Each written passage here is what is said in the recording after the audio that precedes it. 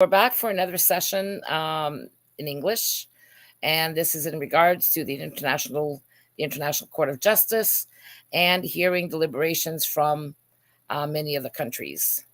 So I'm just going to give everybody a few minutes, and I'm going to switch over to our housekeeping. Be right back.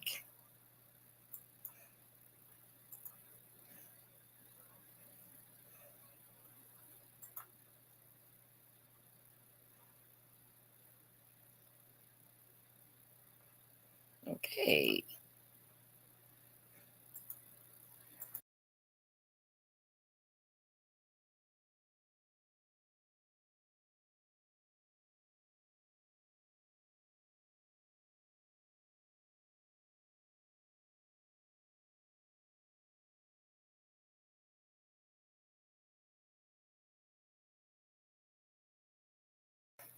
Okay, so much for that. 1 second, everyone. I just need to, there we go. Remove source. Oh, I found it. Okay, so we're going to get to our housekeeping and give people a chance to get back in, and we'll proceed shortly. Attention, Canadians. Feel disconnected from our current political system? Join the power shift to freedom movement by the Canadian People's Union and be part of a bold vision for Canada's future. It's time to shift the political power to its rightful owners, the Canadian citizens and Indigenous peoples of Canada.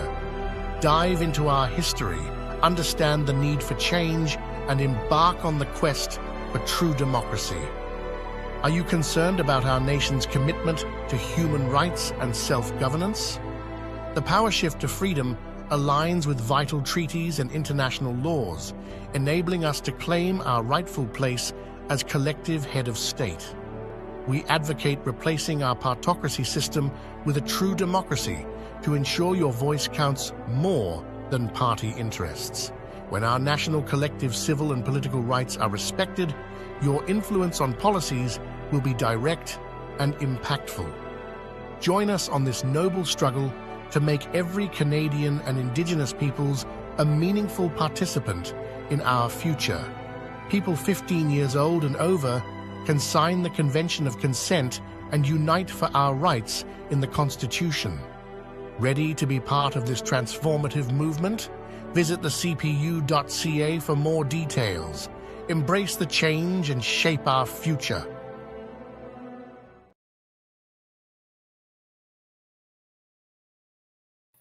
Okay, so we're ready to roll. And again, welcome everybody.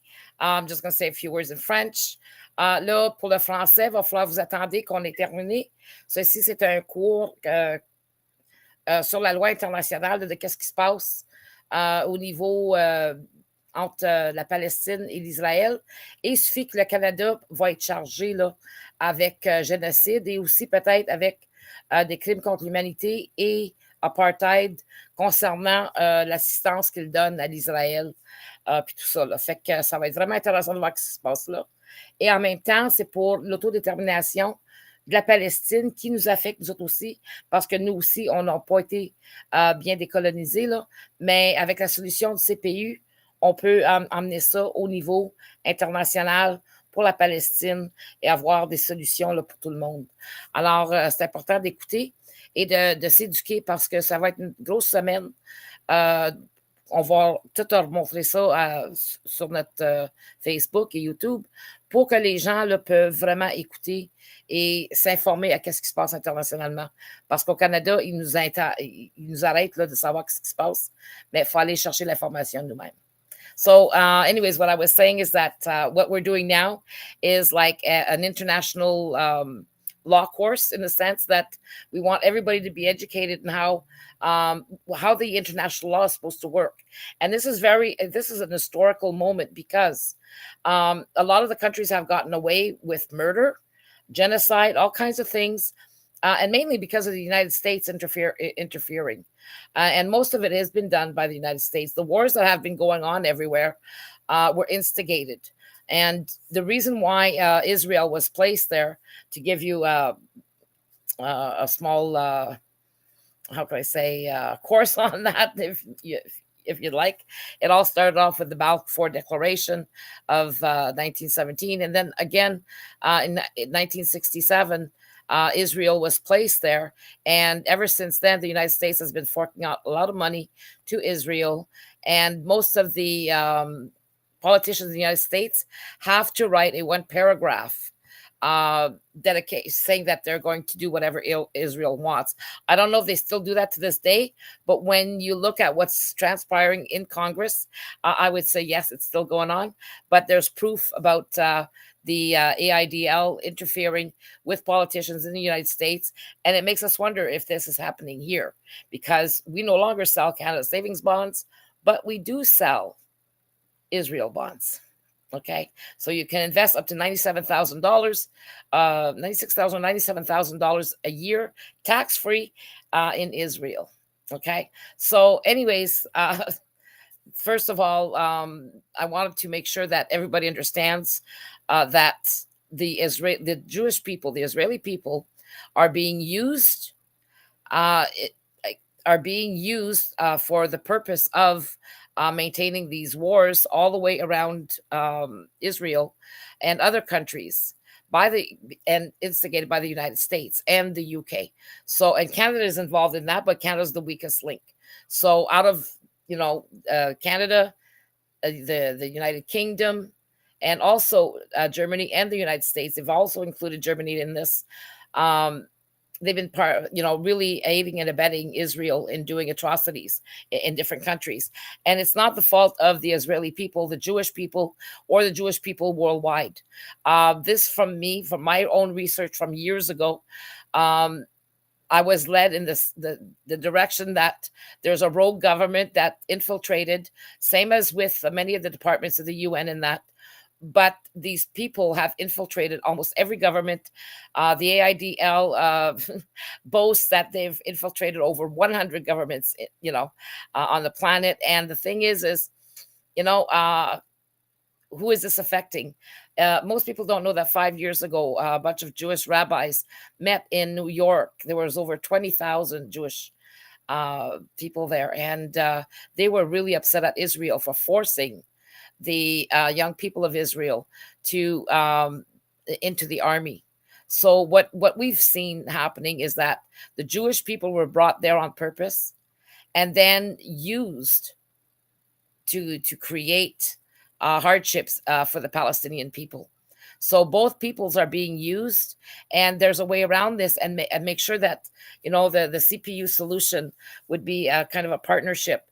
But right now they're trying to do a two-state country, and by law, what you're going to be hearing being discussed is that by law, Israel has no business in Palestine at all.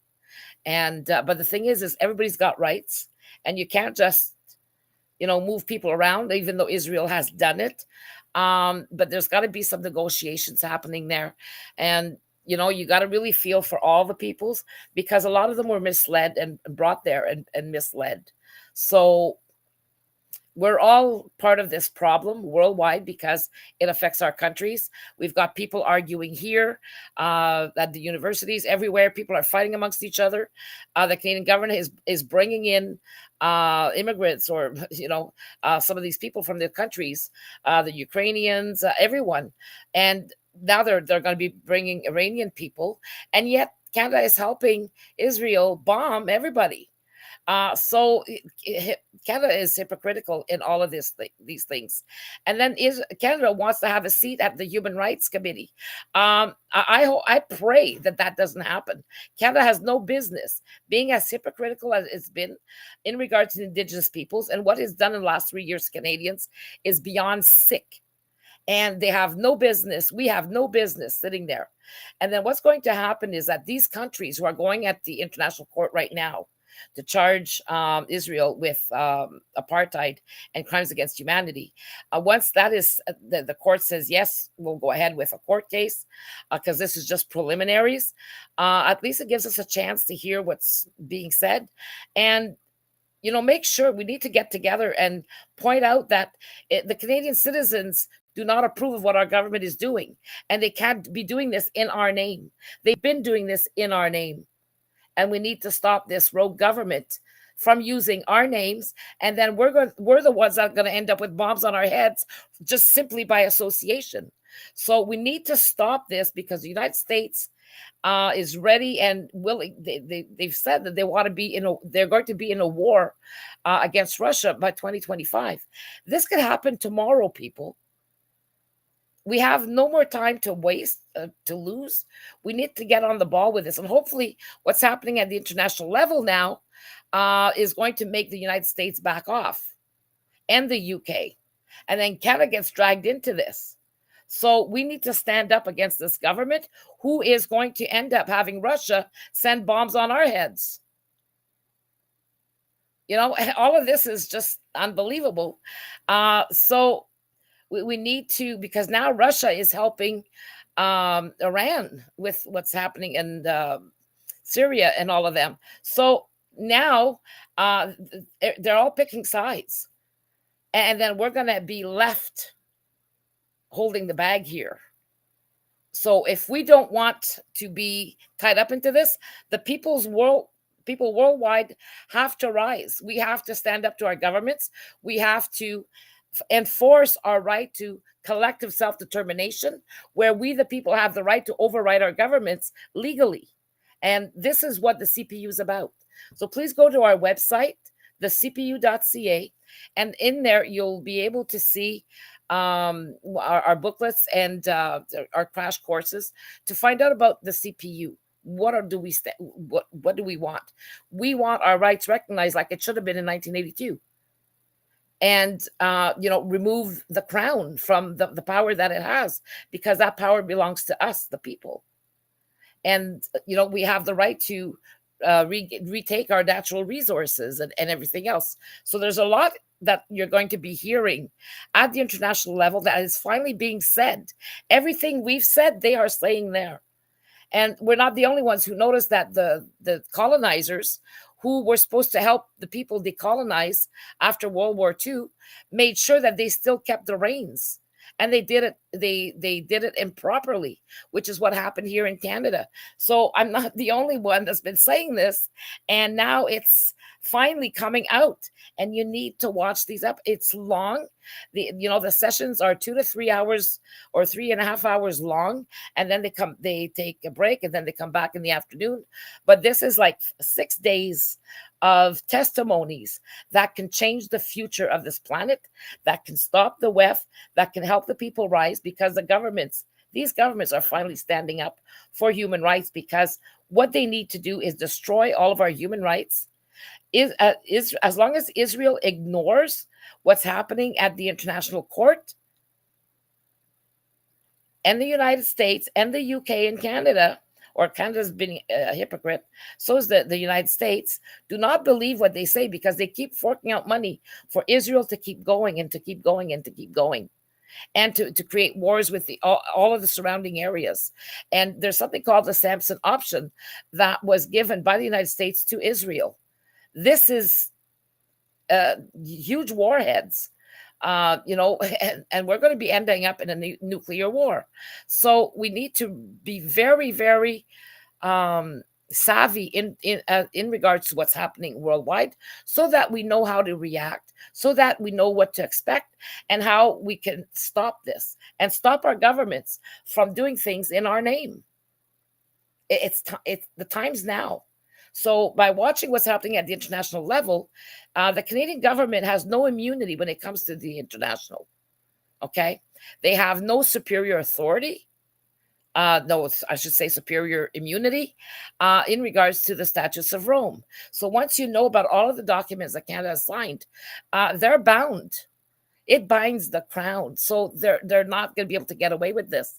And we need to stand on the right side of history here, and not with a bunch of tools who are trying to take over the planet and control every country, all of the natural resources and everything else, because this comes from the G7, the G20, and the Commonwealth realm, which is the 15 countries. And this again, I've explained it in the other video. I'm not going to repeat it here right now, but I might give it. I might reiterate it in during the break, because there's 2 sessions we're going to go to. We did the first session this morning, and now tonight we're going to be doing we're going to be re-showing you what happened at the court on February 20th, and it goes till the 26th. So there's 2 sessions, morning and afternoon, and then I'll show the morning first and then the afternoon. But it's really important that you stay and you are aware of what's going on, because we are going to be walking into a war if the United States and Israel do not and the UK and Canada do not back off. So it's the people in our countries that need to rise. And today, apparently, it was approved in the UK Parliament that they're coming out with the digital ID for everybody. So we're really looking at dictatorship everywhere. We need to stop it. I'm glad that they're starting it off in the UK so that we can see how the UK is going to respond to this, and then we can get ready here. So we've been expecting that. Now we can help the UK fight this off. And then we've got Julian Assange, who, if he's extradited to the United States, Canada and the United States, Canada was going to extradite the Kadar brothers over to the United States. And we have precedents here where the Supreme Court of Canada said no extradition, even though we had a extradition treaty with the United States, because it was against their human rights. So the human rights stood up for the Kadar boys, and the United States couldn't do what it wanted. And now it's still trying to do this with Julian Assange in the UK, and the UK was going to oblige.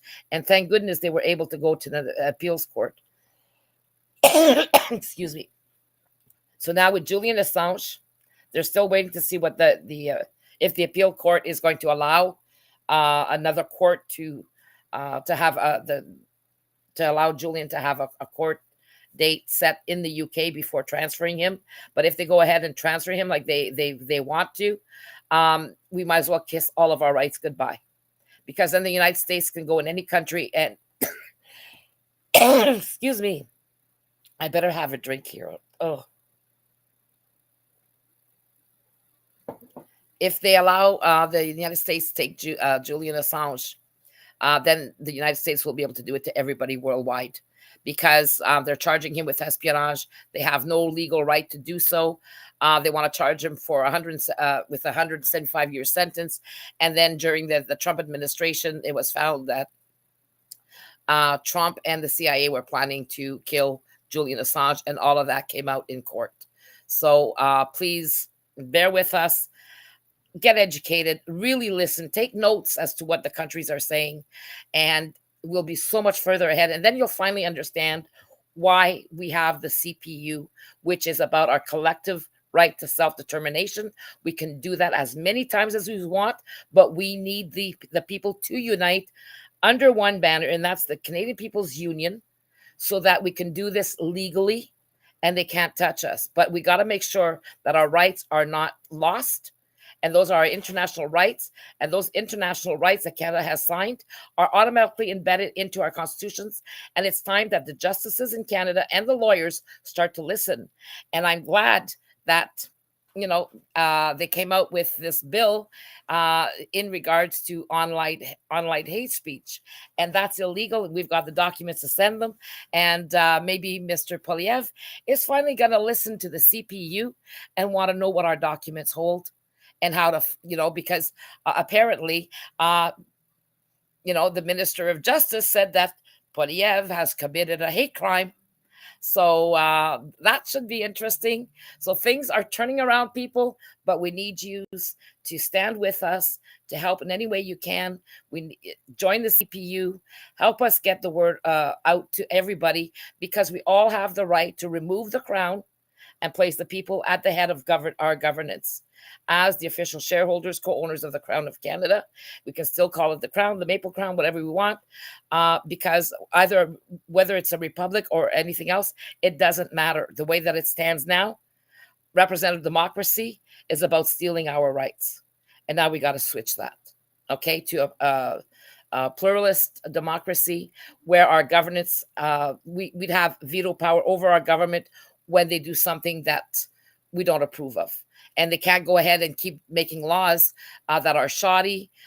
We can prove that there's a lot of laws that should be unconstitutional and go against the rule of law. So once we finally get our help from everybody to standing up with us, then we'll be able to bring all of this to the forefront and have the international countries decide what to do with Canada. Okay, because if we can help Palestinians get their rights, then we can help everybody and ourselves get our rights everywhere else. Okay, and stop this stupid act of war being done for corporations and for those who have infiltrated every government and who are trying to bring in the digital ID, the digital money, and all of this under a one world government. We can make sure that they fall off the totem pole and possibly jail all of the ones that have been hurting everybody worldwide.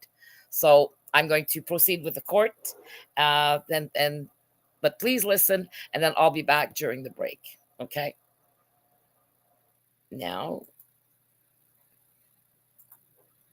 okay, I gotta go here.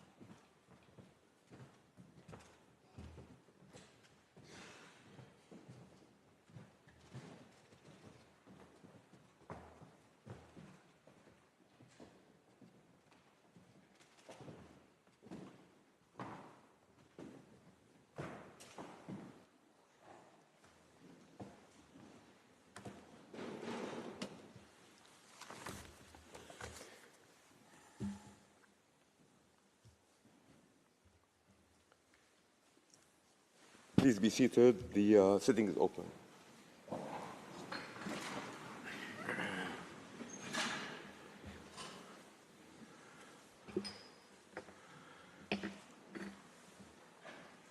The court meets this morning to hear South Africa, Algeria, Saudi Arabia, the Kingdom of the Netherlands, Bangladesh and Belgium on the questions submitted to it by the United Nations General Assembly regarding the legal consequences following on from the policies and practices of Israel in the occupied Palestinian Territory and in East Jerusalem. Now, as I noted yesterday, each delegation will have 30 minutes to make its oral statement and should not exceed that time. 10 minutes after the first three participating delegations have spoken, and then we'll proceed with the next three delegations. With that, I shall now give the floor to the delegation of South Africa and invite His Excellency Mr. Vusimuzi Mandozela to the podium.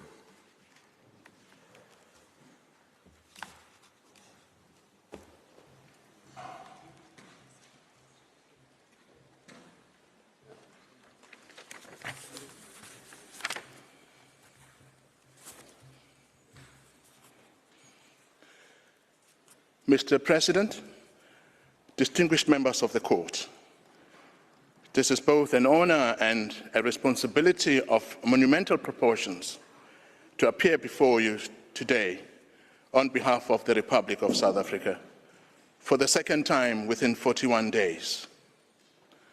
Mr. President, while South Africa's foreign policy has always favored a two-state solution, the prevailing conditions suggest that unless such an approach deals with the inequitable offering of land to Palestinians, the dismantling of all the illegal settlements, the rights of return to all Palestinian refugees, such a solution may solidly lead to the disenfranchisement of the indigenous people of Palestine and concretize the prevailing injustices brought about by decades of apartheid settler colonialism. A just solution for all who legally qualify to live in historical Palestine would need to be negotiated with the assistance of the international community. The inordinate delay in achieving a fair and just settlement has resulted in an unending cycle of violence. A clear legal characterization of the nature of Israel's regime over the Palestinian people can only assist in remedying the ongoing delay in achieving a just settlement. In this regard, on the legal questions placed before the courts by the United Nations General Assembly in Resolution 77/247 of 30 December 2022, we wish to make the following submissions. South Africa cannot overstate the significance of this advisory opinion for the Palestinian people, more especially the legal characterization of the situation of occupation and the imposition of the system of racial oppression and apartheid, which have unconscionably been permitted to continue for far too long. The occupation alone has persisted for 56 years. As the UN Special Rapporteur on the Occupied Palestinian Territories explained in 2022, the occupation by Israel has been conducted in profound defiance of international law and hundreds of United Nations resolutions, with scant pushback from the international community. Consequently, Mr. President, that defiance by Israel has already led to the killing of tens of thousands of Palestinians, including an estimated 30,000 killed in the past 4 months alone. These are not mere statistics, Mr. President. They are flesh and blood of the Palestinian people. Therefore, we must ask, when will Israel's decades-long impunity for widespread and systematic human rights violations and violations of peremptory norms of international law end, if not now? Over the past 136 days, the world has watched in horror, daily, the relentless attacks on Gaza, the ferocity and violence of Israel's latest military campaign against Gaza, and its flouting of international law, including an order of this court, which was handed down on 26 January 2024, is the clearest indication that Israel considers itself unrestrained in its actions against Palestinians. Its actions recur with even more depravity and bloodshed, being of such a serious nature as to lead this court to find them plausibly genocidal.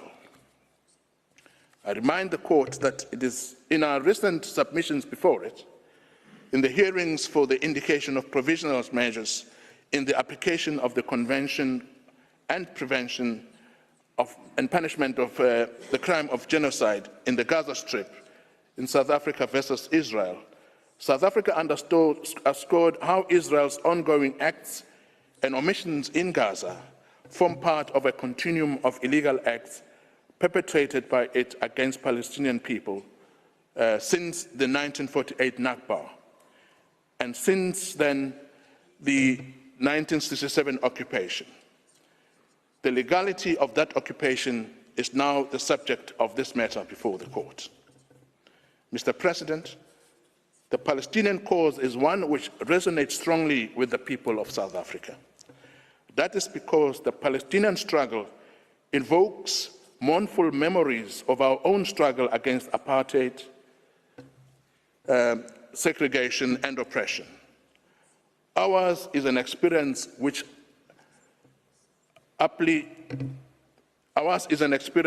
referred to by the United Nations Security Council in 1980 as a crime against the conscience and dignity of mankind, and as being incompatible with the rights and dignity of man.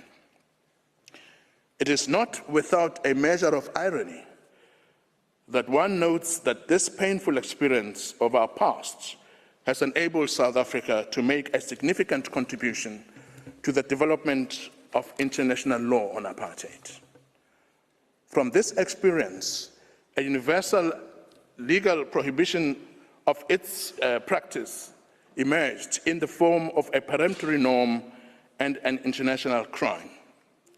The norm against apartheid has become one of the most cited norms of jurisprudence. We as South Africans sense, see, hear, and feel to our core the inhumane discriminatory policies and practices of the Israeli regime as an even more extreme form of the apartheid that was institutionalized against black people in my country. Coincidentally, from the year 1948, and which lasted until 1994. The late South African cleric, the Most Reverend Archbishop Desmond Tutu, wrote the following, open quote, "Many black South Africans have traveled to the occupied West Bank and have been appalled by Israeli roads built for Jewish settlers that West Bank Palestinians are denied access to, and by Jewish-only colonies built on Palestinian land in violation of international law. Black South Africans and others around the world have seen the 2010 Human Rights Watch report, which describes the two-tier system of laws, rules, and services that Israel operates for the two populations in areas in the West Bank under its exclusive control, which provide preferential services, development, and benefits for Jewish settlers while imposing harsh conditions on Palestinians. This, in my book, is apartheid. It is untenable," end quote. That was the position already 14 years ago, since 2010. Since then, the situation of the occupied Palestinian population has worsened exponentially, with the reality of apartheid becoming so obviously explicit as to now being recognized not only by South African and Palestinian victims of apartheid themselves, but by the broader international community, including both Israeli and international human rights organizations. Moreover, it is clear that Israel's illegal occupation is also being administered in breach of the prohibition of the crime of apartheid. It is indistinguishable from settler colonialism, which has no place in the 21st century. Israeli apartheid must end. Palestine, the last unfulfilled sacred trust of civilization, for whom the international community bears responsibility, must now be fulfilled. The Palestinian people must be permitted to exercise their inalienable right to self-determination. Mr. President, South Africa bears a special obligation both to its own people and the international community to ensure that wherever the egregious and offensive practices of apartheid occur, these must be called out for what they are and brought to an immediate end, and that the perpetrators of such egregious breaches of parental norms of international law be held accountable. In the construction of wall case, this court held that the construction of the wall being built by Israel, the occupying power, in the occupied Palestinian territory, including in and around East Jerusalem, and its associated regime, are contrary to international law, and that Israel is under an obligation to dismantle forthwith the structure therein situated, and to repeal or render ineffective forthwith all legislative and regulatory acts relating thereto. Despite that 19-year-old finding by the court, today, Palestinians in the West Bank, including many in East Jerusalem, continue to be contained behind a segregating wall. They continue to be subjected to discriminatory land zoning and planning policies, punitive and administrative house demolitions, and violent Israeli army incursions into their villages, towns, and cities, and refugee camps, including Area A, which is supposed to be under full Palestinian control. Palestinians continue to be subjected to routine violent Israeli raids on their homes, with thousands of adults and children being subjected to unlawful arbitrary arrests by Israeli soldiers in the dead of night, and indefinitely renewable internment without trial, known as euphemistically as administrative detention, and a dual legal system pursuant to which Palestinians, including Palestinian children, are tried under military legislation by military judges, often themselves illegal settlers, in Israeli military courts, without basic protection of international humanitarian and human rights law, while Israeli settlers living illegally in the same territory are subject to an entirely different legal regime and tried in Israeli civilian courts with full access to due process. Separately, Palestinians in Gaza have lived in a sealed-off enclave, fragmented and segregated from the West Bank, and subjected by Israel to regression, sustained closure, and seized. Palestinian refugees and exiles in the diaspora are systematically denied their right to return to their homes. Apartheid Israel discriminates against and fragments all Palestinian people to ensure the maintenance of Israeli Jewish domination. South Africa beseeches this court to examine the institutionalized regime of discriminatory laws, policies, and practices applied by Israel along the definition of the crime of apartheid, and to find that Israel subjects Palestinians to what constitutes an apartheid regime. The clear legal characterization of the nature of Israel's regime over the Palestinian people can only assist in remedying the ongoing delay in achieving a just settlement, a delay which perpetually conflagrates the cycle of violence. As I speak, and for each of the past 136 days, the world is witnessing in Gaza an assault that is unprecedented in speed and severity, violating the most basic precepts of the right to life and the survival of a population. The international community's unwillingness to hold Israel accountable for its policies and practices, and its failure to ensure the immediate, unconditional, and total withdrawal of Israeli troops, and an immediate end to Israel occupation and apartheid in Palestine, including Gaza, the West Bank, and East Jerusalem, emboldens Israel to cross a further threshold, namely to commit the crime of crimes, genocide. Mr. President, distinguished members of the court, it is now my honor to request you to invite Advocate Andrew Stemmet to the bar to submit South Africa's further observations on the questions referred to the court by the UN General Assembly. Thank you. I thank His Excellency, Mr. Vuzimuzi Madonsela. I now give the floor to Mr. Peter Andreas Stemmet. You have the floor, sir.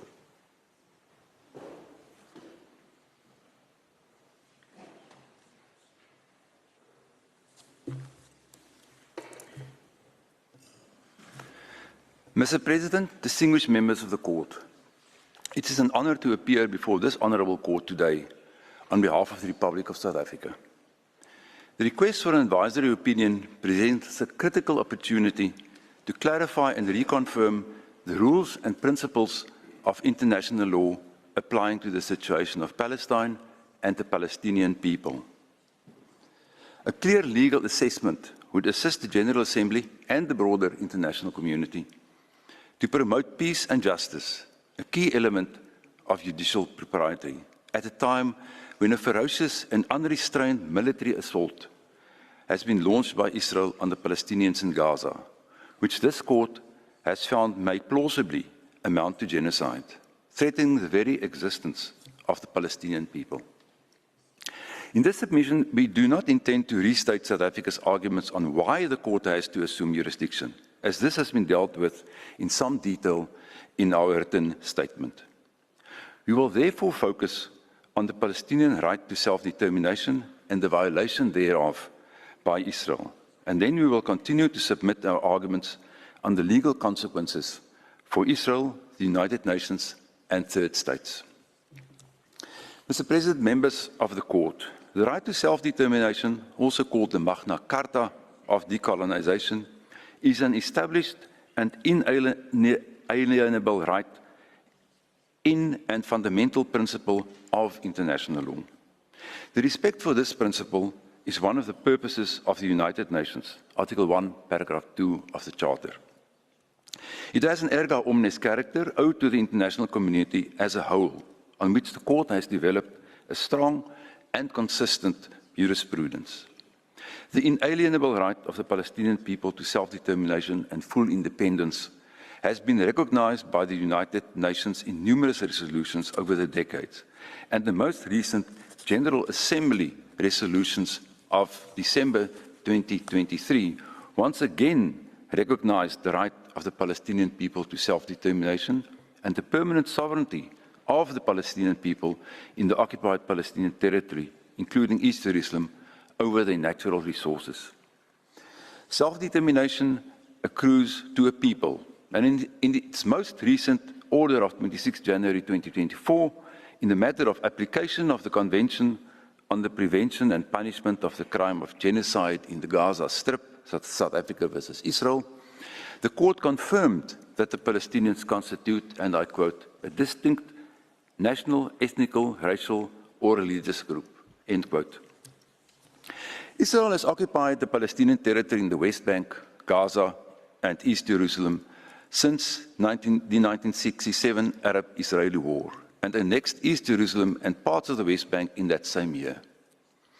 It is not disputed that the acquisition of territory by the threat or use of force is illegal, irrespective of whether the territory was acquired through a war of self-defense or of an act of aggression. The occupying power cannot annex any part of the occupied territory, and there is an obligation on states not to recognize such an illegal territorial acquisition. Moreover, that an occupation must also be temporary in nature was confirmed by the Court in the Namibia Southwest Africa case, where it held that the end of South Africa's mandate must be self-determination and independence of the people of Namibia. A 56-year occupation is not temporary. Annexation, per definition, cannot be temporary. These principles also apply to Palestine. The Security Council has already in 1967, in Resolution 242, expressly emphasized the inadmissibility of the acquisition of territory by war and called for the withdrawal of Israeli armed forces. Furthermore, in the construction of a wall case, this Court unequivocally held that the ongoing construction of Israeli settlements in the occupied Palestinian territory is in breach of international law.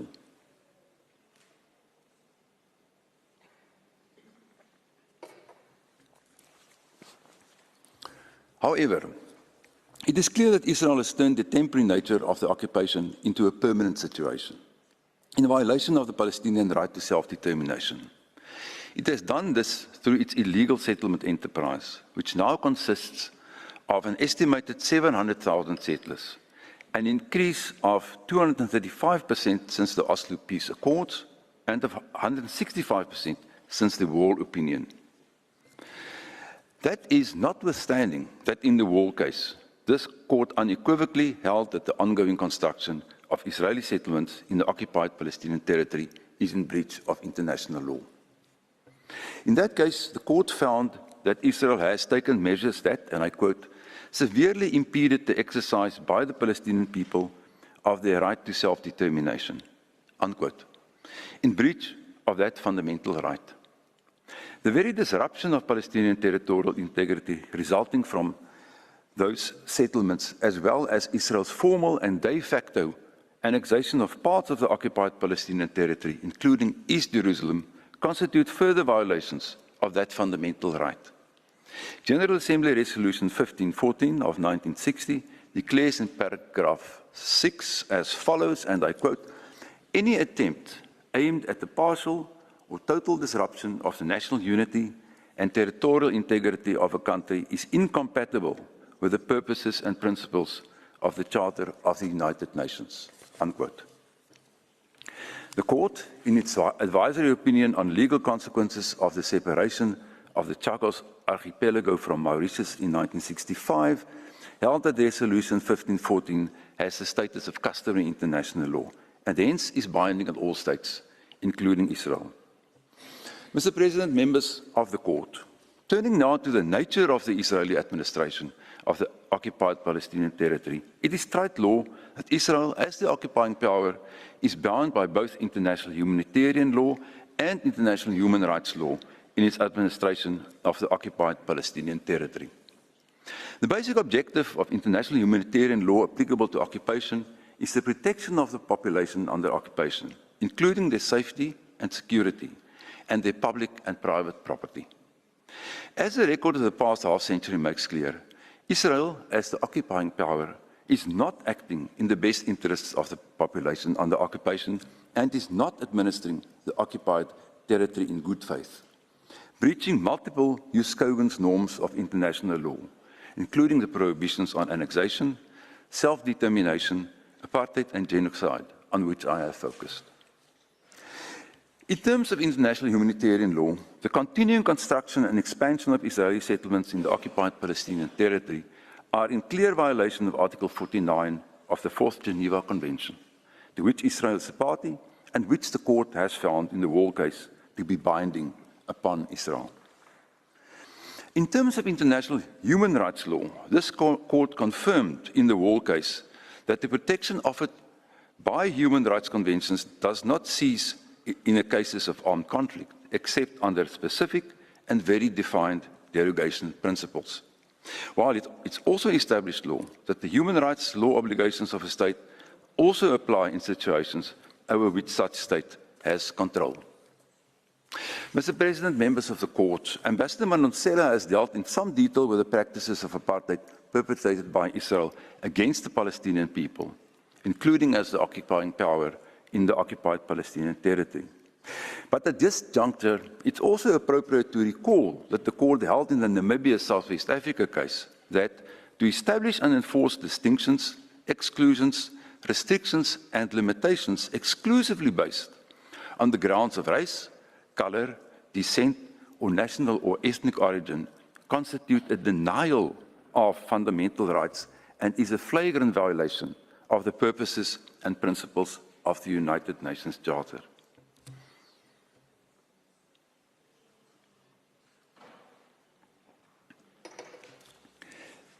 The extent of human rights violations and discriminatory laws and practices by Israel with respect to the Palestinian population is well documented in various reports of the treaty-based and charter-based mechanisms of the United Nations and is recalled in the resolutions of the Security Council and the General Assembly. These policies and practices have reached the threshold of apartheid within the meaning ascribed to it in the International Convention on the Suppression and Punishment of the Crime of Apartheid.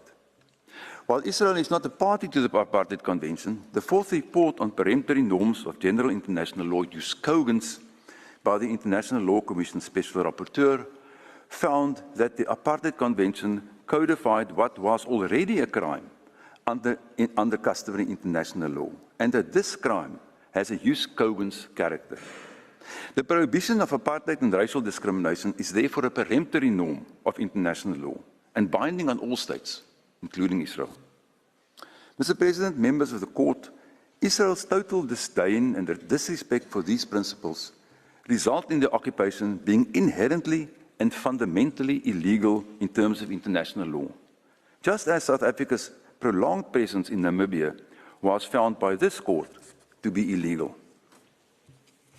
Mr. President, members of the court, further to a finding of illegality, the General Assembly also seeks guidance on the wider consequences of such a finding.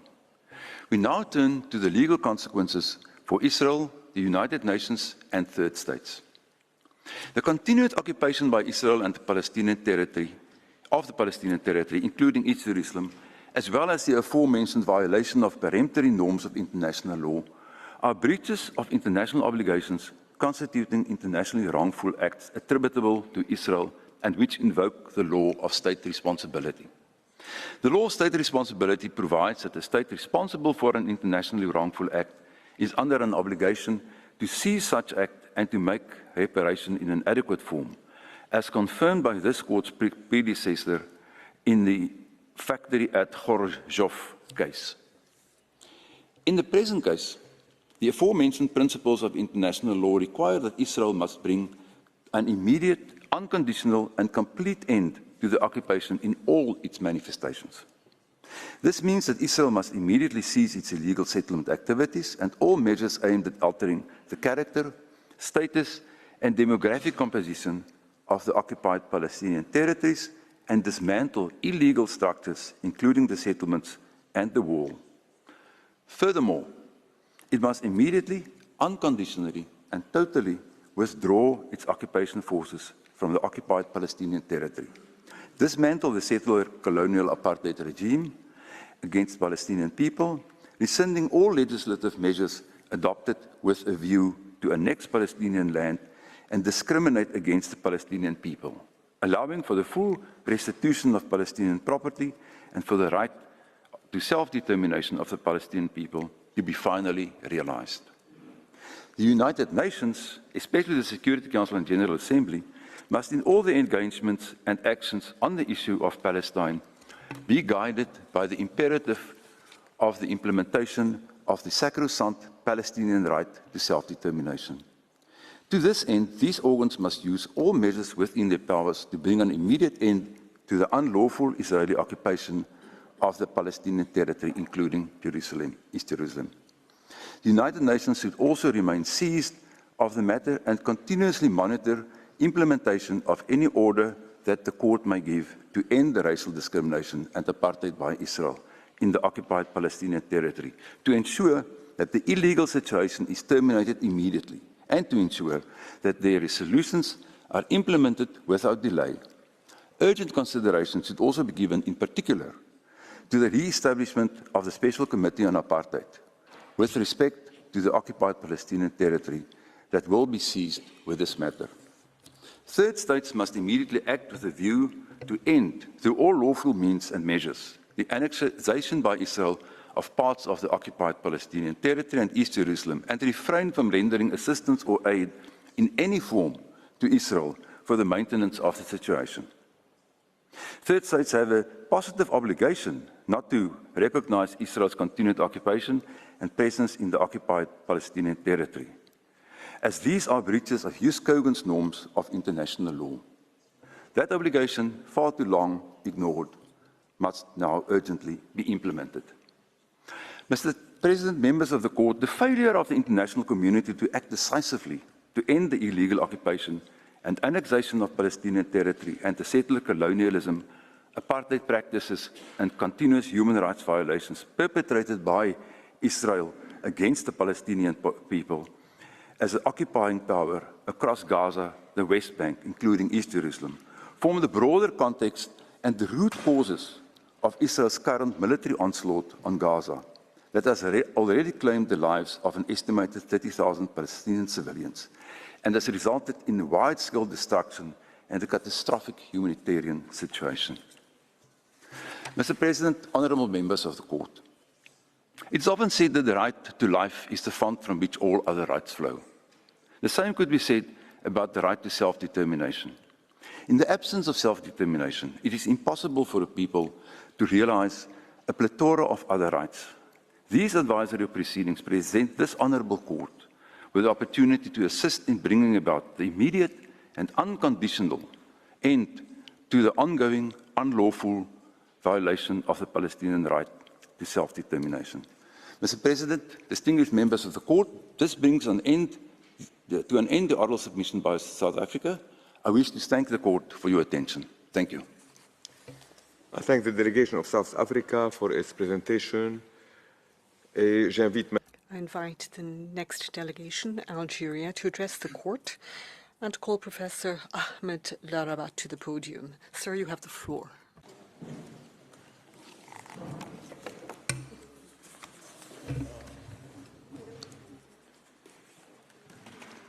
Mr. President, members of the court, I have the honor of presenting the oral presentation of my country, the Democratic and People's Algerian Republic, as part of the advisory proceedings pertaining to the request of the UN General Assembly of the 30th of December 2022.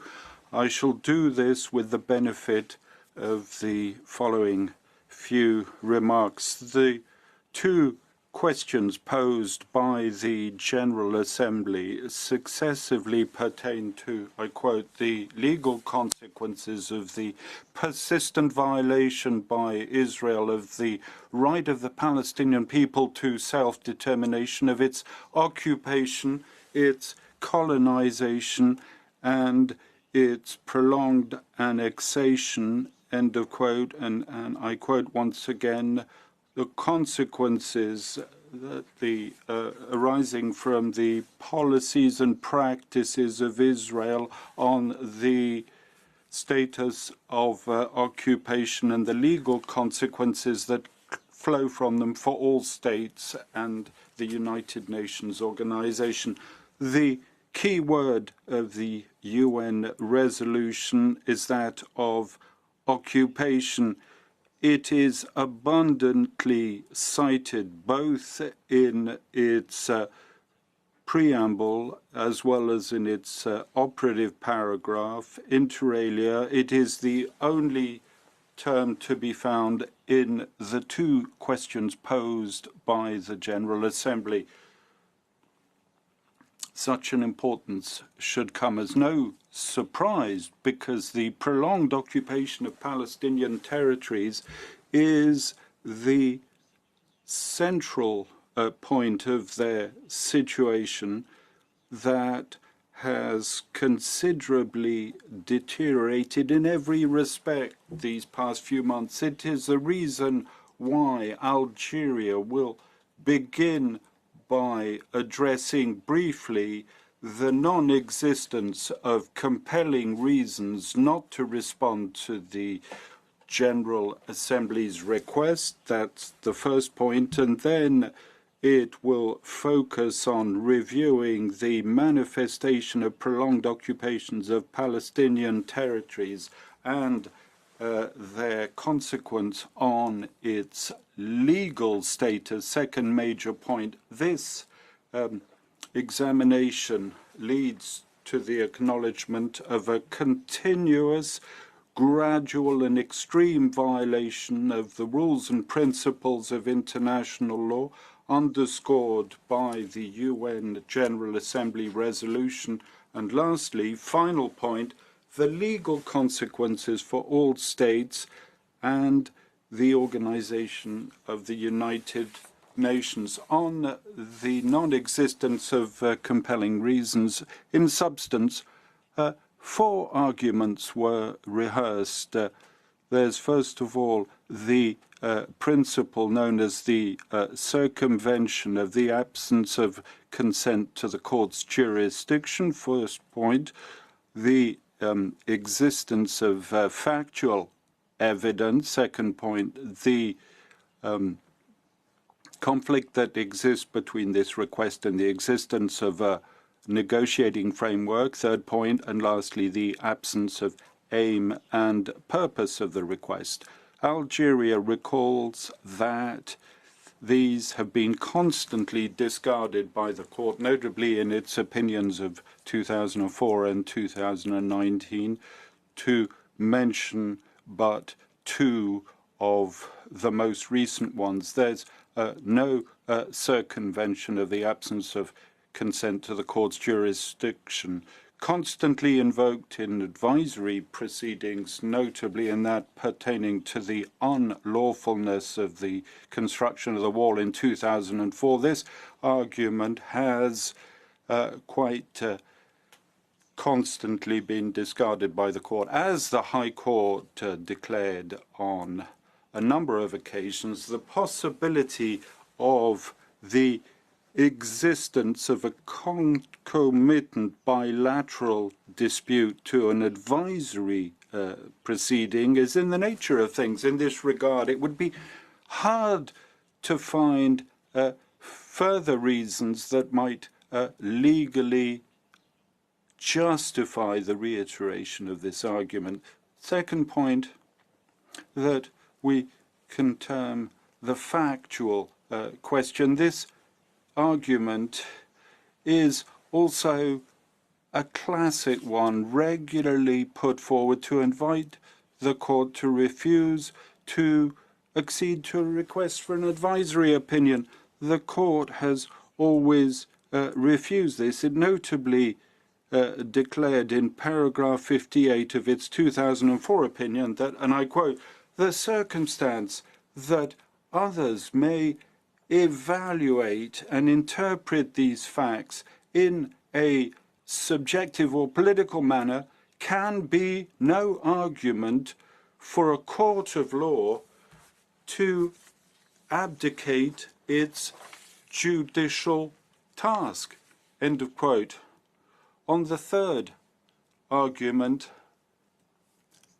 that pertaining to the existence of a negotiating framework, another major classic in this regard, the existence of a negotiating framework put in place by the Oslo Accords was once again put forward in order to invite the court not to accede to the request of the General Assembly.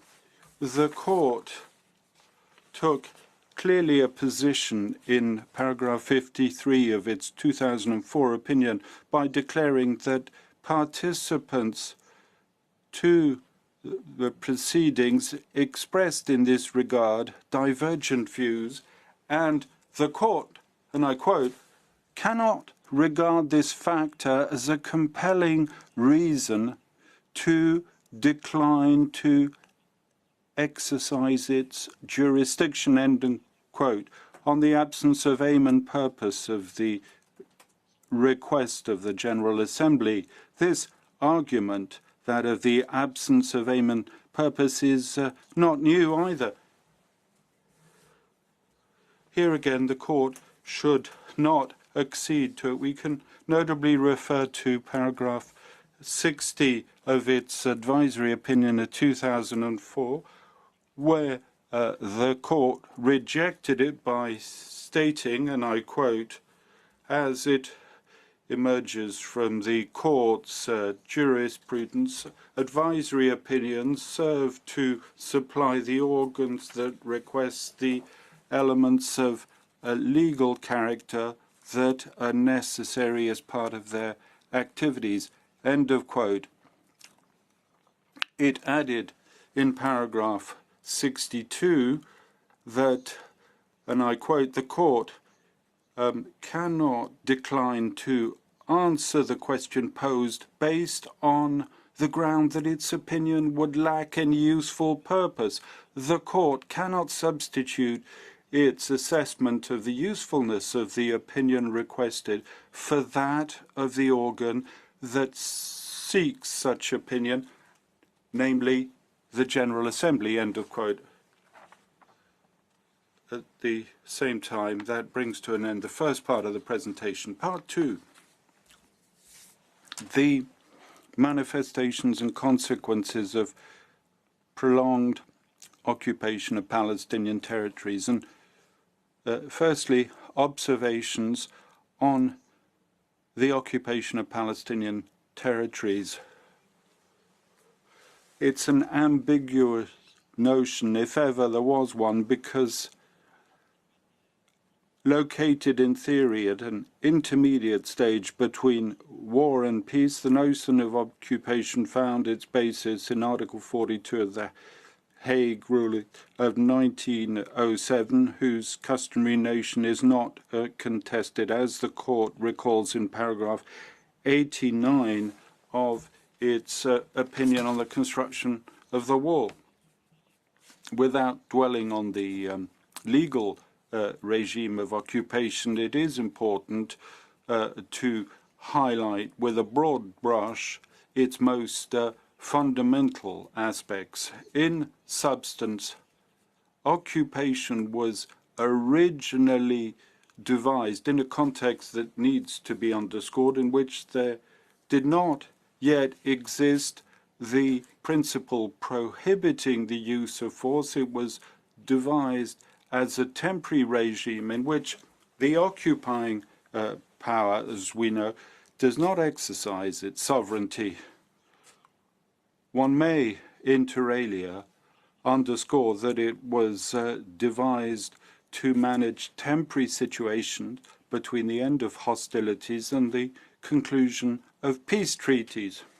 It would almost suggest a peaceful relationship between occupier and occupied, regarding which the idea of prolonged occupation was totally inconceived by the drafters of the time. It's the reason why the right of occupation addresses neither the question of its prolongation nor, with stronger reason, that of its permanency.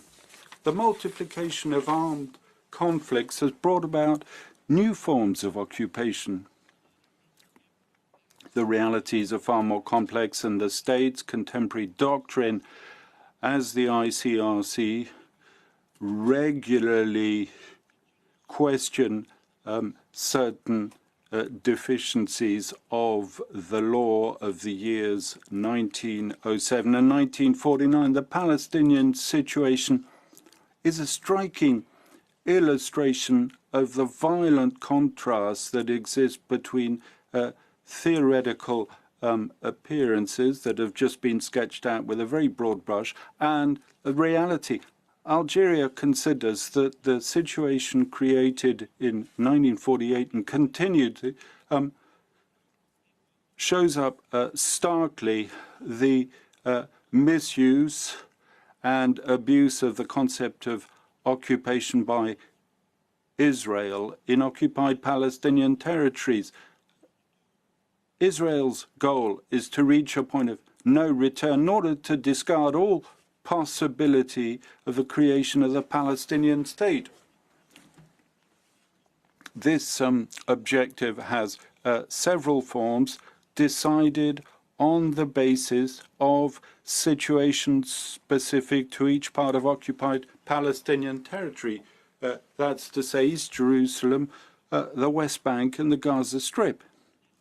And so, occupation is becoming, if it hasn't already become so, an avatar of former legal techniques that expressed, each in their own way, the right of power.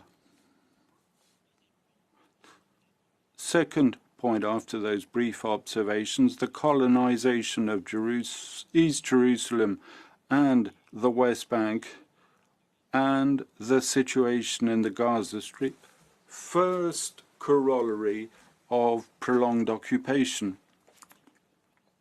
In the three parts of Palestinian territory, we find the same policy and the same practice that we can summarize with the formula of fact against law.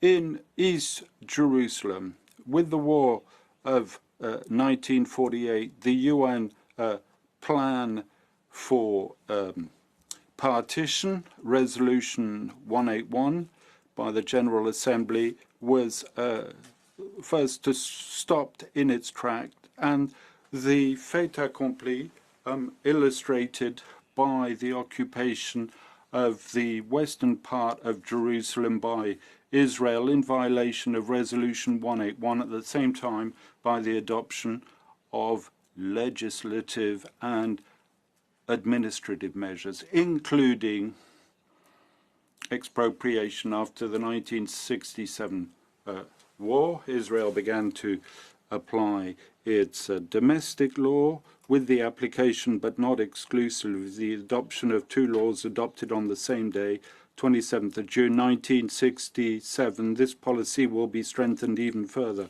with the law dated 30th of July 1980, making Jerusalem the capital, quote, full and reunified of Israel, but in fact it should be characterized as de jure annexation. I'll return to that. The law of 27th of November 20 amended it with the view to consolidating it even further, and I quote, to prohibit the transfer of all form of government power, end of quote. This law of 2000 was once again amended in 2018 to strengthen its scope even further. So, fait accompli on the one hand, followed by the establishment of Israeli legal rules in the West Bank. Here again, two successive phases.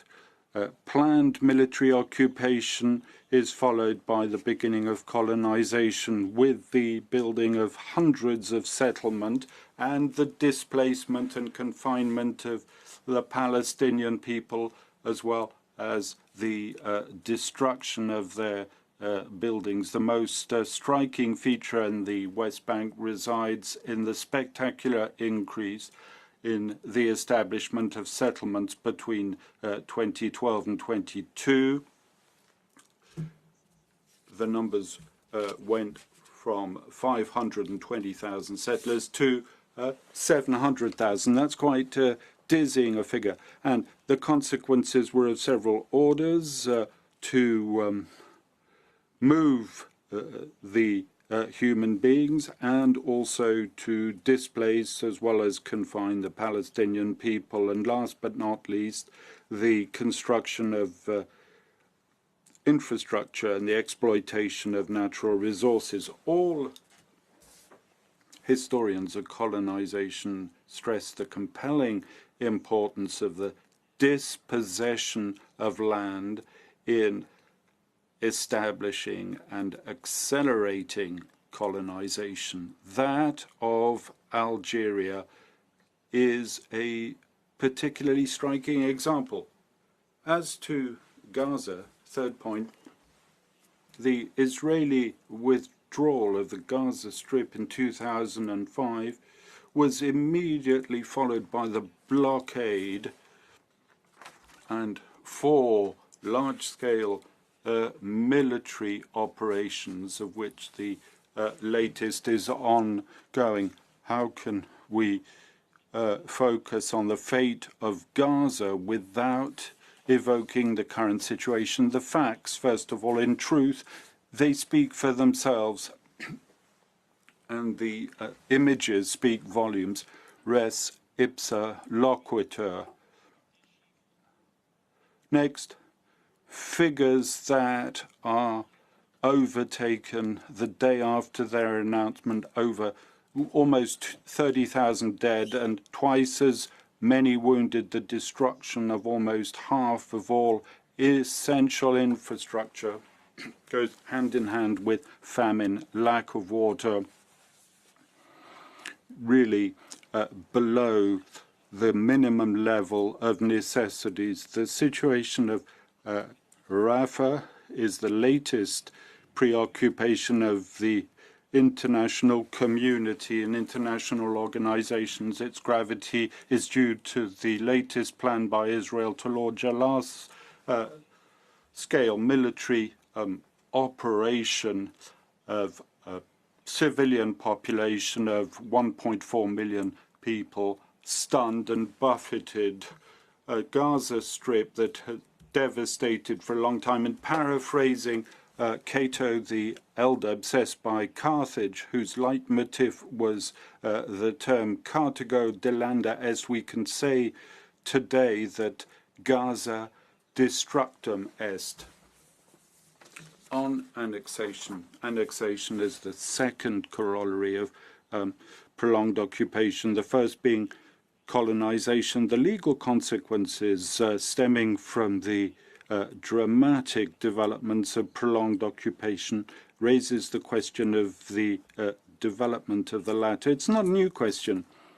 It is evoked, sometimes suggested, sometimes frankly considered after every war, notably by Israel. But over and above that, the situation of prolonged occupation since 1967 imposes it inevitably in the debate. In its resolution of the UN, the General Assembly expressly referred to the impact of Israeli policies and practices on the legal status of occupation. Regarding the court's jurisprudence, Algeria would recall that in its advisory opinion of 1950 on the international status of Southwest Africa, and as I quote, where it was expressing itself generally on the mandates, and I quote the court had underscored that two principles was deemed as of paramount importance, and I quote, that of non-annexation, paragraph 131 of that opinion. Algeria recalls next the paragraph 121 of the opinion on the 2004 war. The court felt that the construction of the wall and the regime associated thereto creates on the ground a fait accompli in inverted commas, creates on the ground a fait accompli that might well become permanent, in which case, and notwithstanding the official description that Israel gives of the wall, the construction of this wall would be tantamount to de facto annexation. In end of quote. In this excerpt, the court considers, first of all, that the construction of the wall and its legal regime are fait accomplis. It then refers to the possibility of their permanency. And it concludes by using the conditional that the permanence would transform the occupation regime into de facto annexation.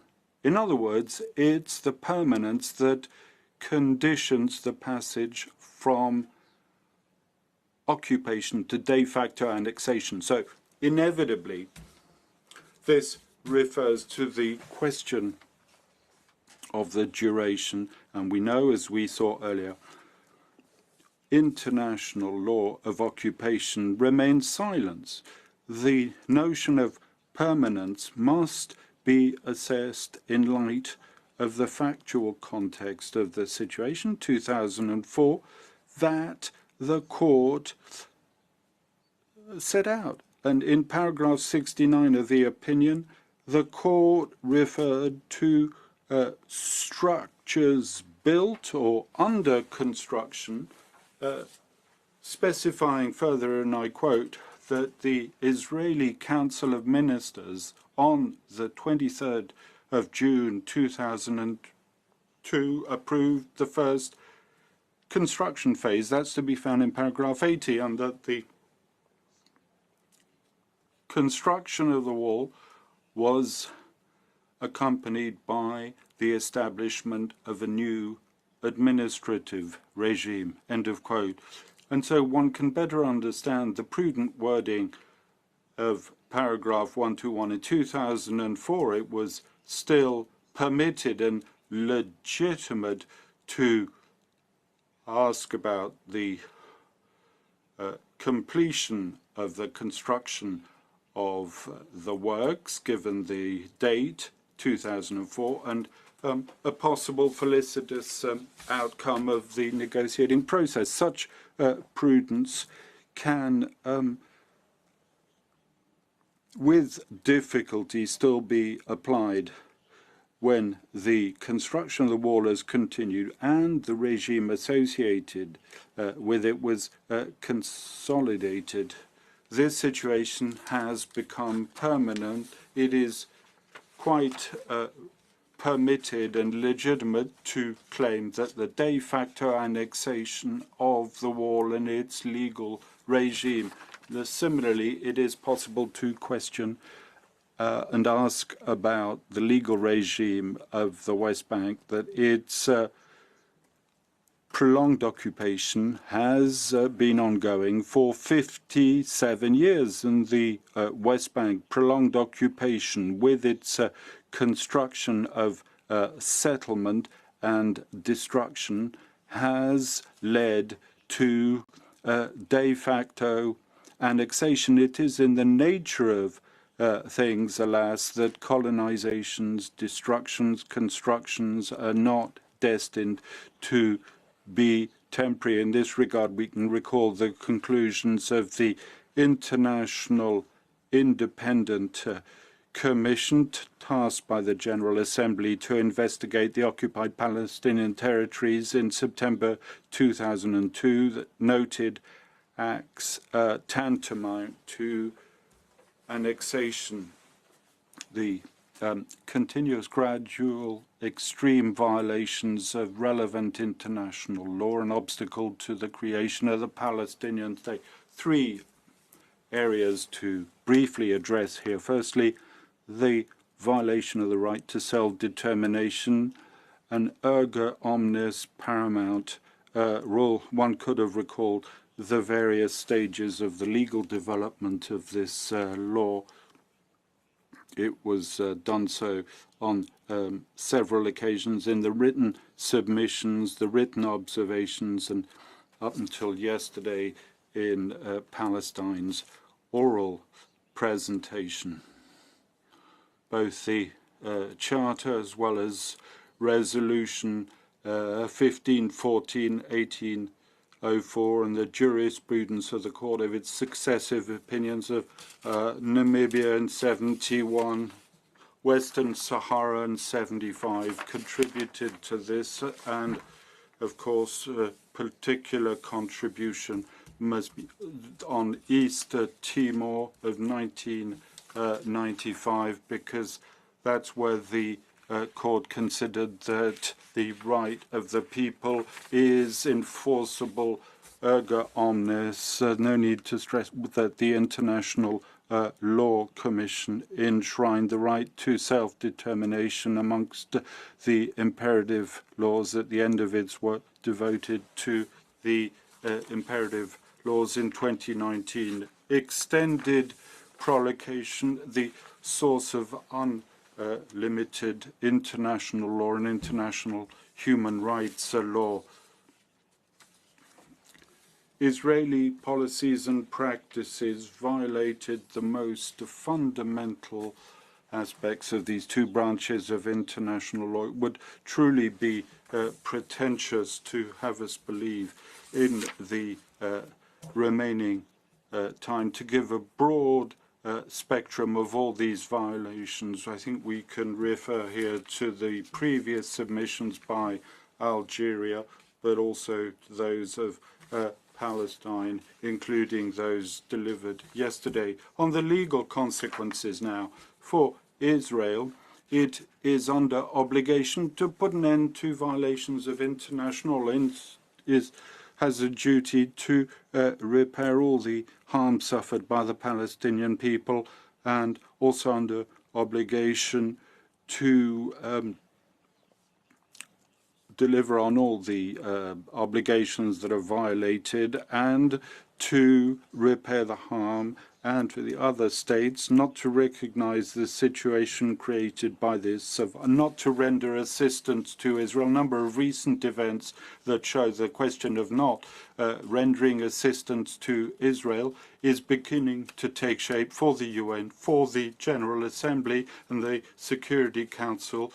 The aim is to increase the decisions. In general conclusion, Mr. President, ladies, judges of the court, Algeria is profoundly convinced that impunity is the fourth law of oppressors. Your duty is to tell them there is a law and this law must be upheld, that this law is not a law of vengeance but of justice. It's in that spirit that Algeria repeats the request made in its previous submissions. Thank you, Mr. President, members of the court.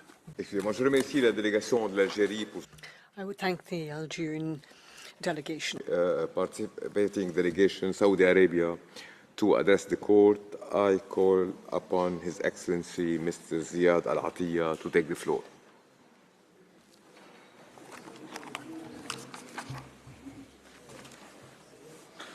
Mr. President, members of the court, it's a great honor for me to appear before you to present my country's position on a matter of utmost importance of all states and the United Nations.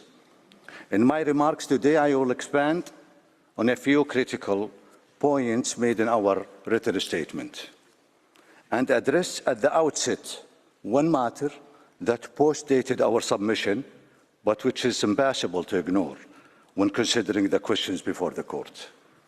That matter is, of course, Israel's military aggression against Gaza and its increasing acts of violence directed against the Palestinian population of the West Bank, including East Jerusalem, since October 2023. I believe I speak in consonance with virtually the entire international community in expressing the Kingdom's profound revulsion and condemnation of the horrendous death, destruction, and displacement of Palestinian civilians brought about by Israel's illegal and brutal war in Gaza and the notorious increase in Israeli aggression, impunity, and international law violations in the West Bank, including East Jerusalem, since October 2023. Israel defends this obscene brutality as the necessary price for defeating Hamas. The Kingdom of Saudi Arabia firmly rejects this twisted logic. Israel's actions in laying waste to the Gaza Strip, killing and maiming tens of thousands of innocent civilians, depriving them of food, water, and the basic means of survival, while displacing virtually the entire population of the 2.3 million people are not justified under any circumstances. Israel's actions have severely dehumanized the Palestinian population, treating them as dispensable objects rather than human beings. These disgraceful acts, which have brought about formal accusation before this esteemed court that Israel is committing genocide against the Palestinian population, as well as an order of provisional measures recognizing the plausibility of those accusations and ordering Israel to comply with its obligations under the Genocide Convention, necessarily weigh heavily upon the consideration of the questions before the court in this proceeding. For if nothing else, they demonstrate all too vividly how the illegality of the Israeli occupation over more than 5 decades can degenerate into the ugliest of consequences. A final point I wish to highlight at the outset is that all written statements submitted before this court, not one state has sought to defend the legality of Israel's policies and practices in the occupied Palestinian territory. This is a telling acknowledgement of the international community's unanimous recognition of the illegality which pervades that occupation. Israel itself does not attempt to defend the substance of its policies and practices. As the court will have observed, its 5-page submission does not, no doubt because it cannot, say anything whatsoever about the substantive allegations made against it. Instead, it focuses almost entirely on why the request of the advisory opinion and the questions contained therein are somehow improper. The only logical conclusion that can be drawn from all of this is that Israel's policies and the practices in the occupied Palestinian territory are legally indefensible. This brings me to the next part of my statement. The Kingdom of Saudi Arabia submits that the court has jurisdiction to issue the opinion, and there are no compelling reasons for it not to do so. To the contrary, given the recent increase in bloodshed and destruction by Israel in the occupied Palestinian territory, as well as the dangerous statements made at the highest levels of the Israeli government, we respectfully submit that the court is under a duty to issue its opinion. I will now discuss the arguments advanced by some states that the court should not issue the opinion for two primary reasons. First, because the opinion might prejudice a negotiation process aimed at resolving the Israeli-Palestinian conflict, which those states consider to be ongoing. And second, because the questions posed concern a bilateral dispute between Israel and Palestine. Not only are these arguments misguided, but they have been repeatedly rejected by this esteemed court under highly analogous circumstances, including in the World Advisory Opinion. The Kingdom regards the first argument as being based on a blatantly false premise and devoid of any legal foundation.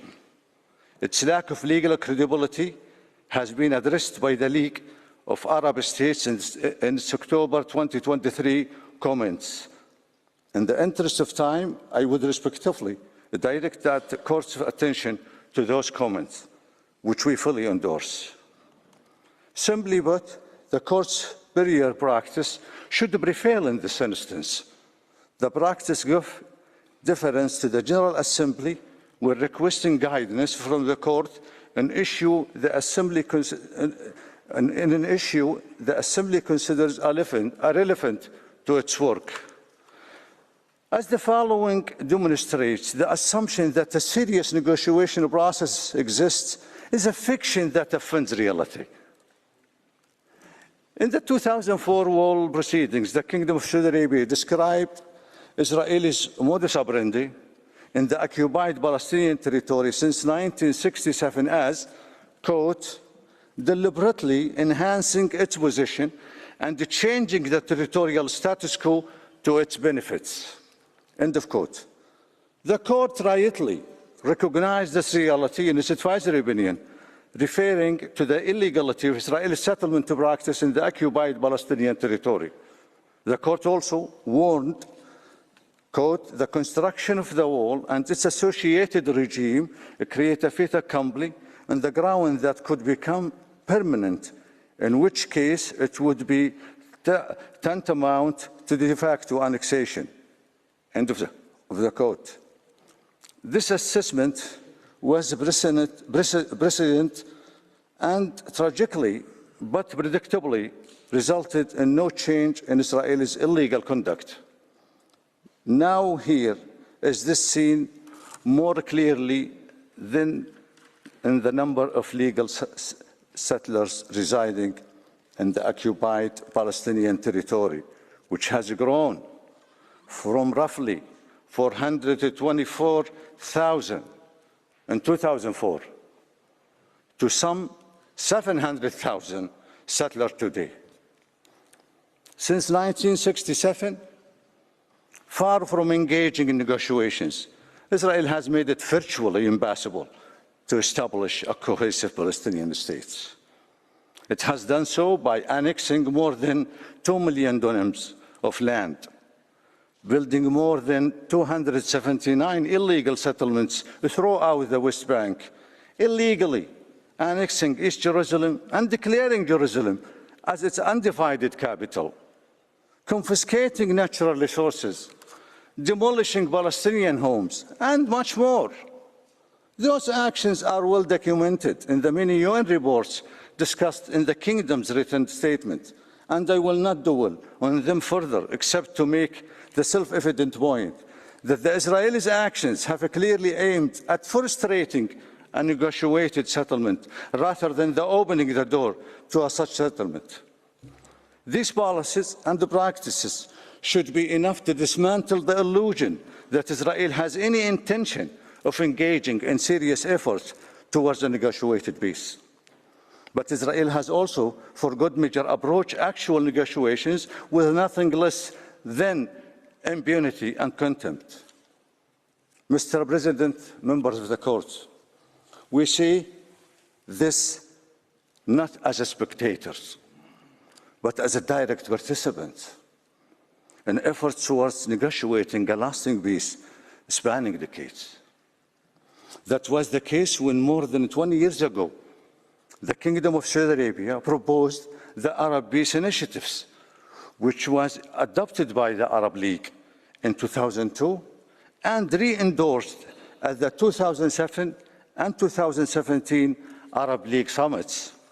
However, this peace initiative was rejected outright by Israel, with its then Prime Minister describing it as a non-starter, because it required Israel to forgo occupied territories in exchange for peace, a policy that has persisted until today.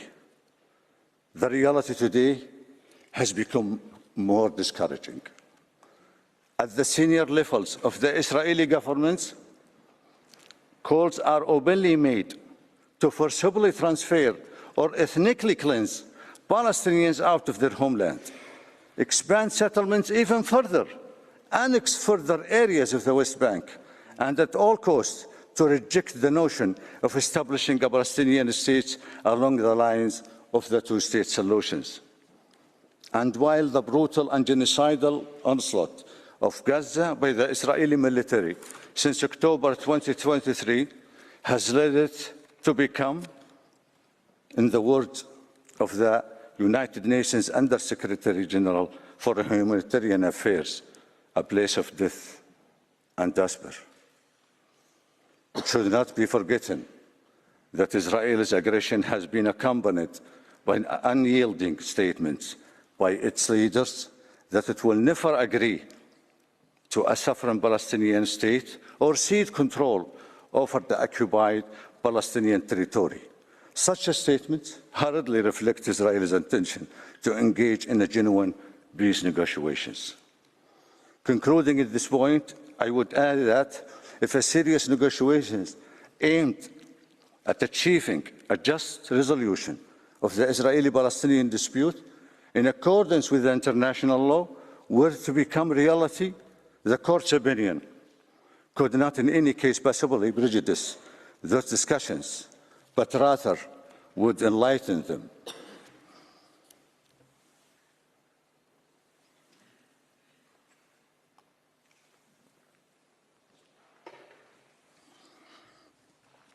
Mr.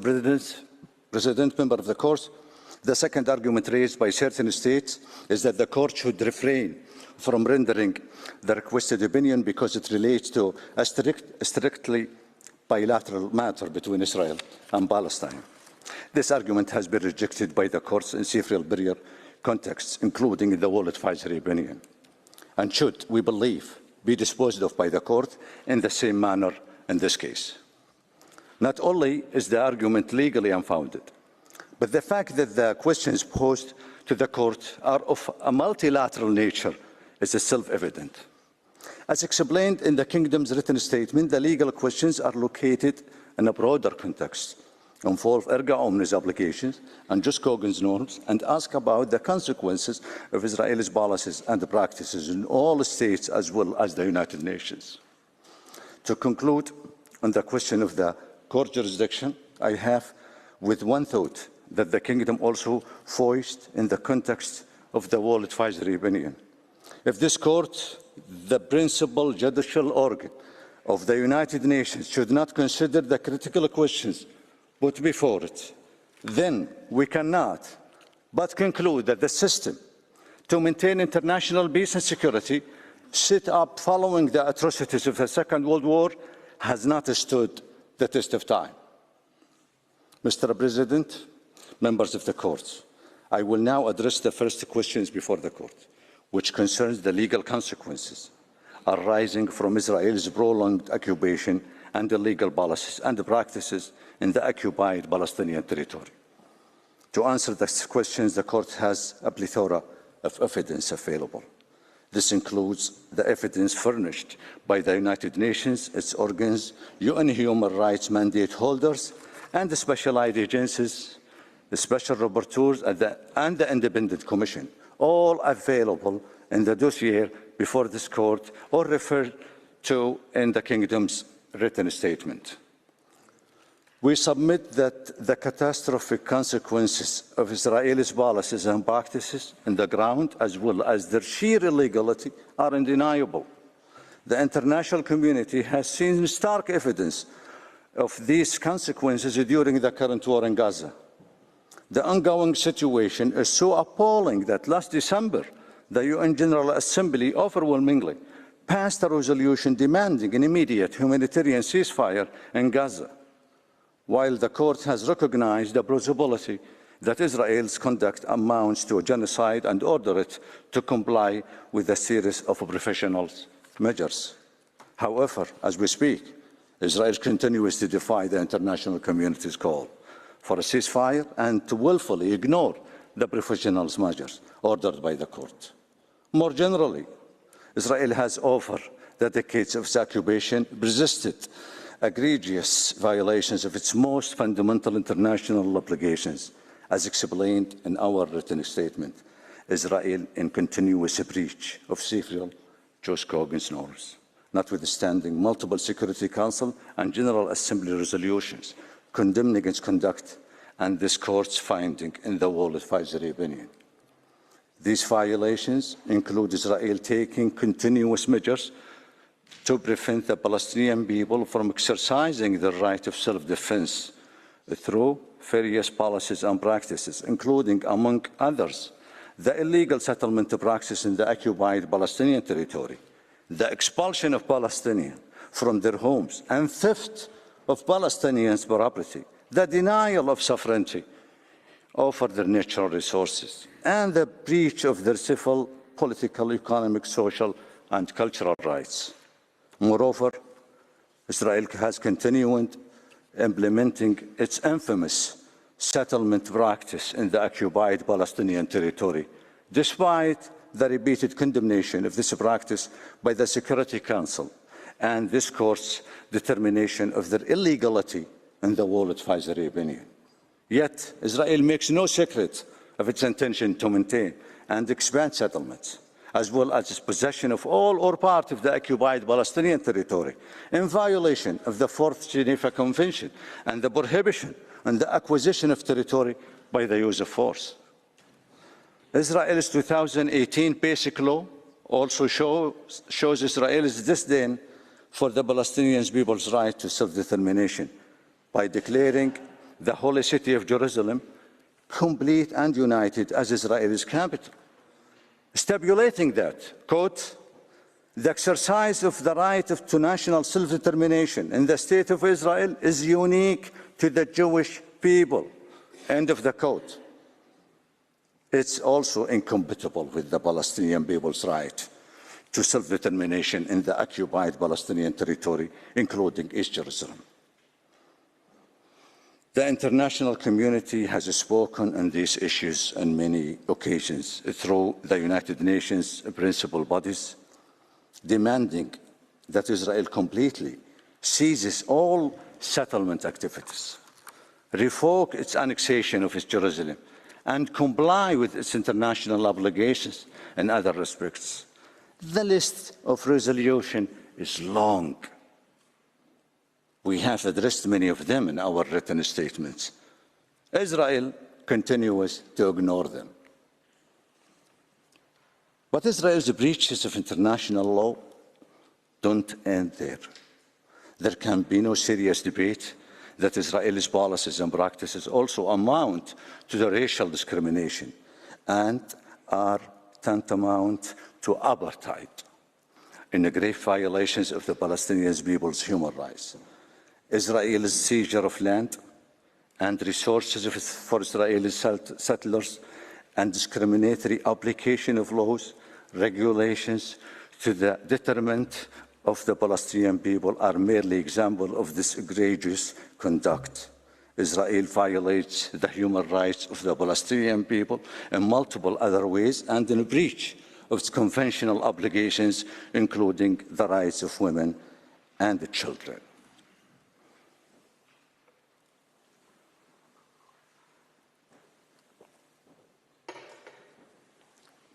Mr. President, members of the court, the Kingdom of Saudi Arabia wishes to emphasize that the international law obligations, particularly those embodied in the preemptory norms of general international law, are not abstract rules and are not intended to be. Their violations entail particular legal consequences, but also has real and tangible consequences. The latter include, most prominently, the denial to human beings of their right to life and dignity, and more widely, the creation of threats to peace and stability, with unpredictable consequences. The multiple and grave violations by Israel of its international obligations in the occupied Palestinian territory is therefore of undeniable concern, not only to those directly affected, but also to the international community as a whole. I will now move on the second question before the court regarding the manner by which Israel's conduct affects the legal status of its occupation. The Kingdom respectively submits that the only conclusion which may be reached from the multiple and grave breaches of international law emanating from its occupation is that Israel's occupation itself is illegal and must be brought to an unconditional end. Any other conclusion would be anomalous and inconsistent with the clearly illegal origin and conduct of the occupation, including the violations of just Cogan's norms that Israel has and continues to engage in through its occupation. To be clear, Israel's occupation was, from its commencement in 1967, an illegal use of force and continues to be so. The Kingdom noted this in its submission in the Wall Advisory Opinion. The illegal nature of the 56-year occupation has only been aggravated by Israel's numerous other international violations, including just Cogan's norms. Given the illegality surrounding every aspect of Israel's occupation, that occupation is simply indefensible as a matter of international law. For those reasons, we respectively ask the court to expressly declare that Israel's occupation of the Palestinian territory is illegal. The court is also asked to address the legal consequences of Israel's breaches. I will address these briefly. The Kingdom of Saudi Arabia and numerous other states have laid out in the written statement the legal obligations which flow from Israel's breaches. Pursuant to Article 30 of the Articles on State Responsibility, and as explained by this court in the Wall Advisory Opinion, Israel must cease its wrongful conduct, resume compliance with its obligations, and offer appropriate assurances and guarantees of non-repetition. Article 31 and 36 also require that Israel makes full reparation for the damage caused over the decades of its illegal occupation. As for all other states, Israel breaches of just Cogan's norms entails that the international community has an obligation not to recognize that illegal conduct. All states must also cooperate to bring Israel's violation of international law to an end and make sure that they don't render aid or assistance in furtherance of Israel's breaches. The consequences for the United Nations are clear. All UN organs must, within their competences, take steps to bring Israel's violations to an end, and they must also refrain from recognizing these violations or giving aid or assistance to maintain the illegal situation. Finally, they must also require the unconditional and immediate end to the occupation itself. Mr. President, members of the court, thank you for your attention. This concludes the statement of the Kingdom of Saudi Arabia. Its presentation, before I invite the next delegation to make its oral statement, the court will observe a coffee break for 10 minutes. The sitting is suspended.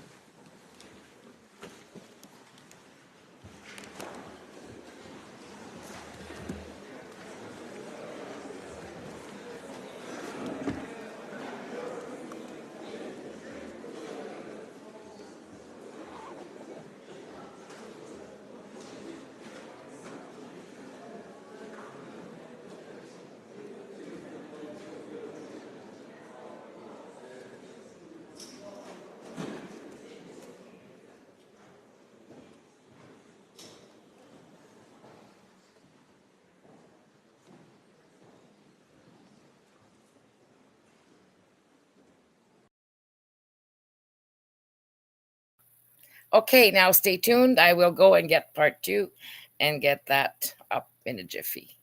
And in the meantime, I'd like to show you something. I'm going to do the screen share here. And this was given to me by the group of lawyers when it was released. And it's pretty interesting. It's the right to boycott. So I'm going to go here, back here, and screen share. The right to boycott, share. And now we will go here.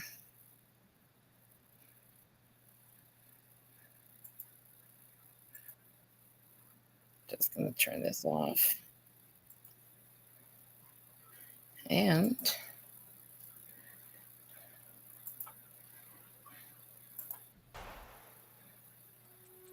I literally lost my job overnight. We lost thousands and thousands of dollars from state advertisers.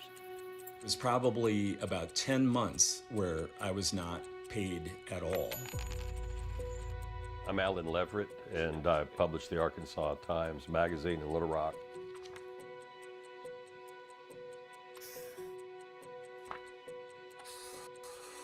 Now, what does that have to do with anything that's important to the people of Arkansas? We are not boycotting Israel. We're not boycotting anyone. We're just refusing to be dictated to in terms of taking a certain political position in return for money. You know, we employ 30 people today. Those are families, and it hurts us. This is about American values. This is about the First Amendment and freedom of speech. And that's what this boils down to, regardless of what position you take on the boycott. We're standing up for the First Amendment and the United States Bill of Rights. This is a bigger problem than just Arkansas. Many states have passed legislation penalizing boycotts, mostly focusing on Israel because of its violations of Palestinian human rights. These violations have been confirmed by the UN, Human Rights Watch, Amnesty International, and the Israeli human rights group B'Tselem. The boycott is a time-honored tactic for effecting social change. This method of protest has been an important part of our country's democracy. In December 1955, for over a year, nearly the entire African-American population of Montgomery, Alabama, refused to ride on city buses in protest of segregation on public transportation. The boycott's success was crucial to the success of the civil rights movement. In the 1960s, worldwide protests began against the apartheid regime in South Africa. In the US, anti-apartheid organizing grew in the 1980s with cultural and sports boycotts and economic divestment, contributing to the fall of the apartheid regime. With these anti-boycott laws, some of our politicians are trying to take away our individual liberties.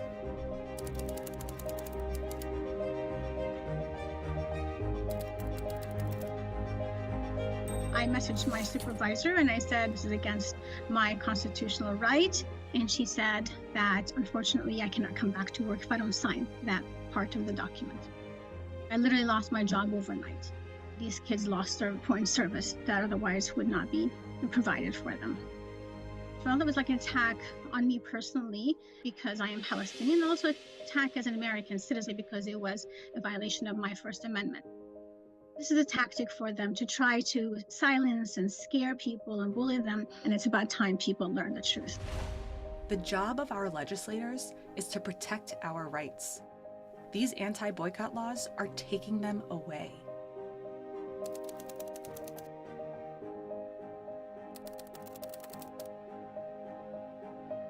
I found in my contracts, I had to sign a certification that I would not boycott the state of Israel. When our elected officials refuse to act on major human rights abuses, one of the tools we've always had in the United States is our right to boycott. These laws originated by ALEC, the American Legislative Exchange Council, as a template law. They first took on boycotters of Israel, and now what we're seeing is the same template is being used, changing just one or two words, fossil fuels or firearms. if the right to boycott is no longer protected, then what is the limit? The same politicians who give Israel $4 billion a year won't criticize Israel's attacks on Palestinian human rights. The anti-boycott bills use the power of the state to silence us. We have to stop them. Whatever your position on Israel, firearms, or fossil fuels, the right to boycott is an essential element of free speech and the First Amendment. Work with your community to protect this fundamental right to boycott.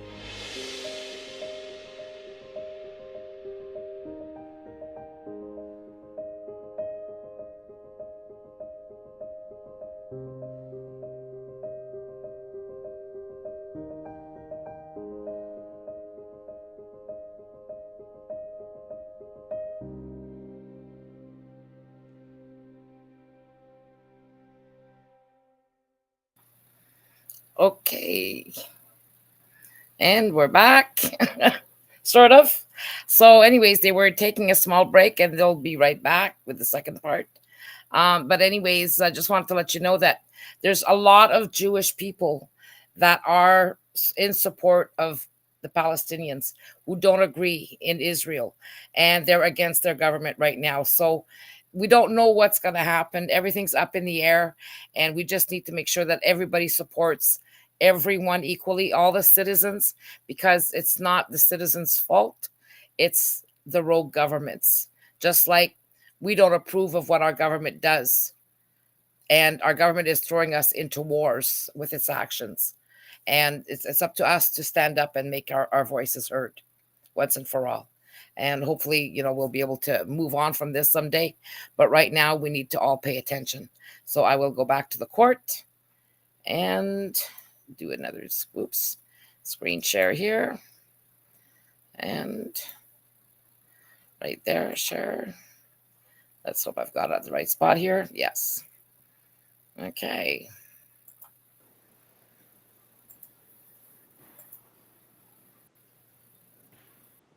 And I will.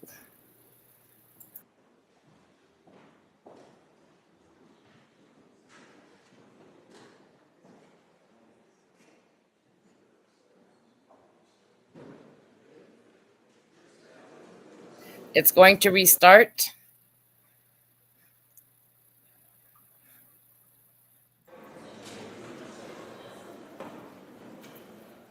And there we go.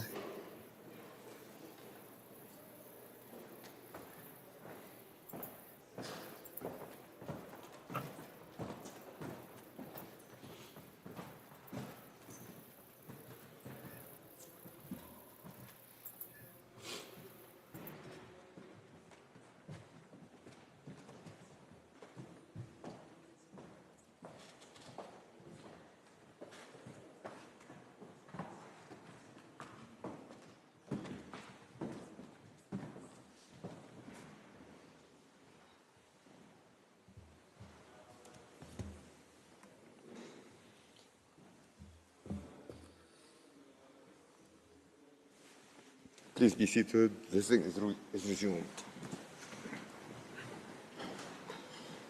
I now call upon the delegation of the Netherlands to address the court and invite Mr. René Lefebvre to take the floor.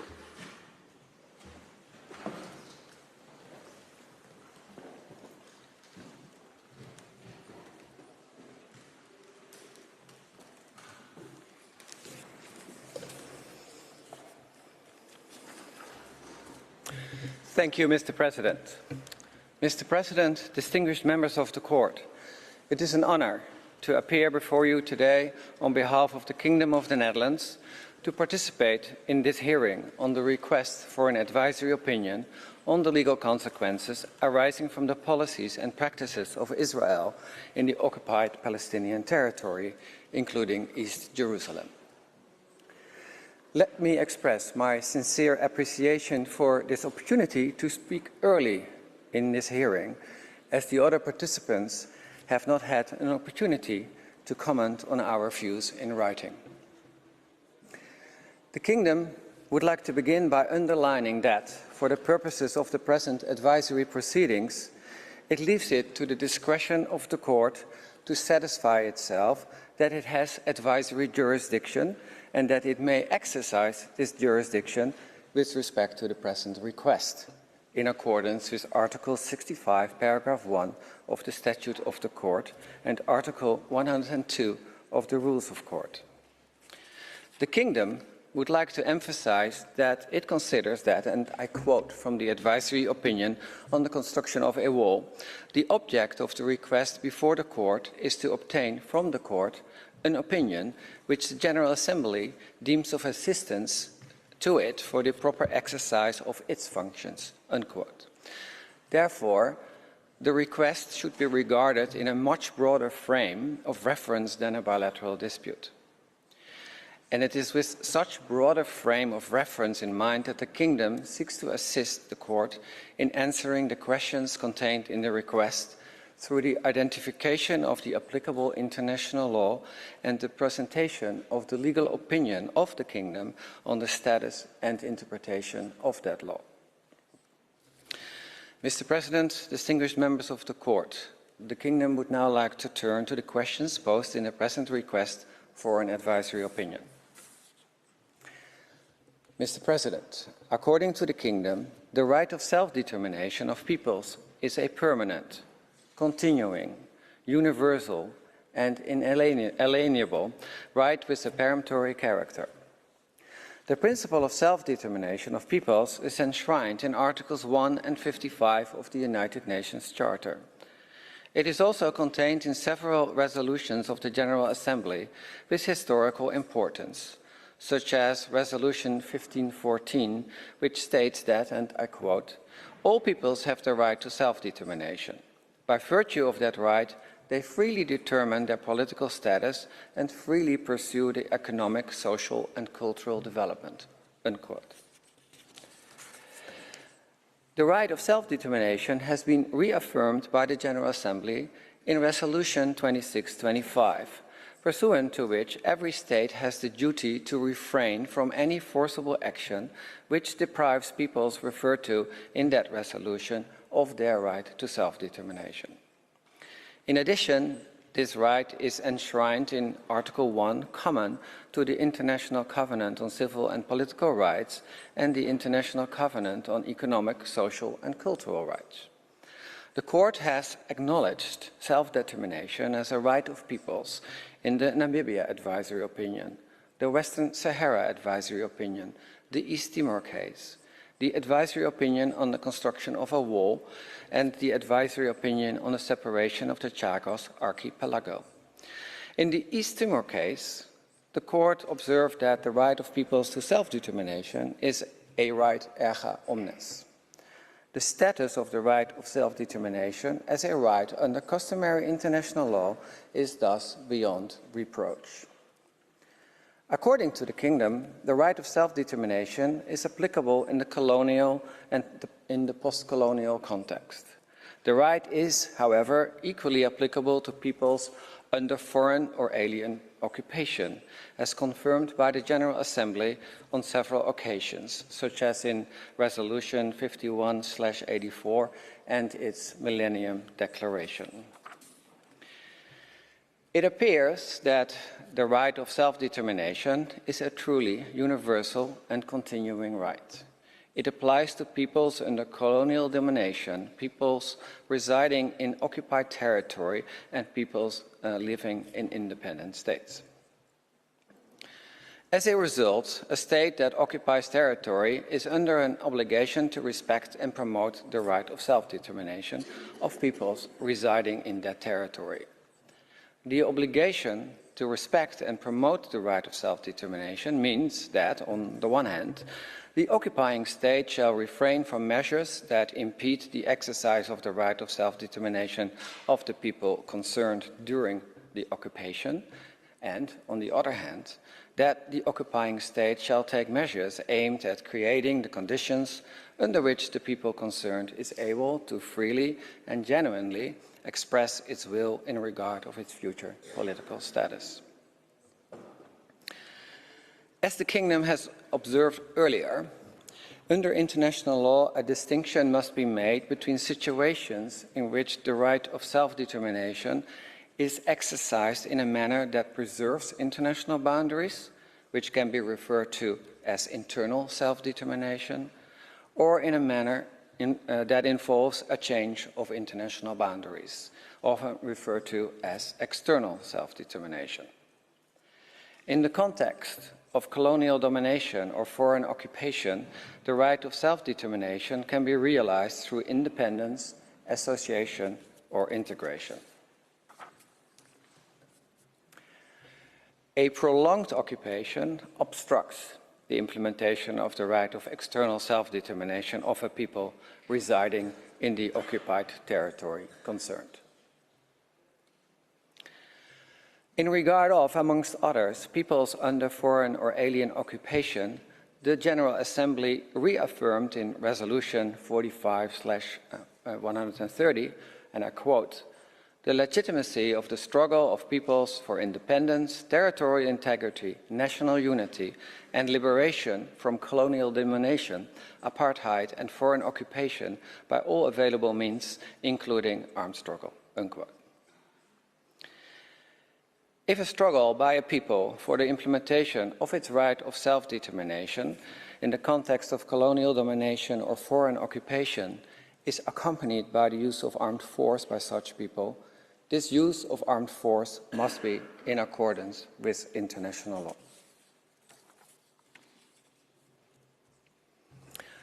Mr. President, I will now address the law regulating the use of force, in particular the UN Charter and its prohibition on the use of force by states, contained in Article 2, Paragraph 4. According to the Kingdom, the prohibition of the use of force is a rule of jus cogens that applies erga omnes.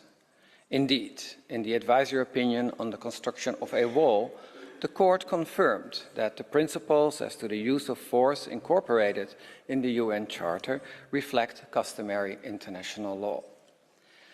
In 1966, the International Law Commission noted that the law of the UN Charter concerning the prohibition of the use of force in itself constitutes a conspicuous example of a rule of international law having the character of jus cogens.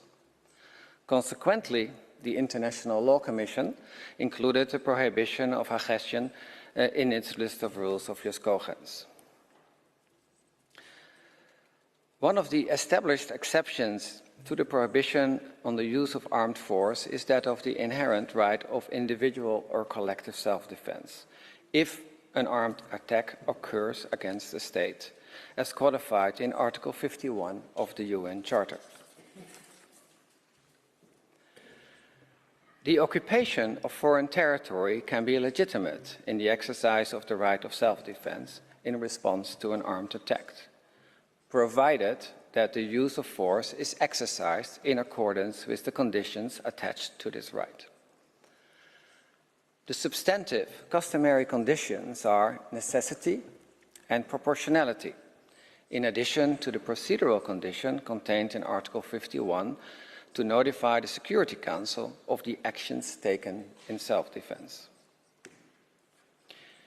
In the advisory opinion on the legality of the threat or use of nuclear weapons, the Court noted, inter alia, that proportionality and necessity are inherent in the very concept of self-defense. So, if the placement of a territory under the control of an armed force is the result of a military operation in the exercise of the right of self-defense, necessity requires an assessment of whether the occupation and the continuation thereof is necessary to repel the armed attack or that alternative courses of action are available. This inherently supposes also a temporal element of immediacy. If the right of self-defense is not exercised relatively promptly, it may imply that the exercise of the right of self-defense was unnecessary. Furthermore, with regard to proportionality, the question is whether the occupation and the continuation thereof is proportionate in relation to the armed attack, both in qualitative and quantitative terms. If that is not the case, the occupation may be considered to violate the prohibition of the use of force. These conditions to the exercise of the right of self-defense apply as long as there is an occurring or imminent armed attack. Also, in exercising the right of self-defense, the occupying state must fully respect international law, in particular human rights and international humanitarian law.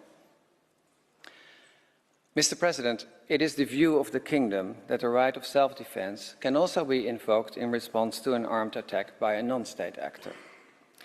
This is illustrated, for example, by the Security Council's resolutions adopted after 9/11, in which the Security Council reconfirmed the right to self-defense in response to those attacks.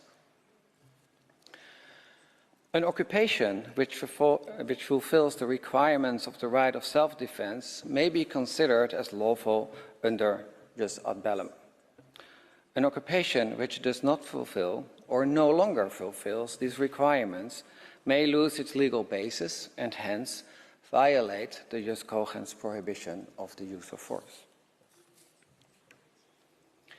Finally, the Kingdom underscores that occupation is an inherently temporary use of force, because if it were to be permanent, it would qualify as annexation. As the Security Council emphasized in 1967, in its unanimously adopted Resolution 242, the acquisition of territory by war is inadmissible. The Court recognized the customary status of the illegality of territorial acquisition resulting from the threat or use of force in the advisory opinion on the construction of a wall. Mr. President, the Kingdom now turns to international humanitarian law, or jus in bello, which regulates situations of armed conflict, including occupation.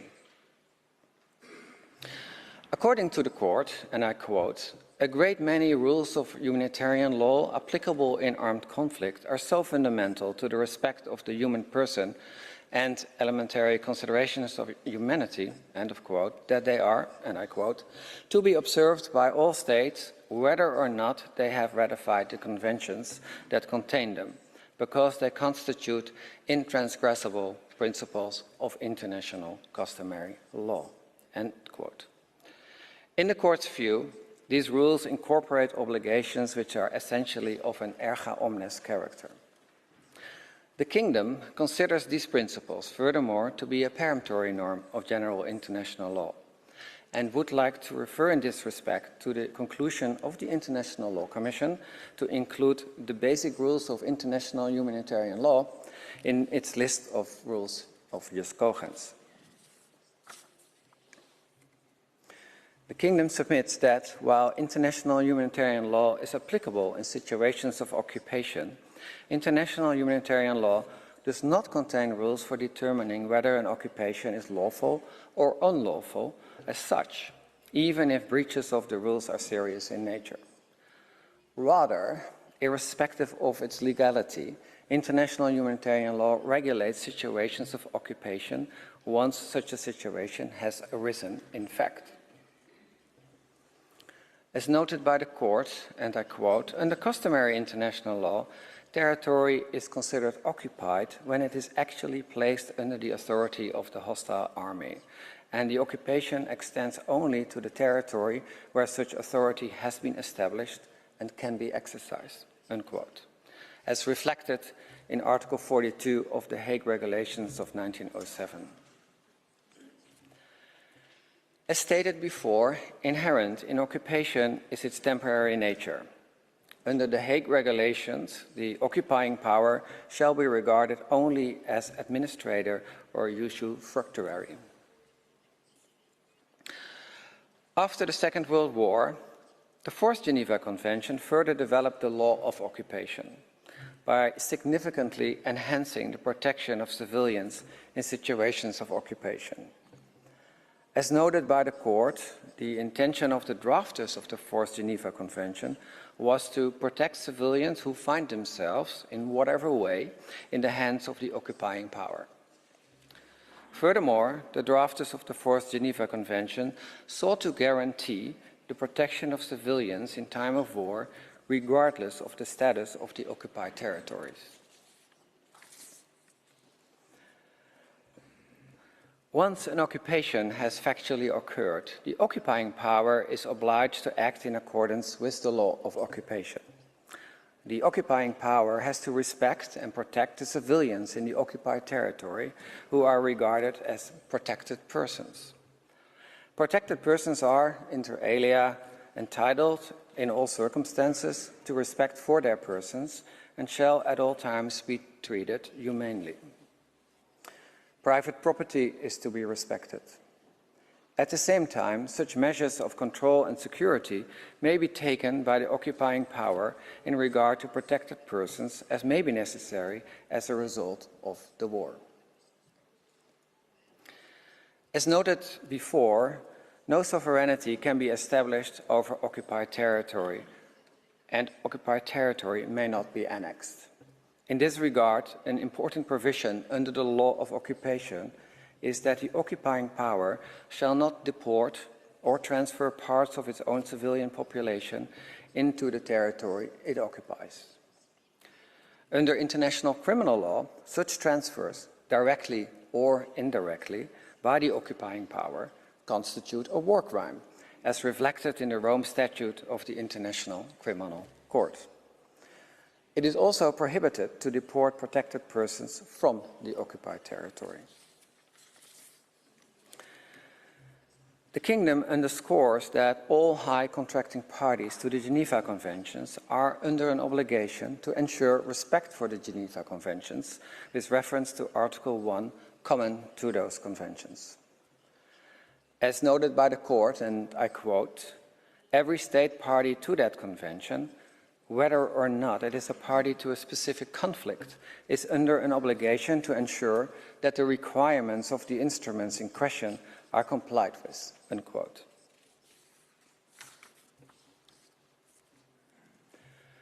Mr. President, in relation to international human rights law, the Kingdom would first note that this body of law continues to be applicable during situations of armed conflict, including occupation. The Court has come to this conclusion in its advisory opinions on legality of the threat or use of nuclear weapons and construction of a wall. It added, in the case concerning armed activities on the territory of the Congo, that, and I quote, "International human rights instruments are applicable in respect of acts done by a state in the exercise of its jurisdiction outside its own territory, particularly in occupied territories," end of quote.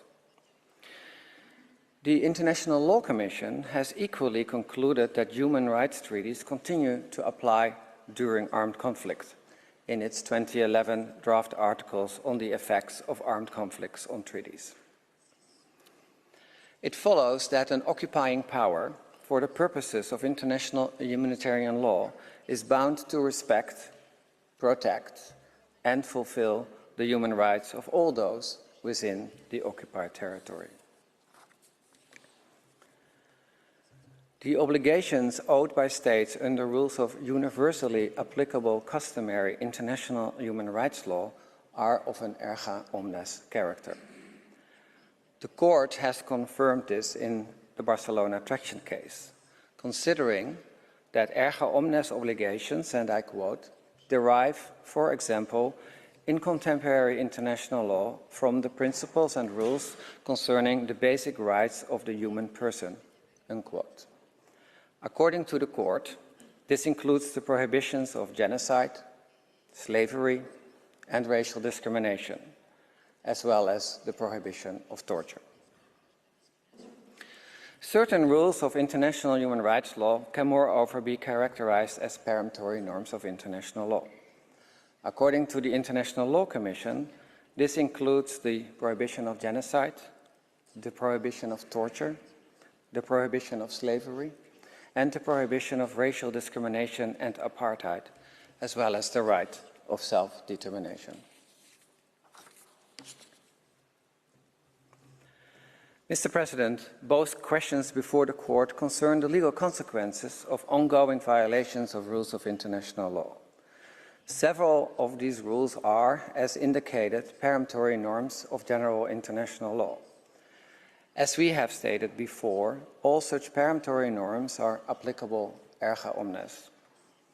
I will now address the additional legal consequences for all states and international organizations in the event of a serious breach of such a peremptory norm. It being noted that these consequences are additional to the regular obligations arising from the commission of an internationally wrongful act.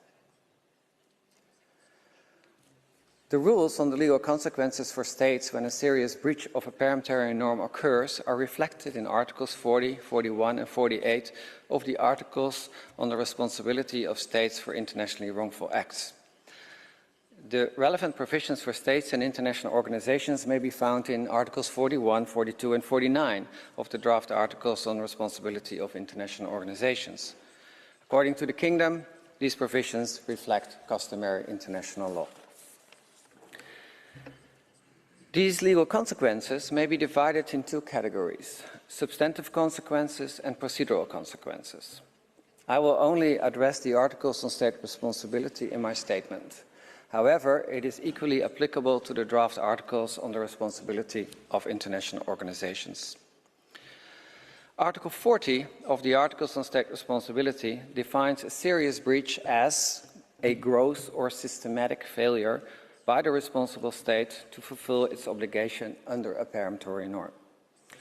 Article 41 stipulates the particular substantive consequences of such a breach, not only for the responsible state, but for the international community as a whole, including that state. In sum, states shall cooperate to bring the serious breach to an end, shall not recognize as lawful a situation created by such a breach, and shall not render aid or assistance in maintaining the situation. The Court has confirmed the binding nature of the rules reflected in Article 41 in jurisdictional immunities. The Court has on multiple occasions pronounced on the legal consequences of serious breaches of norms affecting the international community as a whole. In Barcelona Traction, the Court established that obligations owed towards the international community as a whole are the concern of all states, and that, and I quote, in view of the importance of the rights involved, all states can be held to have a legal interest in their protection. They are obligations erga omnes, end of quote. The Court further confirmed these obligations in its advisory opinions on Namibia, the construction of a wall, and the separation of the Chagos archipelago. Thus, the jurisprudence of the Court supports the obligations reflected in Article 41 of the Articles on State Responsibility. The Court has also identified the obligation of non-recognition and the prohibition to render aid and assistance, and the obligation to cooperate to bring the consequences of the serious breach of a peremptory norm to an end. As to the specific implementation of these rules, the Kingdom observes the following. First, the obligation to cooperate to bring to an end the consequences of the serious breach of a peremptory norm will, in most cases, and particularly in cases concerning self-determination and decolonization, be implemented most effectively through the United Nations. However, should cooperation in the context of the United Nations fail to materialize, or should the United Nations be unable to take appropriate action, states are not relieved from their obligation to cooperate to bring the consequences of the breach to an end. In that case, they are obliged to seek cooperation through regional or bilateral fora. Second, the obligation not to recognize as lawful the situation brought about through the serious breach of a peremptory norm must take into account the exceptions to that rule as formulated by the Court in the Namibia advisory opinion. Third, the rendering of unlawful aid and assistance contrary to the prohibition thereto does not give rise to international responsibility of the aiding or assisting state for the underlying situation or internationally wrongful act, but only for its unlawful aid or assistance. Fourth, the obligation not to render aid or assistance includes an obligation not to undermine measures, including sanctions, taken by other states in their endeavor to bring to an end the serious breach of a peremptory norm. In particular, when the state undermining those measures does so knowing that its conduct contributes to the maintenance of the unlawful situation. Finally, it is our view that a serious breach of a peremptory norm entitles states, other than the injured state, to take a countermeasure against the responsible state as a legal consequence of that breach. Such resort to countermeasures by a non-injured state must be in accordance with the customary rules on countermeasures, including the conditions of proportionality and reversibility. As a final observation, it may be recalled that the Kingdom considers that all peremptory norms are applicable erga omnes. Therefore, the procedural legal consequence of a serious breach thereof is that all states and international organizations have legal standing to invoke responsibility for such a breach.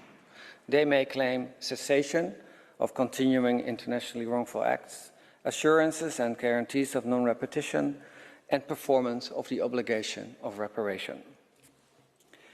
A claim concerning reparation is restricted in the sense that it must be in the interest of the injured state or international organization or of the beneficiaries of the obligation breached. And such beneficiaries may include individuals and peoples.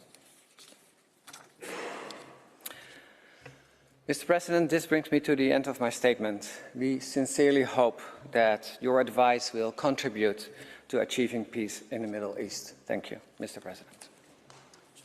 I thank the delegation of the Netherlands for its presentation. I invite the next participating delegation, Bangladesh, to address the court. Let me call upon His Excellency, Mr. Riaz Hamidullah, to take the floor. Mr. President, members of the court, it's my distinct honor and privilege to address the principal judicial organ of the United Nations on behalf of the People's Republic of Bangladesh and participate in these advisory proceedings on the legal consequences arising from the policies and practice of Israel in the occupied Palestinian territory, including East Jerusalem. Bangladesh fought for 23 long years to gain her independence and finally achieved it through a bloody war in 1971, during which 3 million people had to sacrifice their lives. In the early days of independent Bangladesh, in 1972, our father of the nation, Bangabandhu Sheikh Mujibur Rahman, said, I quote, "The world is divided in two parts, oppressors and oppressed, and I am with the oppressed," unquote. As Bangladesh pursued her own self-determination, our constitution mandated us to support oppressed peoples worldwide who are fighting imperialism, colonialism, or racism. This duty is outlined in Article 25C of our Constitution. In accordance with this duty, Bangladesh is participating in these advisory proceedings to contribute to the realization of the right of the Palestinian people to self-determination.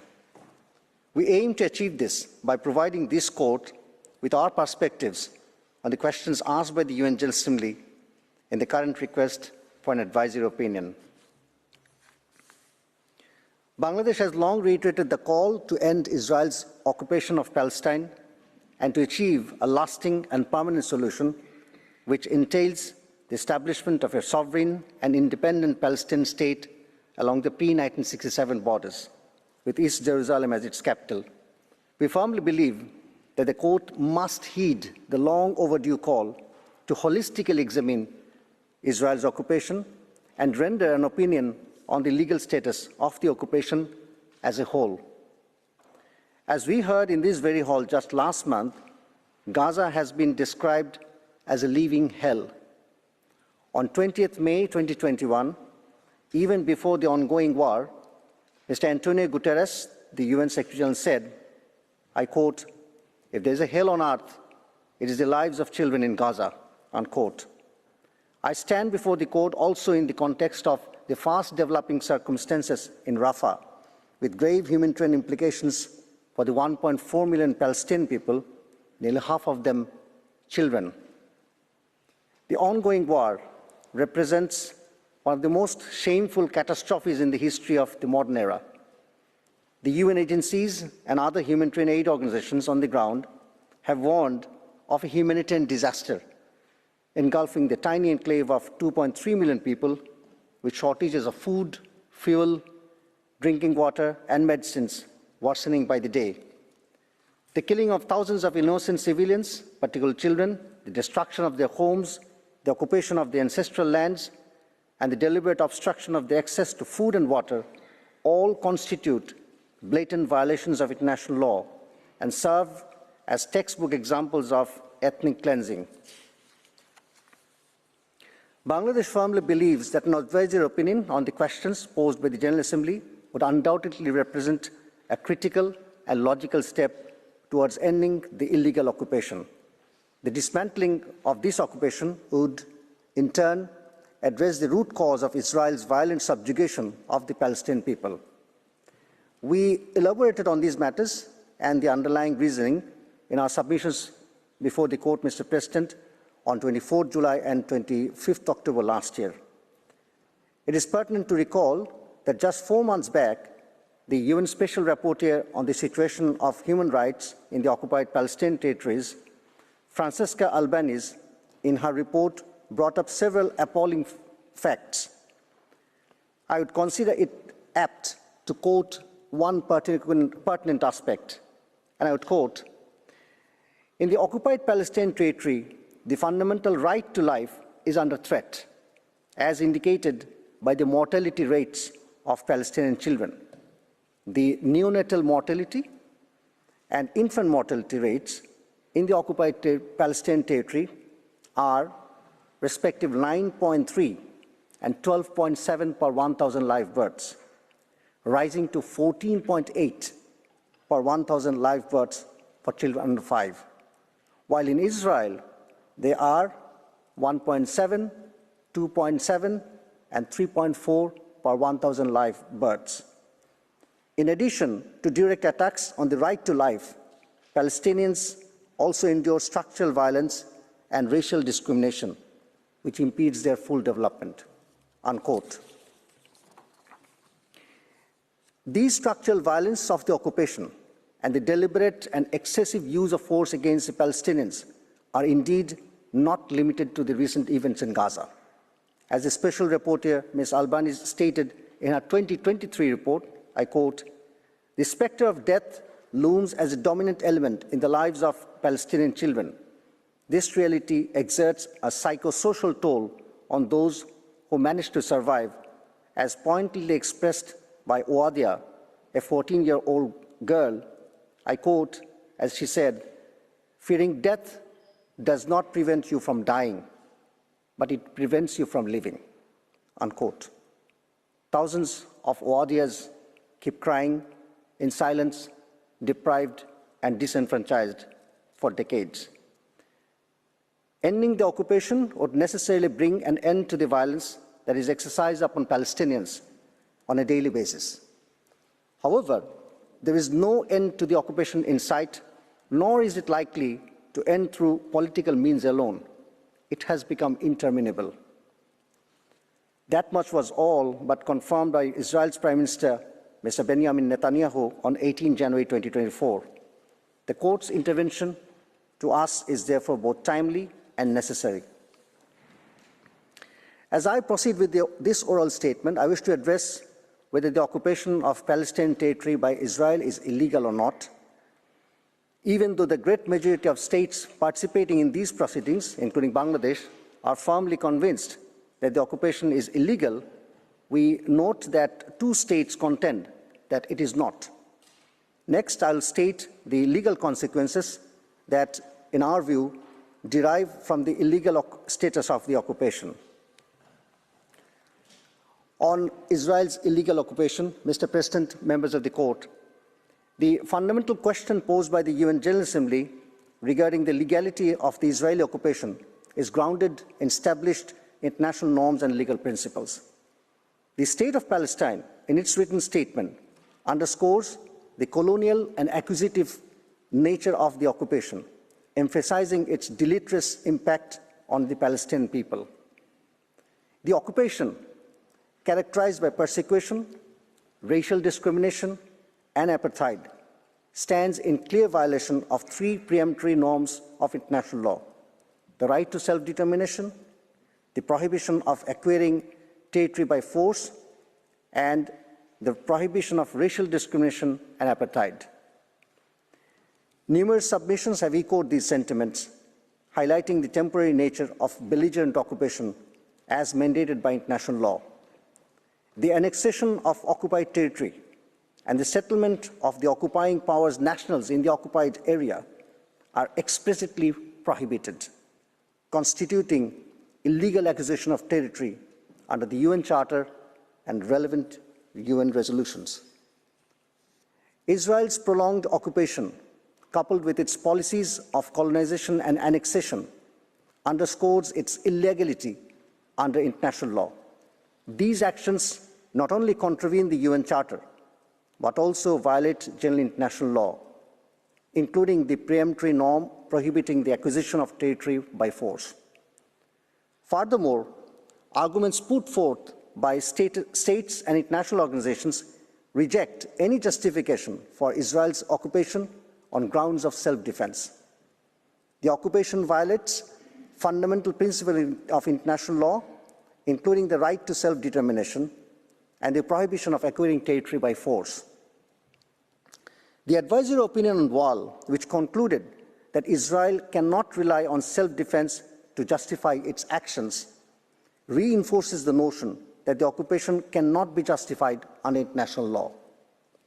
While the countries supporting Israel in these advisory proceedings have primarily focused on jurisdictional questions, a few states have addressed the merits of the occupation.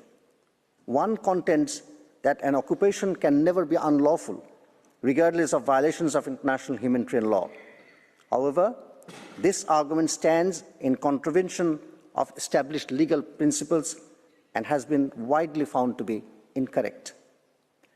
Switzerland's distinction between the law of occupation and the legality of occupation further elucidates the legal framework surrounding the issue. An occupation that involves annexation or de facto control of the occupied territory constitutes an illegal acquisition of territory by force as prohibited under international law. Ultimately, Israel's occupation, characterized by its acquisitive, colonial, and annexationist nature, represents a clear violation of international law. It serves as a means for the illegal acquisition of territory and must be brought to an immediate and unconditional end. I may also recall the UN Security Council Resolution 2334 of 23 December 2016, which reaffirmed the obligations of Israel, the occupying power, to abide scrupulously by its legal obligations and responsibilities under the 4th Geneva Convention in regard to the protection of civilian persons in time of war. That Security Council resolution also condemned all measures aimed at altering the demographic composition, character, and status of the Palestinian territory occupied since 1967, including East Jerusalem, including, inter alia, the construction and expansion of settlements, transfer of Israeli settlers, confiscation of land, demolition of homes, and displacement of Palestinian civilians in violation of international humanitarian law and relevant resolutions. Israel has flagrantly violated this and all other Security Council resolutions, and it continues to do so in furtherance of permanently maintaining its illegal occupation of Palestinian territory. At a more granular level, may I refer to the approaches of assessing legality advanced by the former UN Special Rapporteur, Michael Link, in his 2017 report to the UN General Assembly, and the current Special Rapporteur, Francisca Albanese, in her 2022 report. These are apposite and relevant, to the court's task in this case. The two approaches overlap and interrelate, but ultimately provide two pathways for determining the legal status of the occupation. I may humbly request the court to consider the Link report, where he proposed a four-part test for determining the legality or illegality of an occupation. The special rapporteur's approach also fits within the parameters of the court's advisory opinion on the legal consequences for states of the continued presence of South Africa in Namibia. That opinion arose out of Security Council resolution declaring South Africa's continued presence in Namibia illegal. If South Africa's mandate could be found to be illegal due to its violation of the applicable international legal principles, so too can Israel's occupation by reason of its violation of the same principles. Therefore, applying one or both of these frameworks, which Bangladesh endorsed for the reasons stated in our written submissions, we'd respectfully submit that Israel's occupation is undoubtedly illegal. I would now turn on the legal consequences. Mr. President and members of the court, there is a broad consensus that Israel, through its denial of the Palestinian people's right to self-determination, has violated preemptory norms of international law. These violations include persecution, racial discrimination, and apartheid against Palestinians, as well as the occupation, colonization, and annexation of Palestinian land. These systematic breaches severely undermine the rights of Palestinians as a people and Palestine as a state, while also hindering the prospects for a just and lasting peace in accordance with international law and relevant UN resolutions. Consequently, international law mandates the complete, unconditional, and immediate cessation of these internationally wrongful acts. All states and international organizations that have condemned Israel's conduct agree that these systematic and grave breaches carry legal consequences for Israel. As the responsible state, other states, and the United Nations and other intergovernmental organizations. So, on legal consequences for Israel, first, Israel must cease all acts preventing the exercise of the right to self-determination by the Palestinian people, including rescinding discriminatory laws and measures.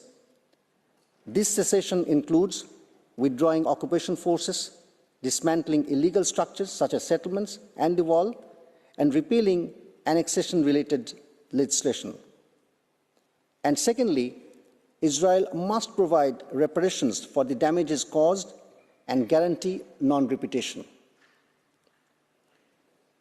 On the legal consequences of all other states, first, all states must ensure the immediate cessation of any impediment to the exercise of the Palestinian people's right to self-determination and uphold the prohibition of acquiring territory by force and racial discrimination and apartheid.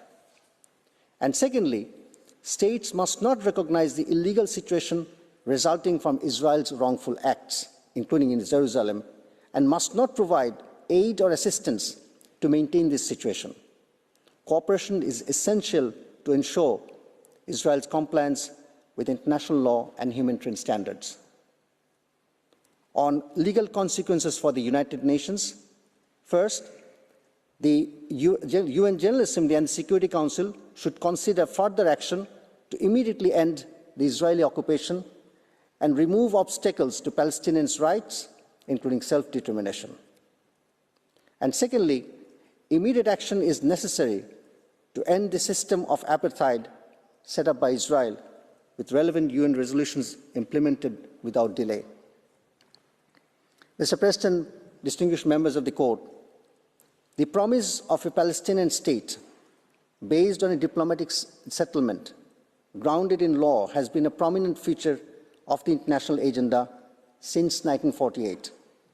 75 years later, there exists a vast body of state practice and opinio juris that emphatically support the Palestinian people's right to an independent state. The UN Security Council and the General Assembly have adopted numerous resolutions since 1948 on the question of Palestine, recognizing, among other rights, the right of return for Palestinian refugees and the right of Palestinians to establish an independent state along the pre-1967 borders. Additionally, both the UN General Assembly and the Human Rights Council have acknowledged the Palestinian people's right to self-determination. Importantly, in 2004, this court, in its advisory opinion on the wall, explicitly affirmed the Palestinian people's right to self-determination under international law. Bangladesh, drawing on our agonizing struggle for independence, recognizes how the state of Palestine consistently and conclusively reaffirmed her commitment to a peaceful solution. This solution, in accordance with international law and based on the aforementioned terms of reference, aims to ensure the fulfillment of the Palestinian people's inalienable rights under international law. These rights include self-determination, the right of return, the realization of independence and sovereignty of the state along pre-1967 borders, with East Jerusalem as its capital, and the aspiration to live side by side in peace and security with Israel. The Court's steadfast commitment to universally uphold rule of law, coupled with its principled stance on the legality of Israel's half-century temporary occupation of the occupied Palestinian territory, would shine a light of hope on the beleaguered Palestinian people. A decisive determination by the Court of the illegal status of the Israeli occupation of Palestinian territory and the legal consequences that arise from such status, including an immediate, unconditional, and complete end to the occupation, would help secure the identity, respect, dignity, and existence for the present and future generations of the Palestinian people in a state of their own, at peace with Israel. Mr. President, members of the Court, Palestinians are no expendable people. As much as this advisory opinion involves legal questions, it poses an exceptional moral issues for the humanity. I stand before the Court as Bangladesh deem it our sacred duty to uphold international law as well. On behalf of Bangladesh, I would therefore respectfully request the Court to give full consideration to the importance of an advisory opinion at this critical moment.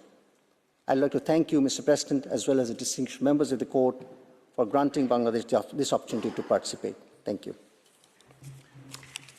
I thank the delegation of Bangladesh for its presentation.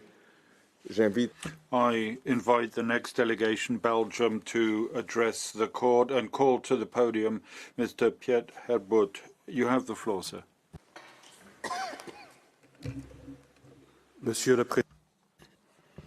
Mr. President, honourable members of the Court, it is a great honour for me to appear before you as agent for the Kingdom of Belgium in these oral proceedings concerning the request for an advisory opinion, which was submitted to you by the United Nations General Assembly in its resolution of the 30th of December 2022.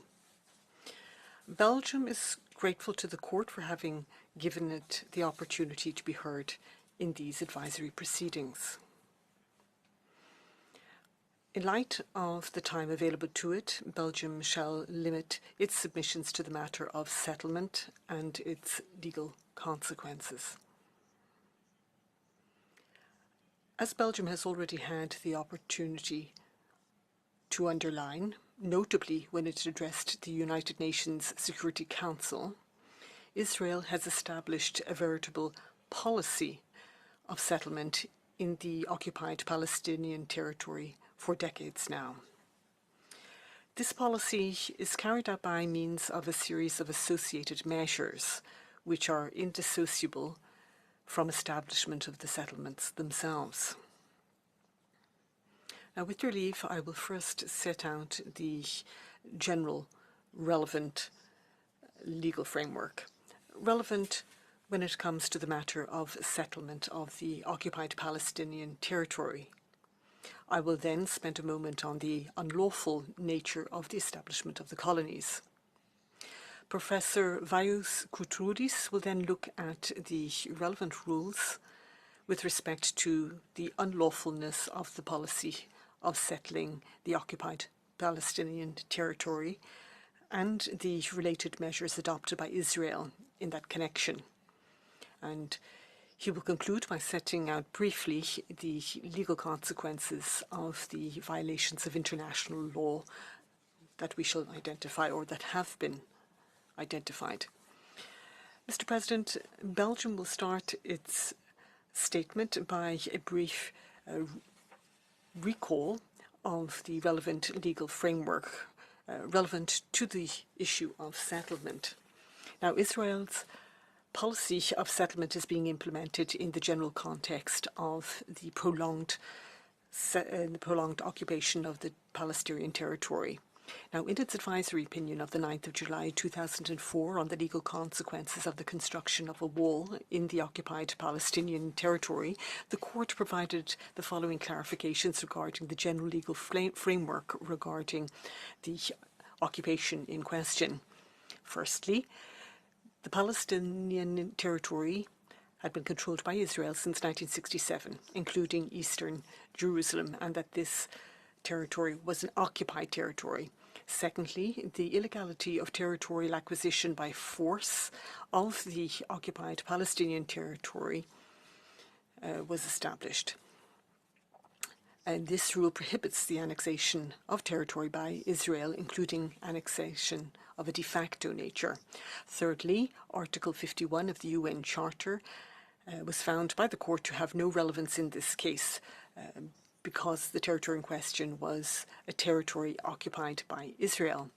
Fourthly, the Palestinian people enjoyed a right to self-determination. Fifthly, the instruments relative to the protection of human rights applied in an extraterritorial fashion, including in the situation of an armed conflict and military occupation. So from what I have just said, it is clear that all territory effectively controlled by Israel beyond the 1967 borders is an occupied territory, and that its annexation in whole or in part, be it de jure or de facto, was prohibited under international law. And therefore, the following apply to the occupied Palestinian territory. First of all, the rules of treaty-based or customary nature of international humanitarian law, in particular those which are set out in the settlement annexed to the Fourth Convention of the Hague of 1907, as well as all of the rules of the Fourth Geneva Convention of 1949. Also, the following apply: the right to self-determination and rights relative to the protection of human rights. In the case of prolonged occupation, human rights are of a particular importance when it comes to protecting the occupied population. In this connection, it should be noted that the term prolonged occupation does not relate to a specific legal category to which different rules apply. In other words, the same rules apply to all occupations, be they prolonged or not. The prolonged nature of an occupation does not have an effect on the applicability of the rules, but rather on their application. And so it is, for example, that the longer an occupation persists, the more difficult it becomes to invoke exceptions related to the military necessities of the occupying power, which are such exceptions being provided by certain rules of international humanitarian law. It is also ever the more difficult to invoke derogations related to the requirements of those instruments which protect human rights. Similarly, the longer the occupation, the more broadly the obligations, the positive obligations of the occupying power must be interpreted. These obligations are obligations regarding conduct. The states must deploy all means reasonably available to them to fulfill them, and a situation of prolonged occupation and in a situation of prolonged occupation, the control established implies that the occupying power has more means available to it to meet the positive obligations deriving from international humanitarian, international human rights law. Now, having made this or given this brief presentation of the general legal framework, I will now spend some time looking at the unlawful nature of the establishment of these settlements in the occupied Palestinian territory. Paragraph 6 of Article 49 of the Fourth Geneva Convention of 1949 provides that the occupying power, and I quote, the occupying power shall not deport or transfer parts of its own civilian population into the territory it occupies, end of quotation. And in its advisory opinion of 2004, your court found that, and I quote, Israel has conducted a policy and developed practices involving the establishment of settlements in the occupied Palestinian territory, contrary to the terms of paragraph 6 of Article 49, end of quotation. Now, in line with these findings of the court, Belgium avers the unlawful nature of the establishment of settlements in the occupied Palestinian territory under the Fourth Geneva Convention. Furthermore, Belgium considers that establishment of the settlements was inconsistent with the relevant resolutions of the Security Council. Now, given that I do not have much time, I will simply point you to Resolution 2334 adopted on the 23rd of December 2016. Now, based on the criteria set out by your court in its advisory opinion on Namibia, this resolution is certainly one which sets out the obligations bearing upon members of the United Nations. And so, having stated that the creation of settlements constituted a flagrant violation under international law, the Security Council, and I quote, reiterated its demand that Israel immediately and completely cease all settlement activities in the occupied Palestinian territory, including East Jerusalem, end of quotation. Now, in light of the clear wording of the paragraph I've just quoted, it is clear that Israel's pursuance of the settlement policy contravenes Resolution 2334 issued by the Security Council. Now, that brings me to the end of the second point in these oral presentations by Belgium.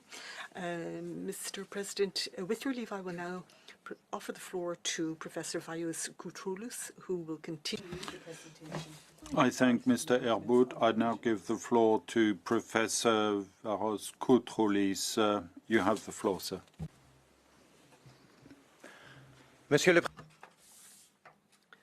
Mr. President, honourable members of the court, it is a great honour for me to appear before you for the first time on behalf of the Kingdom of Belgium. I will now continue on with Belgium's oral submissions by stating the relevant rules which are relevant to the unlawfulness of the settlement policy, the policy of settling the occupied Palestinian territory, and then I will conclude with the legal consequences of the violations identified. Now, in its Resolution 2334 of 2016, the Security Council very clearly emphasizes the multidimensional nature of the policy of settling the occupied Palestinian territory. Along the same lines, Belgium, in its interventions before the Security Council, stressed the relationship between the establishment of settlements and its associated measures which are an integral part of this true policy of illegal settlement. It is therefore impossible to legally analyze this settlement policy without considering the specific measures deployed to realize it within the general context in which it is being applied and the effects it produces. The measures used to realize this settlement policy, taken individually, are problematic when it comes to the law which applies to the occupied territory. In other words, and in particular, international humanitarian and international human rights law. In this respect, Belgium has always condemned, in particular, the use of violence by the settlers against the occupied Palestinian population, and wishes to highlight Israel's obligation to put an end to the violence and to punish its perpetrators. More fundamentally, the policy of settlement aims to bring about an alteration of the demographic composition of the occupied Palestinian territory and its status as a territory itself. In this regard, this policy conflicts with various fundamental rights, or fundamental rules rather, of international law. I will successively walk you through the prohibition on the acquisition of territory by force, the right to self-determination, and the principle of non-discrimination. First of all, the settlement policy flies in the face of prohibition of the acquisition of territory by force. This prohibition is an integral part of the prohibition on the use of force, which is set out in paragraph 4 of Article 2 of the United Nations Charter. Resolution 2625/25 of the UN General Assembly, as well as paragraph A of Article 3, that is to say, the definition annexed to Resolution 3314/29, resolution of the General Assembly. Now, in its advisory opinion of 2004, your court confirmed the applicability of the prohibition on the acquisition of territory by force to the occupied Palestinian territory. This prohibition covers both the de jure and the de facto annexation. The measures adopted by Israel as part of its policy of settlement aim to create irreversible facts on the ground and to consolidate its control over the territory concerned by establishing settlements. These measures thereby create a situation in which a fait accompli, which resembles a de facto annexation, is brought about. Such a situation as defined by this court in the advisory opinion of 2004. Secondly, the settlement policy is inconsistent with the right of the Palestinian people to self-determination enshrined in the United Nations Charter and reaffirmed in the General Assembly's Resolution 2625/15, as well as the first article of the International Covenant of Civil and Political Rights and the International Covenant on Economic, Social and Cultural Rights of 1966, to which in the case of both covenants, Israel is party. Resolution 2625/15 specifies that the fact of submitting peoples to subjugation, to domination or foreign exploitation constitutes a violation of the right to self-determination, and that states have a duty to refrain from using any coercive measures that would deprive peoples of their right to self-determination. Now, in its advisory opinion of 2004, your court found that the right to self-determination had been violated. In doing so, it paid particular attention to the measures bringing about, and I quote, the departure of Palestinian populations from certain areas, end of quotation, and also paid particular attention to alterations to the demographic composition of the occupied Palestinian territory. Similarly, In its report published on the 14th of September 2022, the Independent International Commission created by the Human Rights Council and tasked with investigating or conducting investigations in the occupied Palestinian territory, including Eastern Jerusalem and in Israel, underlined that, and I quote, "The choice of location of certain new settlements further reduces the likelihood of an end to the occupation and violates the right of Palestinians to self-determination." End of quotation. It follows from this, from what I have said, that the adoption of coercive measures in connection with the policy of settlement aims to alter the status and the demographic makeup of the occupied Palestinian territory, and that it runs counter to the right of self-determination. Thirdly, the policy of settlement raises serious concerns with respect to the principle of non-discrimination. Indeed, the establishment of settlements is intrinsically linked to the establishment of the two distinct institutional and legal systems, one for the settlement residents and the other for the Palestinian population of the occupied territory. The Independent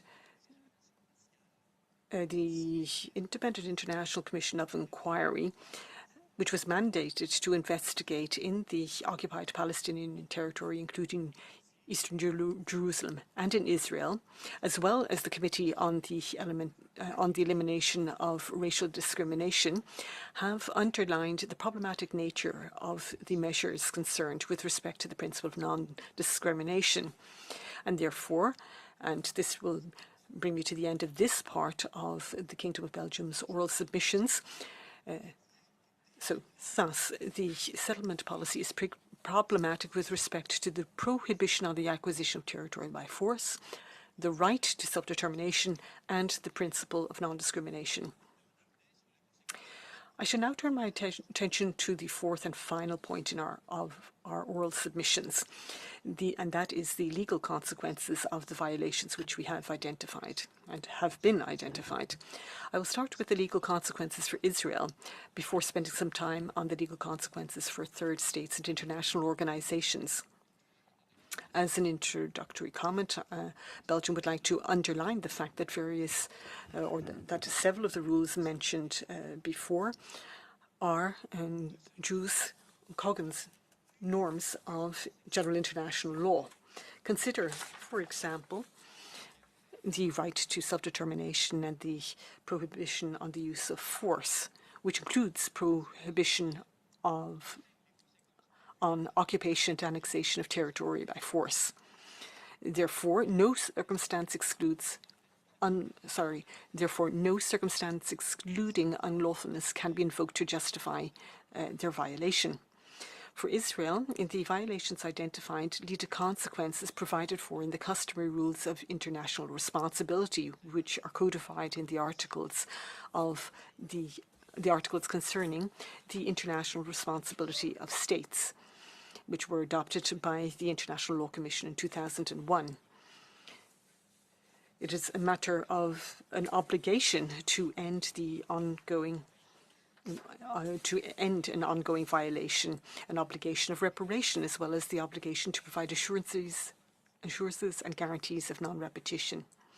Specifically concerning the policy of settlement, with respect to the ongoing nature of the violation, Belgium refers in particular to Israel's obligation to end all settlement activity, as was affirmed in the advisory opinion of 2004, the obligation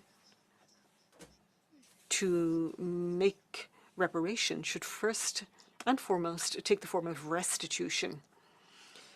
In other words, inter alia, the dismantlement of the settlements, the annulment of legal acts concerning the settlement policy, and the restoration of property requisitioned or expropriated in carrying out this policy.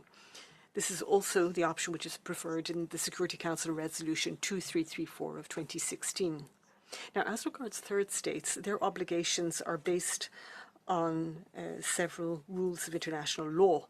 In other words, rules relevant to the international responsibility of states. also the obligation to enforce international humanitarian law and the right to self-determination. Firstly, as regards grave violations of Jus Cogens norms of international law, the states must not recognize as legal the situation arising from the states must not recognize as legal the situation or a situation arising from a grave violation of a peremptory norm.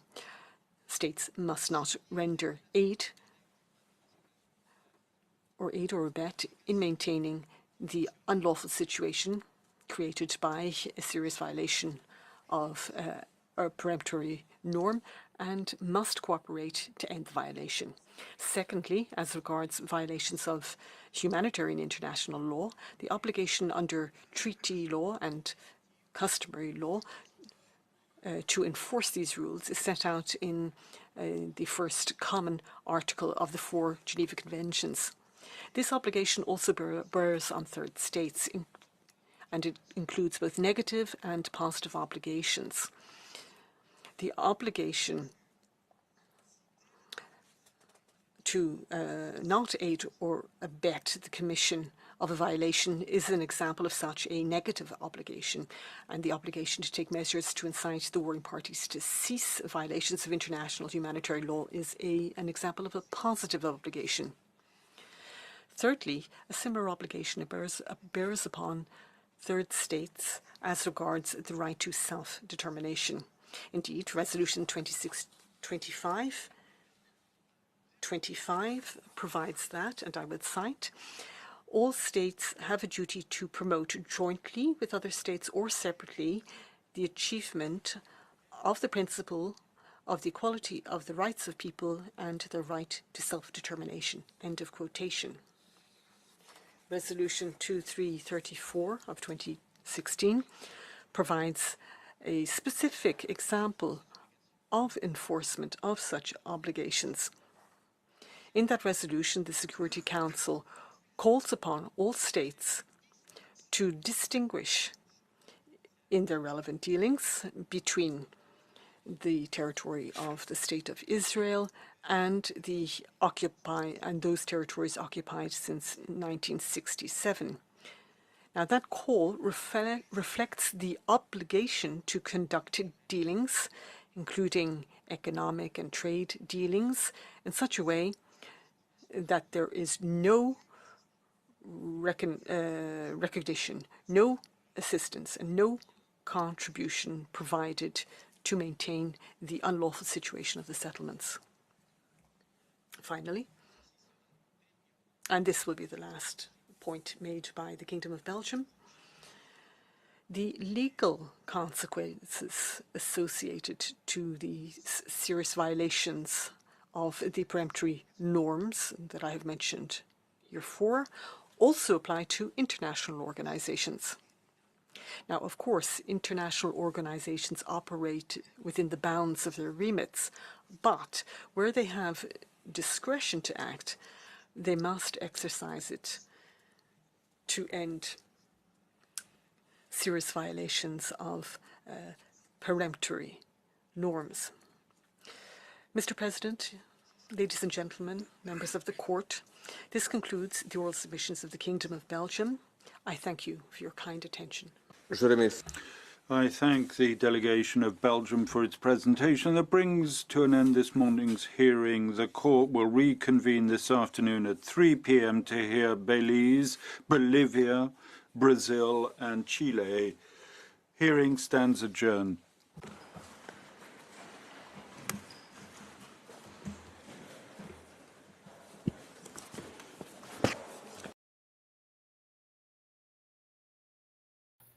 Okay, so that terminates that session, and I will go back. There's still some to hear, and unfortunately, it's very long, but please have patience.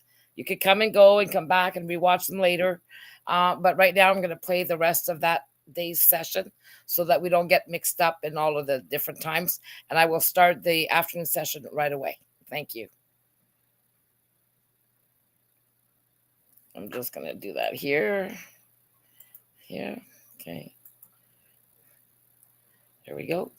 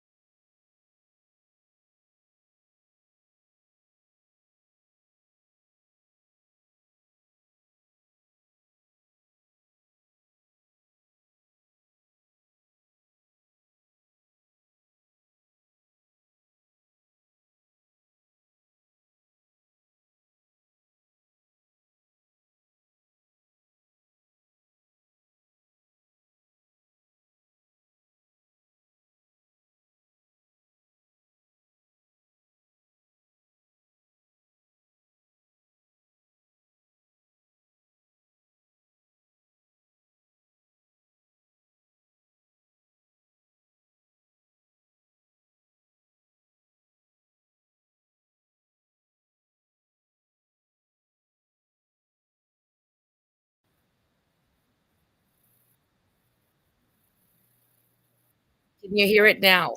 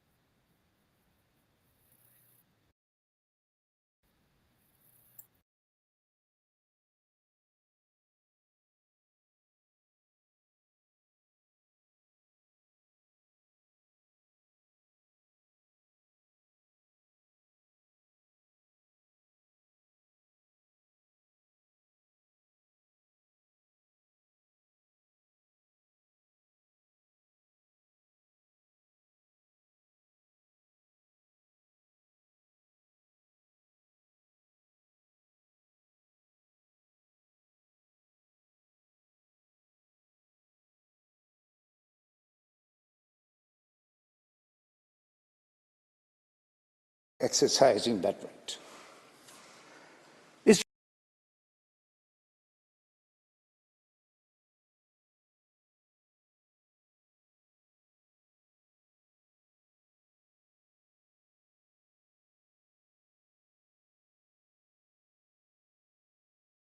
Okay, I'm still trying to get the sound here, and hopefully we'll get it back. Okay, there I am. 1 second. Oops, cancel that.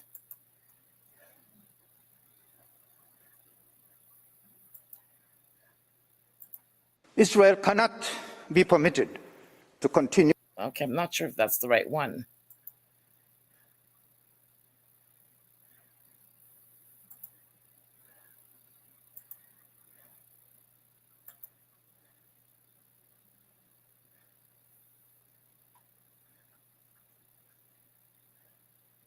Yeah. Continue flouting one of the most fundamental principles of international law with impunity. Can you hear now? Impunity breeds inhumanity. The right of the Palestinian people to self-determination is violated in many ways. I will focus on three. First, the exclusion of Palestinians from any part of the Palestinian territory denies their right to territorial integrity, which is an essential part of the right to self-determination. The Palestinian people have a right to self-determination within the entirety of their territory. Yet Israel has systematically removed and excluded Palestinians from parts of the territory. It has separated Gaza from the West Bank and prevented the free movement of Palestinians within the Palestinian territory. It has prohibited the return of Palestinians to their homes and property and established exclusionary illegal settlements in the West Bank, including East Jerusalem. This is especially egregious because many of these almost 700,000 state-supported settlers are continuously terrorizing and forcibly displacing Palestinians from even more of their territory and engaging in pogroms against them. Second, Israel denies the existence of Palestinians as a people. The Israeli Minister of Finance, himself an illegal settler, has stated that there is no such thing as a Palestinian people. Senior Israeli leaders routinely deny that the Palestinian people have a right to self-determination. Moreover, the case brought by South Africa, which Belize fully supports, lays bare the fact that Israel's genocidal campaign in Gaza also denies the right of Palestinians to exist at all. One key tactic in this regard is Israel's deliberate use of starvation to destroy the civilian population of Gaza. Gaza's entire population of more than 2 million people is in crisis, facing the worst levels of acute food insecurity. By December 2023, the famine threshold had already been exceeded, and the situation was deteriorating rapidly. This famine is not an accident. Indeed, senior Israeli officials have already clearly stated their intent to deprive civilians in Gaza of food and water. In its planned erasure of the Palestinian people, Israel is also destroying Palestinian cultural, educational, and historical institutions in Gaza. Almost 400 schools and every single university have been partially or fully destroyed, including one which was used as a base and an interrogation center by Israeli forces for months before they pillaged it and then detonated it. The intention is to erase all trace of Palestinian life and culture, to destroy the very essence of what makes the Palestinian a people. The message is clear. The total culture of Palestine must be destroyed, and they must have no future in Gaza. Third, Israel is using forcible action to deprive the Palestinian people of their right to self-determination, freedom, and complete independence. This includes the right of the Palestinian people freely to determine, without external interference, their political status and to pursue their economic, social, and cultural development. Israel's forcible action that denies the right to self-determination consists of institutional, coercive policies and practices that exert authority over and oppress the Palestinian people. These include the complete control exercised over Palestinian natural and economic resources, the institutionalized and racist apartheid, and the systematic and excessive use of force, arbitrary killing, and mass incarceration of Palestinians, including children.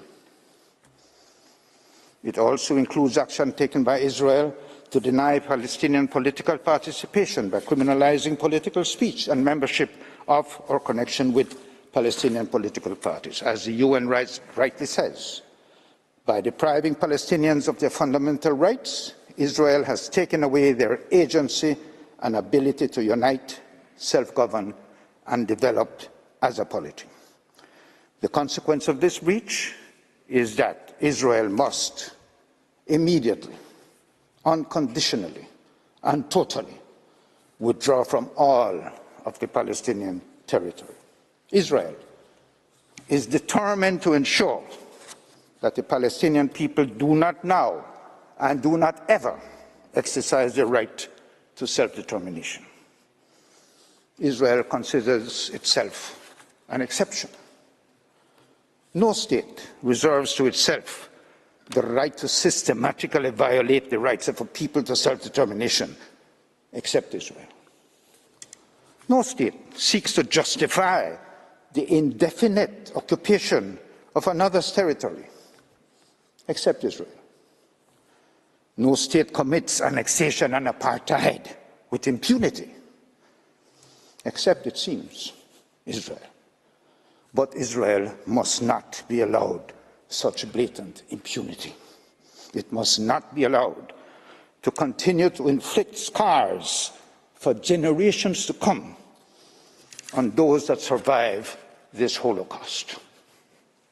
Israel must be made to behave like all civilized nations. Stop violating international law and UN resolutions. Respect the right of the Palestinian people to self-determination. Palestine must be free. I thank you and call on Professor Philippa Webb to continue Belize's submissions. I thank His Excellency Mr. Asad Shuman. I now give the floor to Professor Philippa Webb. You have the floor, Professor. Thank you. Mr. President, members of the Court. Apartheid is the strongest concentration of racist concepts put into action. It goes hand in hand with Israel's violation of the right to self-determination. It is impossible to realize a people's right to self-determination within an institutionalized regime of systematic racial oppression and discrimination. The dehumanizing nature of apartheid suppresses the equality, identity, and dignity at the heart of self-determination. The existence of apartheid is relevant to the first question before the Court, which asks about the legal consequences arising from the ongoing violation by Israel of the right of the Palestinian people to self-determination and from its adoption of related discriminatory legislation and measures. Although the Court can opine on discrimination falling short of apartheid, there are significant and different legal consequences resulting from the breach of the prohibition of apartheid that arises on the facts before the Court. I will address the definition and scope of apartheid, apply the definitional elements to the facts, and set out the legal consequences. The Apartheid Convention's definition reflects custom and has the same content as the term apartheid in Article 3 of CERD.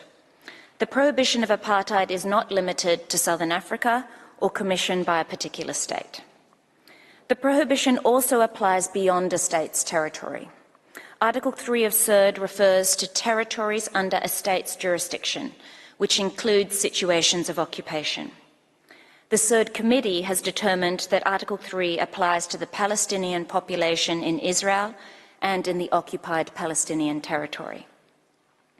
First, it is indisputable that the Palestinians are a racial group for the purposes of CERD and custom. Under Israeli law, the separate identity of the Jewish race is afforded a privileged status, and the right to exercise self-determination in the State of Israel is exclusive to the Jewish people. Jewish Israelis and Palestinians are perceived by themselves and by external actors as different racial groups. Second, Israel's deployment of a combination of measures across the Palestinian territory and against the Palestinian people falls within Article 2 of the Apartheid Convention. Israel has long-standing discriminatory laws, policies, and practices that affect only Palestinians and are designed to benefit exclusively and maintain the dominance of Israeli Jews on both sides of the Green Line. Moreover, many measures are designed to fragment the Palestinian people as a group and to separate Palestinians from Israeli Jews. This is what Namibia rightly calls strategic fragmentation. Such measures have been set out in Belize's written statement. Here I emphasize 2 points. First, in the West Bank, there is the separation wall, restrictive permit requirements, checkpoints, and segregated roads. This creates what the Israeli army officially calls sterilization, areas and roads closed to Palestinians. Hebronization, meaning the strategies of repression and segregation, is spreading. Second, Gaza is under siege and blockade. Millions of Palestinians are confined to ever smaller strips of land, the longest and most complete siege of the greatest number in modern history. The whole of Gaza has become an impoverished, desperate ghetto. Since 1967, Israel has detained 1 million Palestinians, including tens of thousands of children. Israel's conduct against the Palestinian people has been characterized as apartheid by UN special procedures since 2007, including a joint statement of 47 mandate holders in 2020. Turning to the third element of apartheid, intent. Israel's measures are imposed for the purpose of establishing and maintaining dominance and systematic oppression. This can be inferred from their scale and institutionalized nature, and from the differing effects they have on the Palestinian and Israeli peoples as regards access to basic services and rights protection. It is also directly evidenced by Israeli laws that affirm Jewish supremacy as a national value. Intent is heard in the hate speech of Israeli public officials and political and religious leaders. The court has ordered Israel to take all measures within its power to prevent and punish the direct and public incitement to commit genocide in relation to members of the Palestinian group in Gaza. Intent is also evidenced by Israel's suppression of dissent against the system of apartheid. Indoctrination starts in the classroom. The Third Committee has expressed concern at the tide of racist hate speech in school curricula and textbooks. The Committee on the Rights of the Child has pointed to the extensive militarization of the educational system, which is entrenched during compulsory military service. Israel's state controller has criticized the government for doing very little to purge the severe phenomena of racism and hatred among youth and to promote a shared society. If the requisite intent is established, any claimed security rationale cannot displace the conclusion that Israel's conduct falls within Article 2. In the light of these violations of self-determination and the prohibition of apartheid, Belize requests the court to formulate precisely what Israel and third states must do. Specific consequences facilitate accountability. Belize refers to the written pleadings that detail such consequences. The core consequence of the violation of the Jus Kogan's right to self-determination and the prohibition of apartheid is immediate cessation. Israel must dismantle the physical, legal, and policy regime of discrimination and oppression, including freeing political prisoners. Evacuate Israeli settlers from Palestinian territories, permit Palestinians to return to their country and property, and lift the siege and blockade of Gaza. These consequences, taken collectively, mean that Israel must immediately, unconditionally, and totally withdraw from the entire Palestinian territory. This legal consequence applies irrespective of the outcome of the court's consideration of occupation and annexation. Israel must also make full reparation for the damage suffered as a result of its violations. Mr. President, members of the court, I thank you for your attention. Mr. Juradowicz will continue the submissions of Belize. I thank Professor Webb. I now give the floor to Mr. Ben Juratovich. You have the floor, sir. President and members of the court, I have the honour to address you on issues of occupation, annexation and their consequences. On occupation, Belize makes 3 points.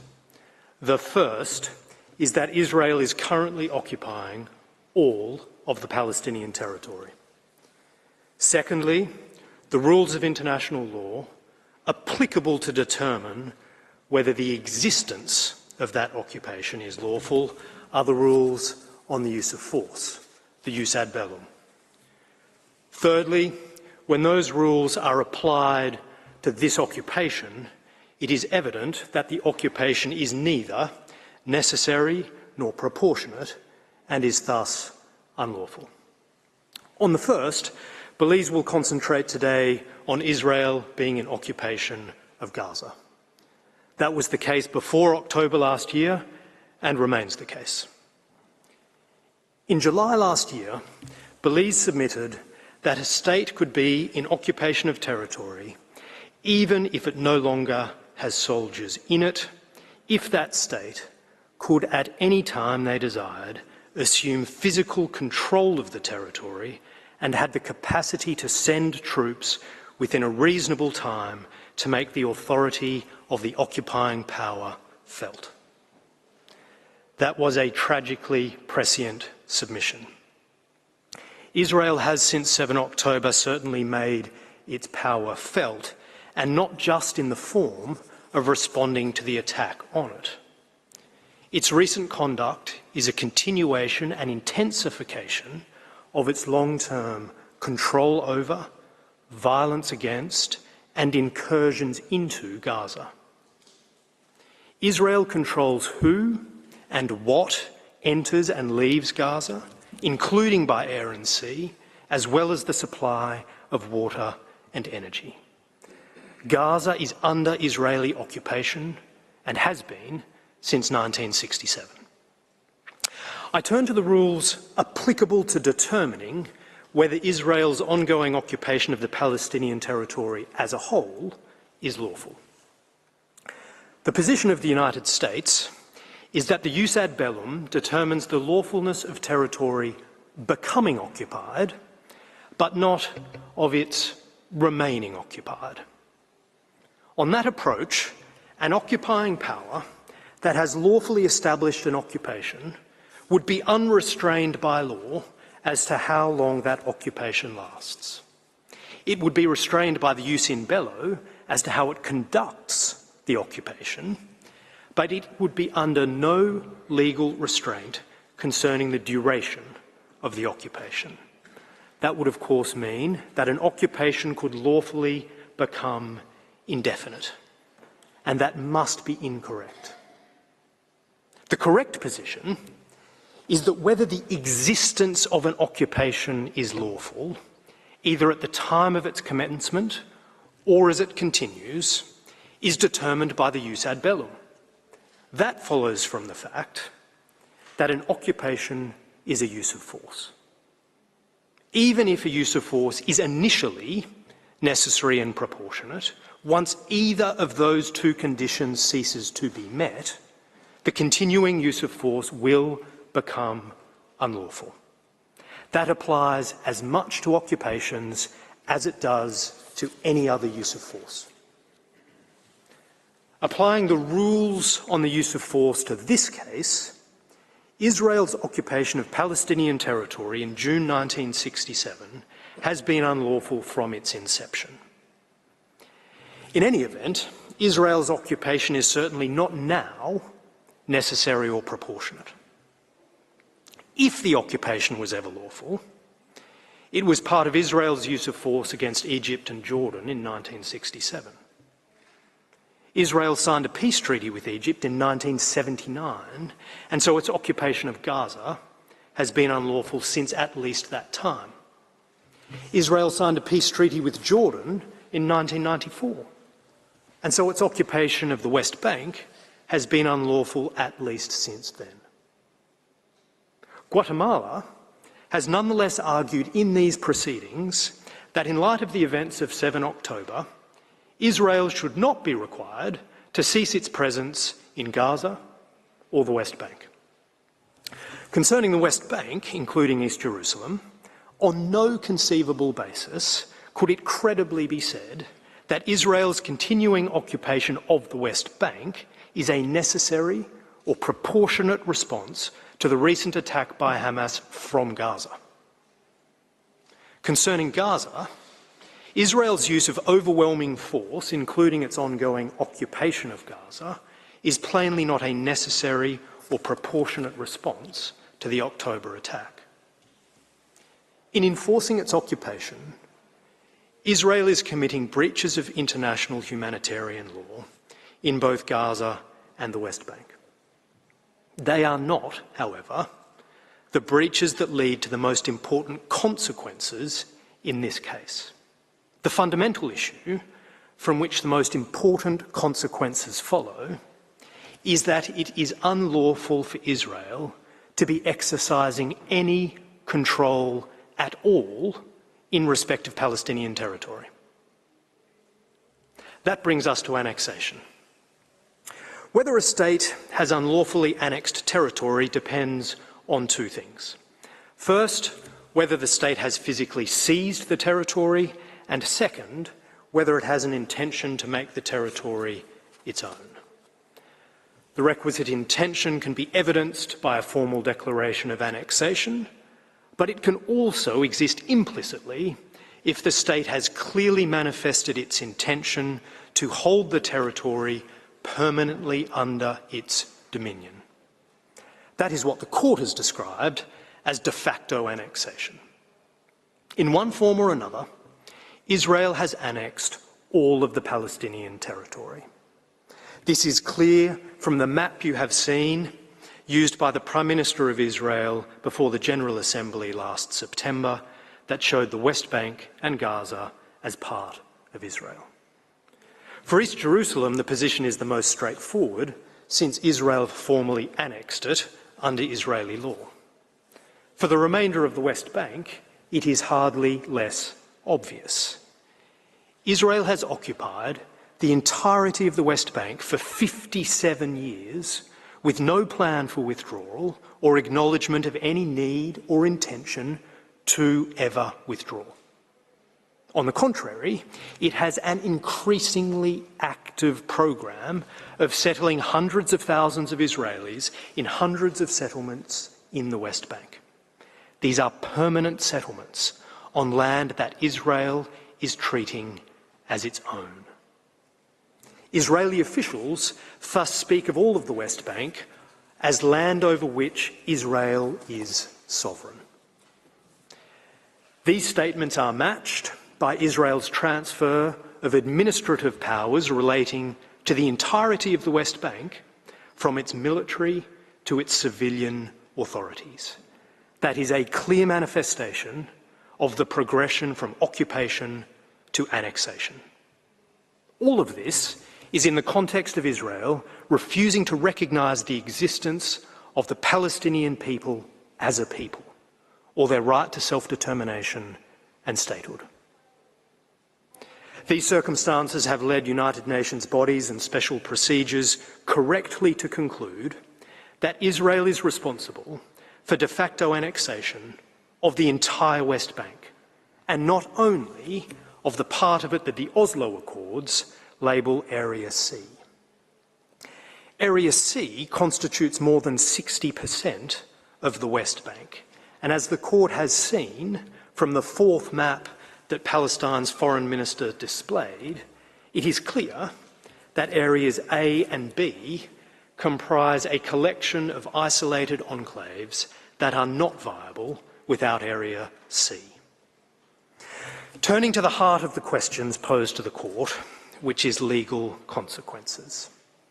Israel's occupation and annexation of Palestinian territory are continuing wrongful acts. Israel is thus under an obligation to cease those acts, whether in respect of occupation or annexation.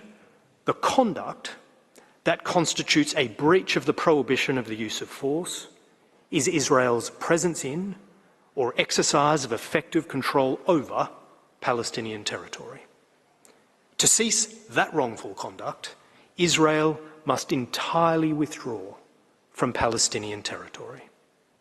That includes withdrawing its civilian population from the West Bank, ceasing the construction and expansion of settlements there, and dismantling existing settlements.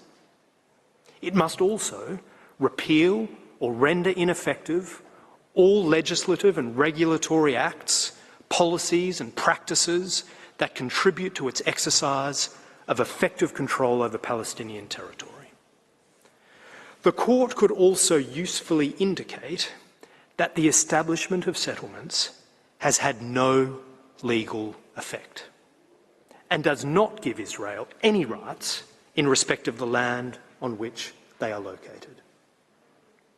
As to the important question of timing, the Court has previously recognised that the obligation of cessation requires immediate action. In the Wall Advisory opinion, the Court drew attention to the need for efforts to initiate negotiations. Israel interprets this to mean that it can remain in Palestinian territory until a negotiated solution to the entire conflict is reached. Belize's written comments are devoted to explaining why that is incorrect. The core difficulty is that Israel is not entitled to remain in breach of peremptory norms pending a negotiated solution. It is therefore crucial that the Court specify that Israel is required to withdraw from the Palestinian territory immediately, unconditionally, and totally. As for states, they are under a positive obligation to recognise the illegality of Israel's continued presence in and control over the Palestinian territory. States also have duties not to assist Israel to maintain a situation that is in breach of peremptory norms and to regulate private actors to ensure that their conduct does not support Israel's illegal practices. Fulfilment of those duties includes weapons and their components not being provided to Israel in the knowledge that they will likely be used to perpetuate its control over Palestinian territory. President and members of the Court, thank you for your attention. Those are the submissions of Belize. I thank the delegation of Belize for its presentation. I invite the next participating delegation, Bolivia, to address the Court and invite His Excellency Mr. Roberto Calzadilla Sarmiento to take the floor. Your Excellency, you have the floor. Mr. President, members of the Court, it's an honor to appear before you on behalf of the plurinational state of Bolivia to address an issue of vital importance for the international community. Today, the world looks to this Court, the principal judicial body of the United Nations, which is empowered to determine the legal consequences arising from Israel's continued violation of the right of the Palestinian people to self-determination, from its prolonged acts of occupation, from its continued settlements and annexation of Palestinian territory, including measures which alter the demographic composition, character, and status of the holy city of Jerusalem, and the adoption by Israel of related discriminatory legislation and measures as requested by the General Assembly of the United Nations. Bolivia considers Israel's ongoing illegal occupation to be in violation of international law. In particular, Bolivia considers that this Israel illegal occupation infringes on the right of the Palestinian people to self-determination, that violates through its prolonged occupation, settlements, and annexation of the Palestinian territory occupied since 1967. It violates the fundamental principle of international law, proscribing the acquisition of territory by force, and what it violates the international provision of racial discrimination and the establishment of a system of apartheid. Bolivia considers that the discriminatory measures of a colonial nature imposed by Israel prior to the legal status of the occupation are aimed at the dispossession of the Palestinian population and to the denial of the rights by altering the demographic composition, character and status of the city of Jerusalem. The ongoing situation results in consequences and obligations for all states and for the United Nations. Bolivia considers that the court possesses jurisdictions to give the advisory opinion requested by the General Assembly based on the court's own settled jurisprudence. In this context, suffices to recall that the court confirmed in 2004 that, I quote, whatever its political aspects, the court cannot refuse to admit the legal character of a question which invites it to discharge an essentially judicial task, namely an assessment of the legality of the possible conduct of states with regards to the obligation imposed upon them by international law.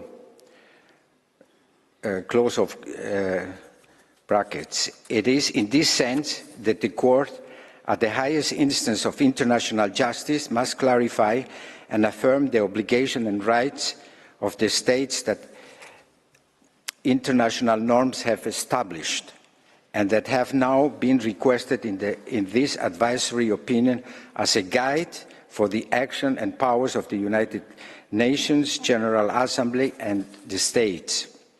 The right to self-determination is enshrined in Article 1(2) of the United Nations Charter. In 1997, General Assembly Resolution 2625 confirmed, as put by this court in 2019, the normative character of its right under customary international law.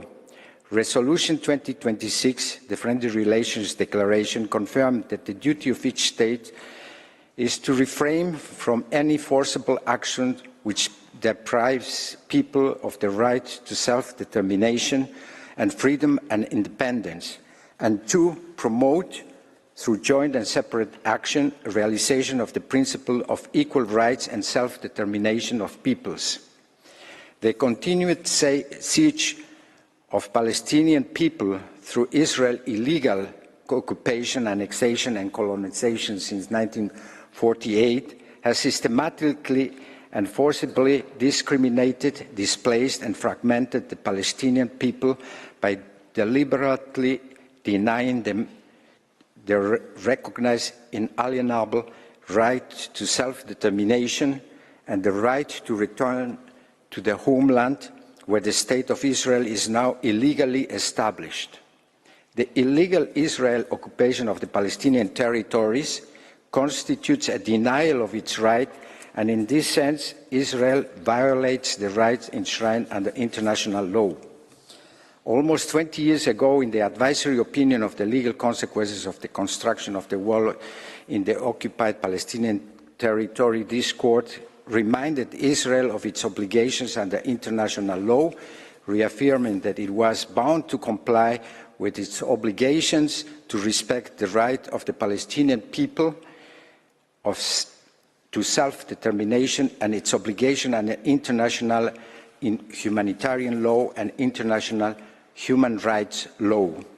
Bolivia considers that the General Assembly Resolution 15 of August 2004 expands on fundamental aspects of this court advisory opinion on the legal consequences of the construction of the wall in the occupied Palestinian territory, including as regards East Jerusalem and its surroundings. Accordingly, they form part of the context to be considered in relation to the legal consequences of Israel policies and practices in the occupied Palestine territory, which we are analyzing during this period at the court.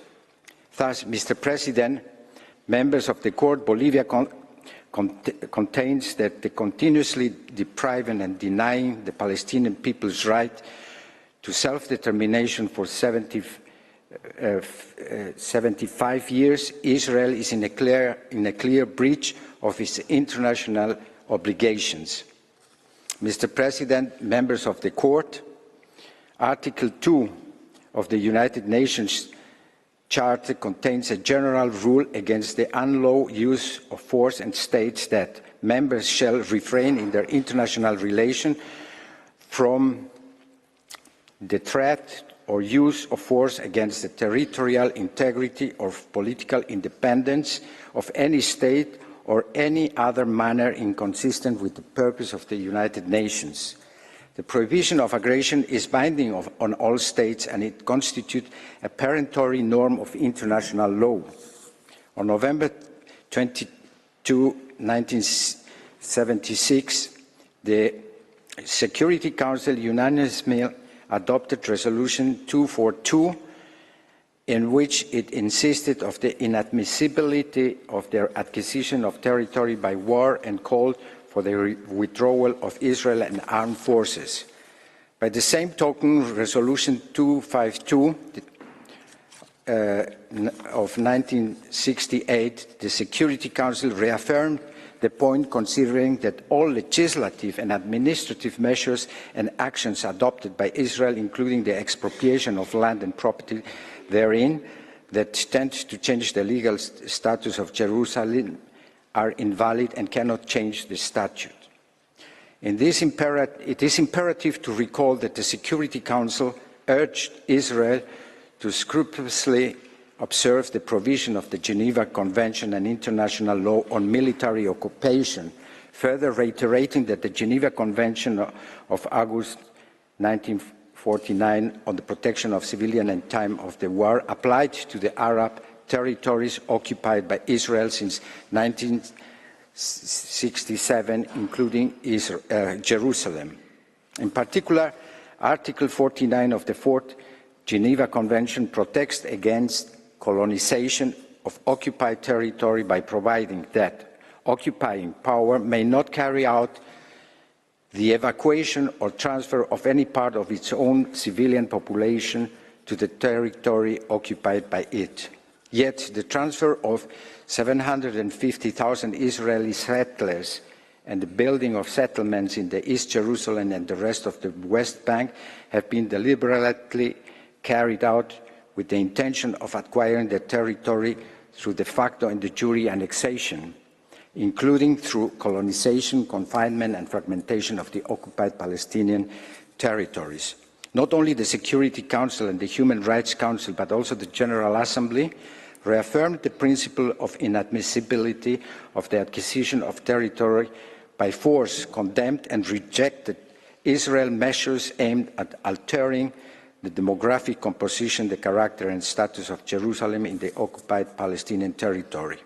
States in their international relations must refrain from restoring to the threat of use of force against the territorial integrity or political independence of any state or coerce another state to subordinate in its exercise of its sovereign rights and obtain advantages of any type.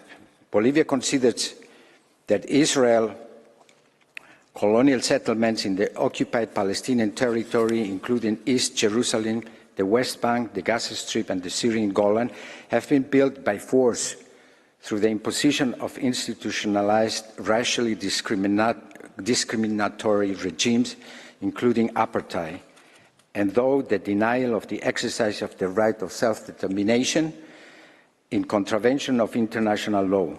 As a result, they must be considered illegal. Similarly, Israel occupation results from an act of aggression, and as such, it must be considered illegal under both jus in bello and jus ad bellum. The Committee on the Exercise of the Inalienable Rights of the Palestinian People in 2023 study of the illegality of the Israel occupation endorsed the growing body of evidence that Israel's belligerent occupation of the Palestinian territory is illegal insofar as it denies the inalienable right of the Palestinian people to self-determination, including the right to an independent state of Palestine. The occupying power lacks the right of sovereignty over the occupied territory, as confirmed by the principle of permanent inviolability of the rights of the protected population in the event of annexation, which is enshrined in Article 47 of the Fourth Geneva Convention of 1949. The occupying power cannot alienate the land or the properties of the occupied state. Thus, Bolivia considers that the Israeli colonialist occupations are clearly illegal according to Justin Bello, an illegal occupation because there is in a violation of the normative order and the legal regime of the occupation, such as the principles of temporality, the prohibition of annexation by force, serious violations of human rights and the right to self-determination, inalienability of sovereignty, and the prohibition of racial discrimination, apartheid, and more recently, genocide.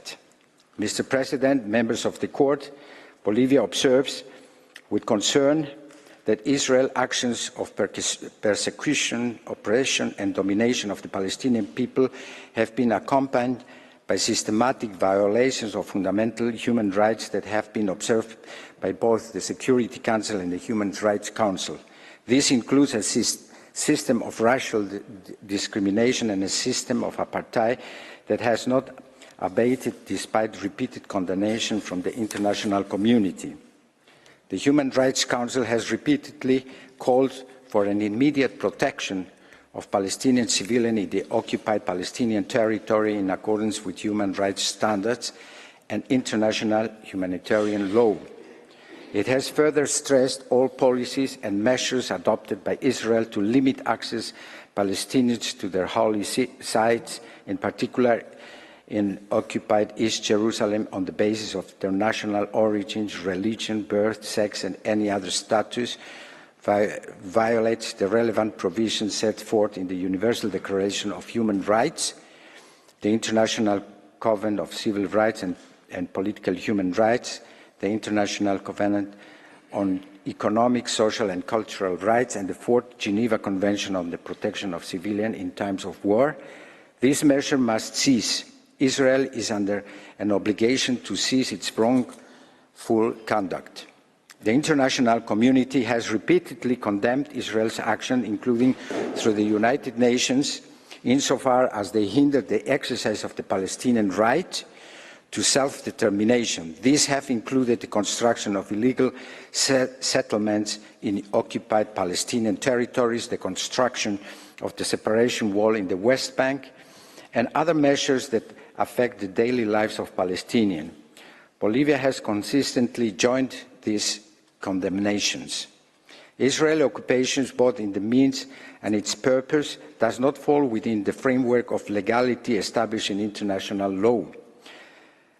The de facto annexation of territory imposes restrictions on where the Palestinians can live, travel, and as well as a racial, discriminatory, legal, and administrative regime that favors Israel settlers and deprives Palestinians on their most basic rights. The conclusion is unavoidable that Israel has used its prolonged occupation as a pretext to pursue its illegal objective of annexing the occupied Palestinian territories in violation of the Charter of the United Nations. Therefore, the Israel occupation must be considered illegal in its entirety. Mr. President, members of the Court, the policies and practices of Israeli occupation in Palestinian territory are illegal and have legal consequences with obligation for Israel and for other states and the United Nations, since they violate the rights of the Palestinians as people and Palestine as a state. And therefore, they both demand the complete and immediate cessation of these international acts. Bolivia considers that Israel, as the state responsible for this violation of international law, must seize the jury and de facto acts and policies that prevent the exercise of its rights to self-determination of the Palestinian people and fulfill its obligation to end the situation of illegal occupation and its discriminatory policies and practices designed and maintained to establish dominance in a peaceful, immediate and unconditional manner. Therefore, Israel is also obliged to stop development of the atrocities of genocide committed more recently in Gaza and to comply with the provision measures set forth in the order of this court in January 26, 2024. Israel must also comply with its international obligations and stop continued Israel settlements activities that are jeopardizing the viability of the two-state solution based on the 1967 lines and retract Israel's announcement on February last year of a further construction and expansion of settlements and the legalization of advanced settlements. Israel must cease the armed occupation and cancel the annexation of Palestinian territories and reverse illegal settlements by establishing reparation and compensations. As the occupying power, it must assume responsibility for 76 years of occupation and for the siege imposed on the Gaza Strip and the ongoing atrocities of crimes of genocide. Bolivia considers that within the framework of the resolution mentioned in the advisory opinion brief, Israel must immediately and completely put an end of all settlement activities in the occupied territory and reaffirms that the establishment of settlements by Israel in the Palestinian territory occupied since 1967, including East Jerusalem, has no legal validity and constitutes a manifest violation of international law and a major obstacle to the achievement of the two-state solution and a comprehensive, just and lasting peace. Mr. President, members of the Court, the international community has, including through the United Nations, repeatedly condemned and must continue to condemn Israel's actions that hinder the exercise of the Palestinian right to self-determination, such as the construction of illegal settlements in the occupied Palestinian territories, the construction of the wall separation in the West Bank, and the other discriminatory measures that affect the daily lives of Palestinians. In this context, states and international organizations are under an obligation to prevent and take measures and cooperate to prevent Israel from continuing to violate the Palestinian right to self-determination and its discriminatory practices of domination and apartheid, and to avoid any act of support for the genocide of the Palestinian people. These measures may include diplomatic actions, economic sanctions, political pressure, and legal measures. States have the obligation to contribute with separate or joint actions to the state of Palestine and exercise of its right to self-determination. States parties to the Genocide Convention also have clear obligation to act to prevent, suppress and punish genocide, employing all means reasonable available to them so as to prevent genocide so far as possible within the limits permitted by international law, also clarified in the 2024 Ukraine-Russia case. The plurinational state of Bolivia considers that the Presidential Declaration of the Security Council of February 20, 2023 firmly underlines the need for all parties to comply with their international obligations and commitments. In this sense, states have the obligation not to recognize the illegal situation resulting from the acts of occupation of the territories of Palestine by Israel, the impediment of the right to self-determination of the Palestinian people, the prevention of discrimination, apartheid and genocide, and avoid any act of complicity and action that contributes to the maintenance of these illegal situations.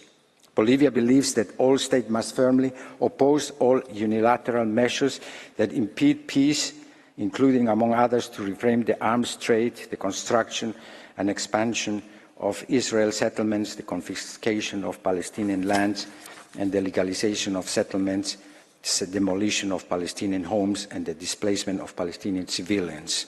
States have to reject the expansionist and colonialist policies that Israel has been developing for half a century, promoting a system of apartheid and constant suffocation and genocide against the Palestinian people in violation of international law, the Charter of the United Nations, and the respective resolution approved by the Security Council, the Human Rights Council, and the General Assembly. As a pacifist country, the plurinational state considers that the only alternative to guarantee a just and lasting peace in the conflict between Israel and Palestine must be the obligation for all states to contribute to dialogue and negotiation with clear expression of political will from both parties to achieve a two-state solution, consolidating a free, sovereign and independent Palestinian state as it established with the pre-1967 international borders, with Jerusalem as its capital in accordance with the relevant Security Council and General Assembly resolution. Following the principles of international law and peace, Bolivia recognized Palestine as an independent and sovereign state on the 17th of December 2010 along the 1967 border because it meets all the traditional criteria for statehood. All states have common but differentiated responsibilities and the obligations to provide solidarity, assistance to the Palestinian people. Accordingly, and despite its economic limitation, the plurinational state of Bolivia is making an important effort by sending a contingent of humanitarian aid, which we hope can reach its destination without objection from the occupying power.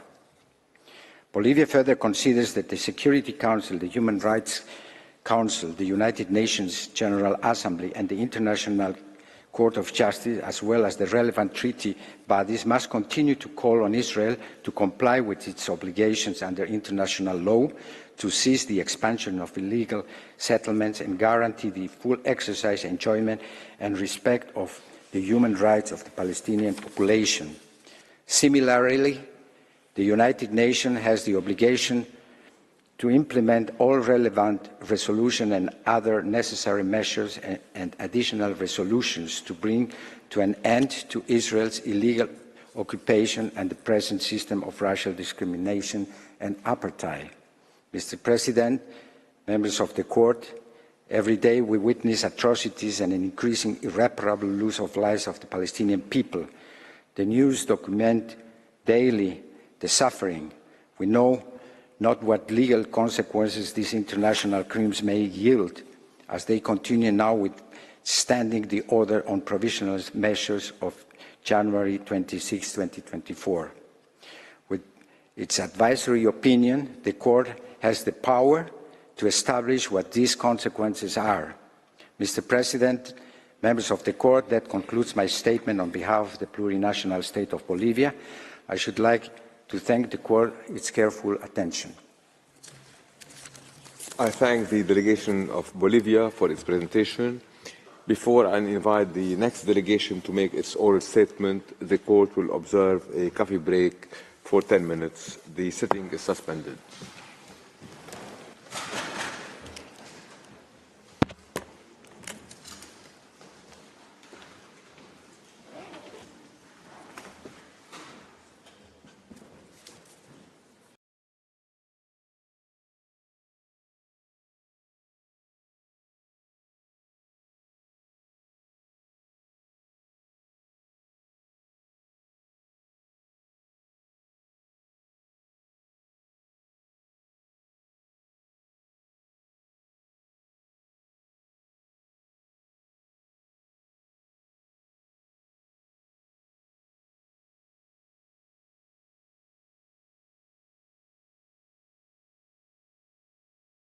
And very fresh thinking.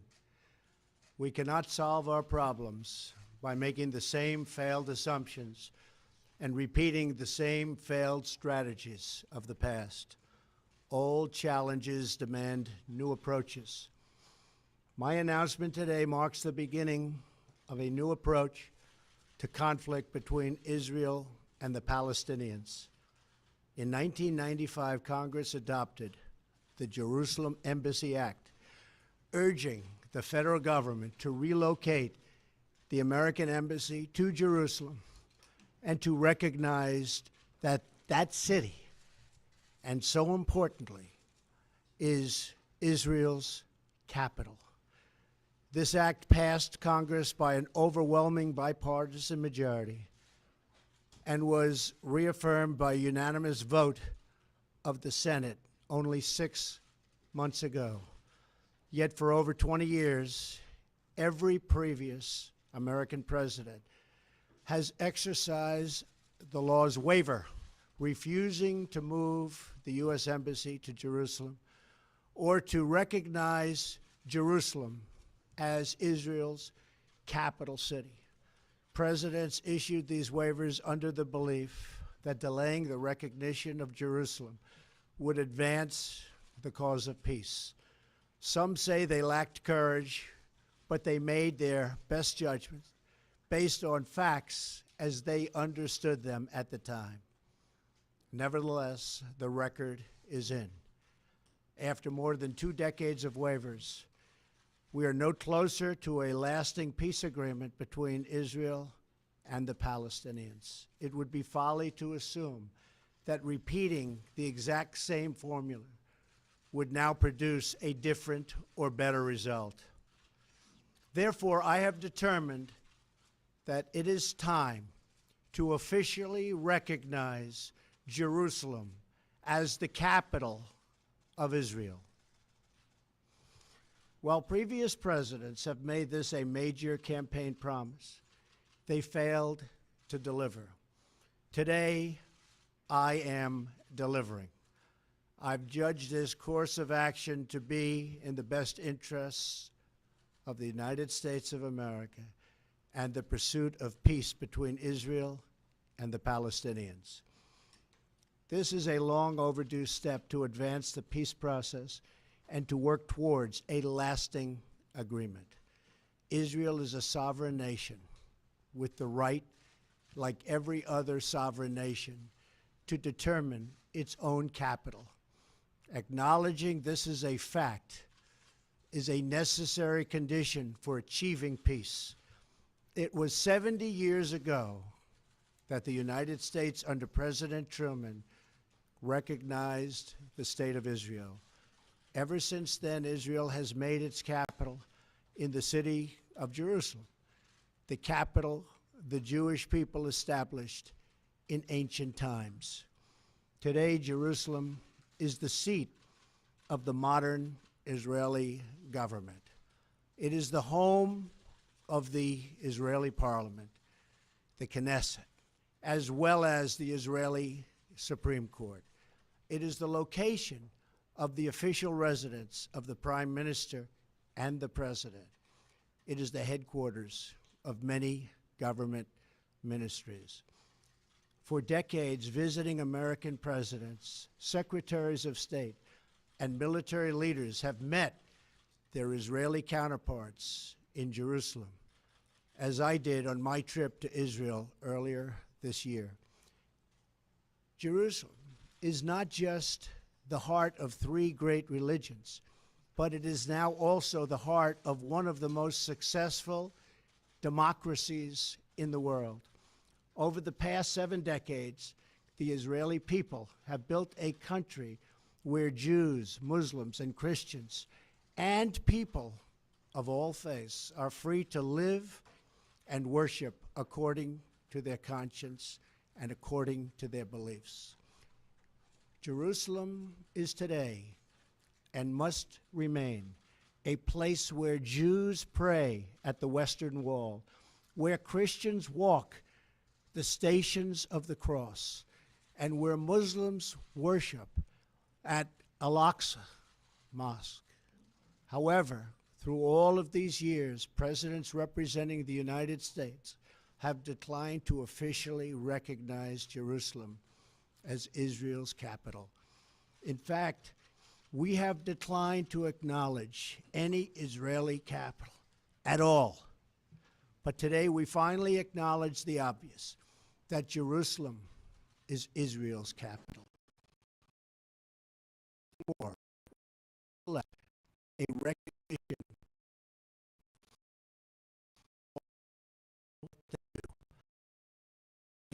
that has done. That is why, consistent with the Jerusalem Embassy Act, I am also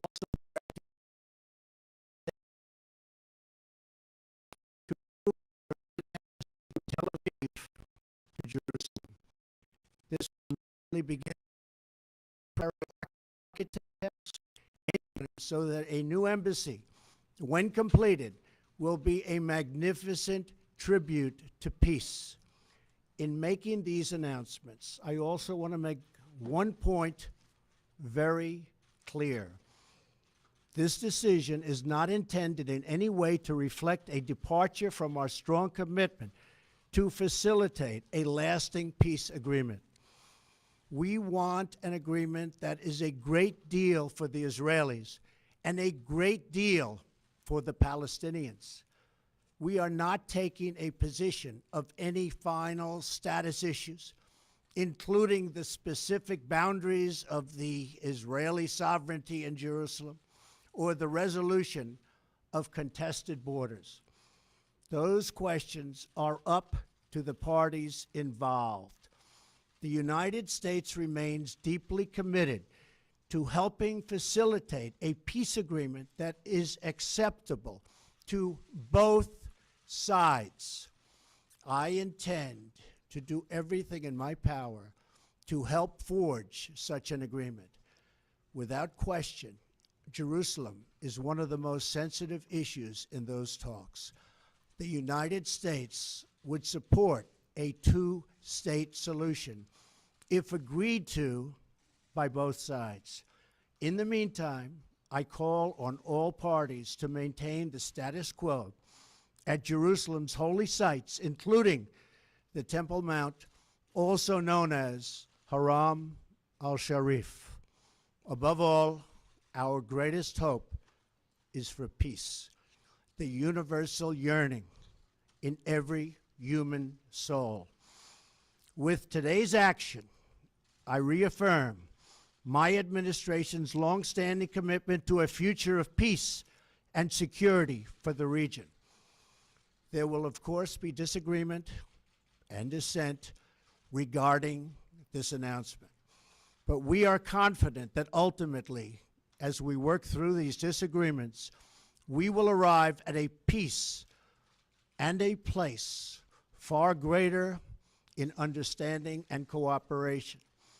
This sacred city should call forth the best in humanity, lifting our sights to what it is possible, not pulling us back and down to the old fights that have become so totally predictable. Peace is never beyond the grasp of those willing to reach it. So today we call for calm, for moderation, and for the voices of tolerance to prevail over the purveyors of hate. Our children should inherit our love, not our conflicts. I repeat the message I delivered at the historic and extraordinary summit in Saudi Arabia earlier this year. The Middle East is a region rich with culture, spirit, and history. Its people are brilliant, proud, and diverse, vibrant, and strong. But the incredible future awaiting this region is held at bay by bloodshed, ignorance, and terror. Vice President Pence will travel to the region in the coming days to reaffirm our commitment to work with partners throughout the Middle East to defeat radicalism that threatens the hopes and dreams of future generations. It is time for the many who desire peace to expel the extremists from their midst. It is time for all civilized nations and people to respond to disagreement with reasoned debate, not violence. And it is time for young and moderate voices all across the Middle East to claim for themselves a bright and beautiful future. So today, let us rededicate ourselves to a path of mutual understanding and respect. Let us rethink old assumptions and open our hearts and minds to possible and possibilities. And finally, I ask the leaders of the region, political and religious, Israeli and Palestinian, Jewish and Christian and Muslim, to join us in the noble quest for lasting peace. Thank you. God bless you. God bless Israel. God bless the Palestinians. And God bless the United States. Thank you very much. Thank you.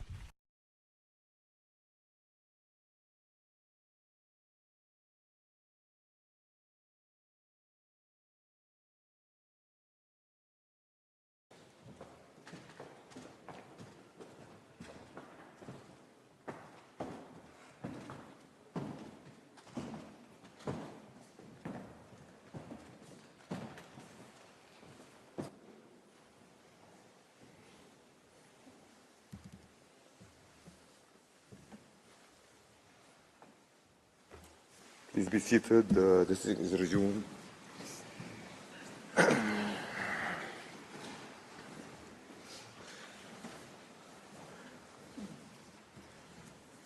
I now call upon the delegation of Brazil to address the court and invite Mrs. Maria Clara Paula de Tosco to take the floor. Mr. President, distinguished members of the court, it is an honor for me to speak on behalf of Brazil before the International Court of Justice, the main judicial organ of the United Nations. We are gathered here to fulfill another stage of a mandate conferred upon this court by the United Nations General Assembly on December 30, 2022, when Resolution 77/247, entitled Israeli Practices Affecting the Human Rights of the Palestinian People in the Occupied Palestinian Territory, including East Jerusalem, was adopted. Through that resolution, the General Assembly tasked this court with providing an advisory opinion in response to two main questions, which I quote. First, what are the legal consequences arising from the ongoing violation by Israel of the right of the Palestinian people to self-determination from its prolonged occupation, settlement, and annexation of the Palestinian territory occupied since 1967, including measures aimed at altering the demographic composition, character, and status of the Holy City of Jerusalem, and from its adoption of related discriminatory legislation and measures. And second, how do the policies and practices of Israel affect the legal status of the occupation, and what are the legal consequences that arise for all states and the United Nations from this status? Brazil's decision to participate in this proceeding, presenting our written statement, and now speaking at this public hearing, stems from the country's historical commitment to abide by international law, to foster multilateralism, and to promote the peaceful settlement of disputes. The Israeli-Palestinian question has been one of the most pressing unresolved conflicts on the international agenda for decades. Israel's occupation of Palestinian territories, persisting since 1967, in violation of international law and numerous resolutions by the UN General Assembly and the Security Council cannot be accepted, let alone normalized by the international community. From Brazil's perspective, the current request for an advisory opinion addressed to the highest judicial body in the UN system could not be more timely.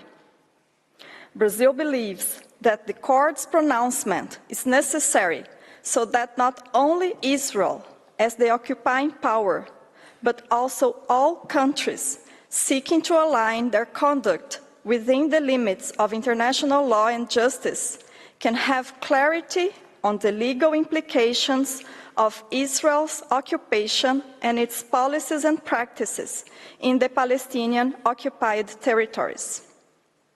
It is not surprising, therefore, that over 50 countries have decided to participate in the proceedings concerning this advisory opinion.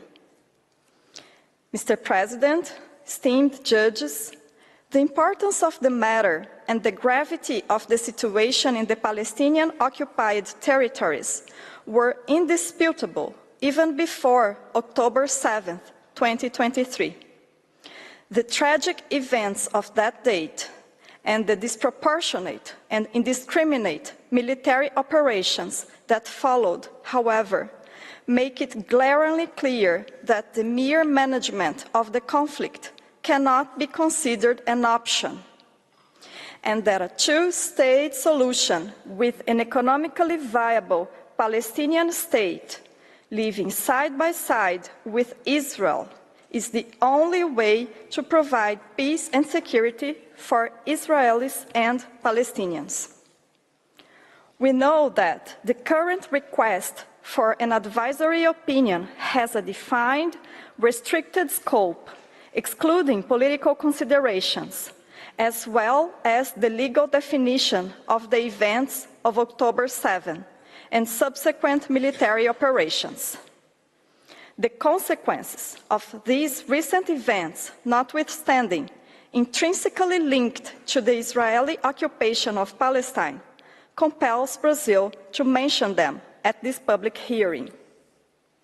I do not intend today to delve into the legal considerations that Brazil presented in its written statement in July 2023, already well known to this court.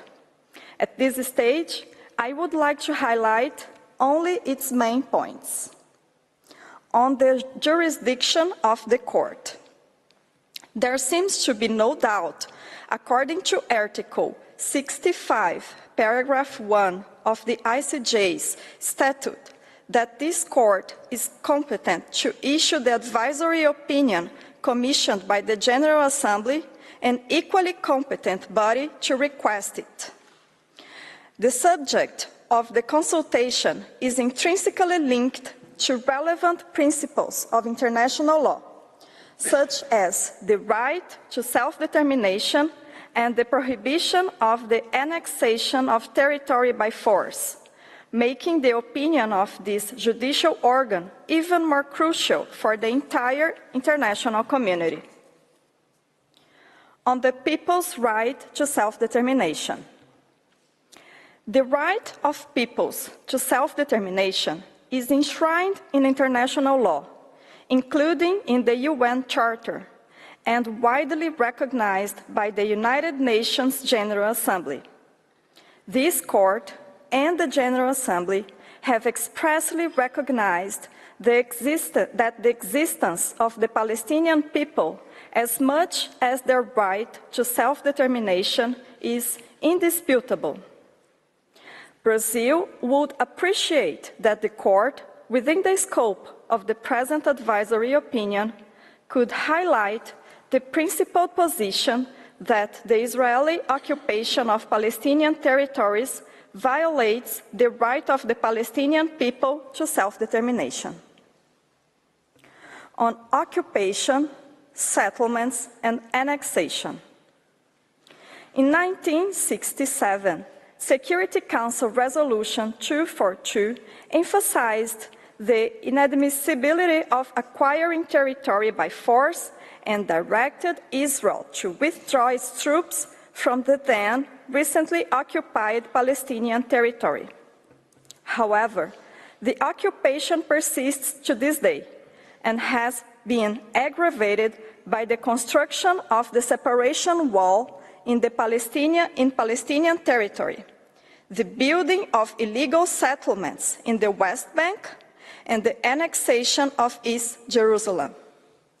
As recognized by the court in the Wall Advisory Opinion, Israel has continued to have the status of occupying power.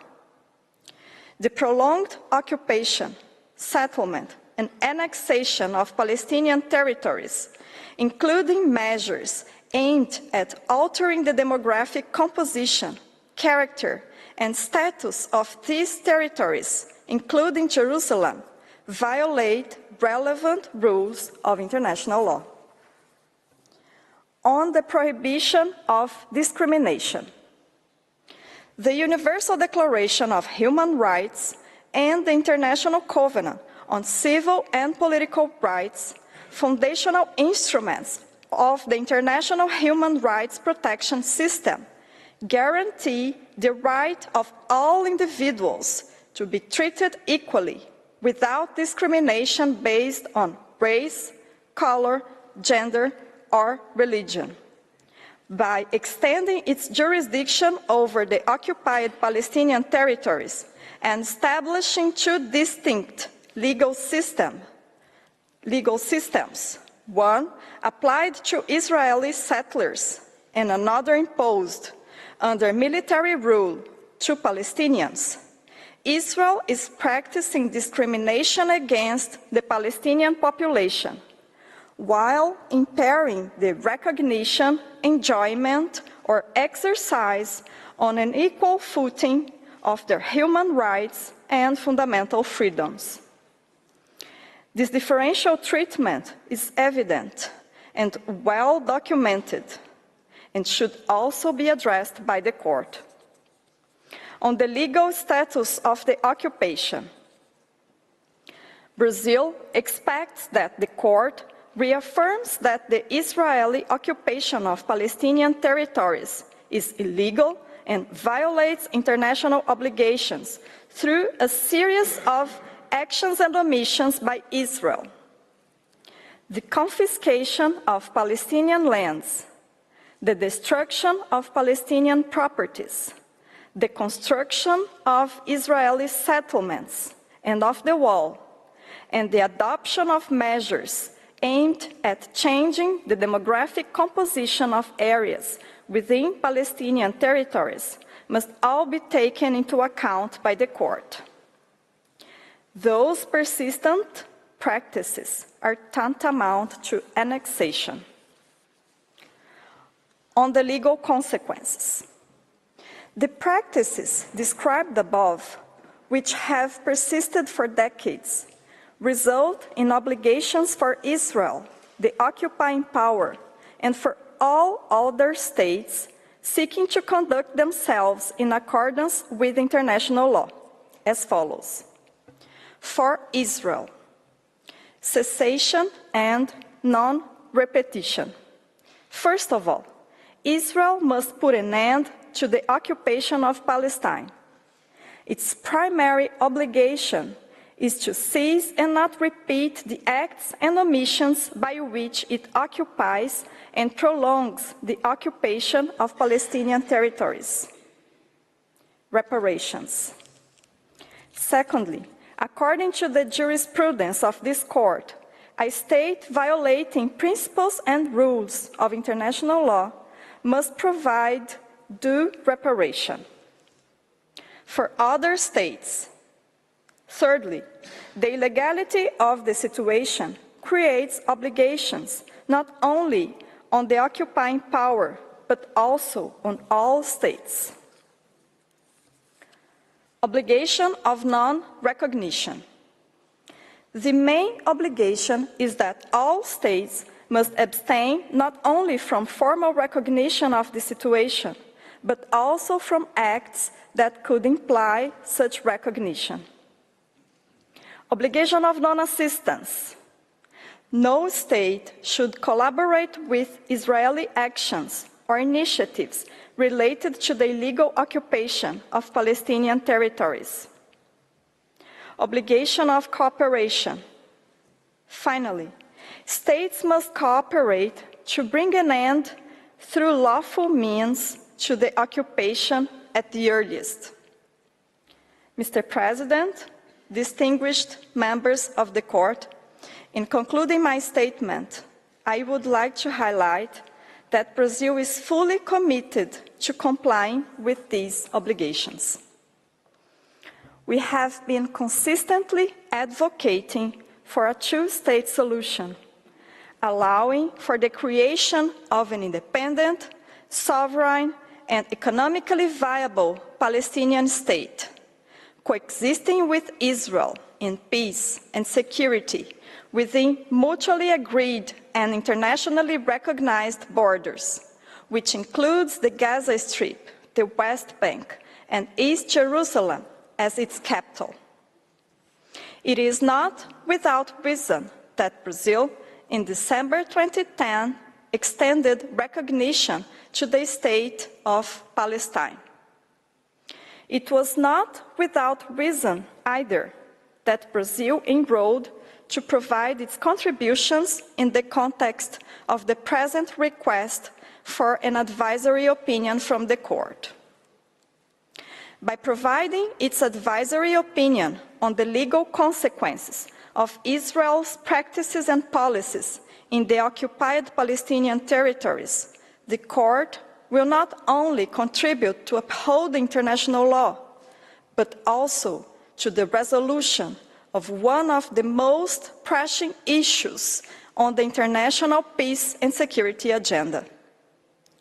Brazil strongly believes in dialogue, peace, justice, and multilateralism, and highly values the work of this International Court of Justice. Thank you. I thank the delegation of Brazil for its presentation. Let me now call upon the next participating delegation, Chile, to address the Court and invite Ms. Jimena Fuentes Torrijos to the podium.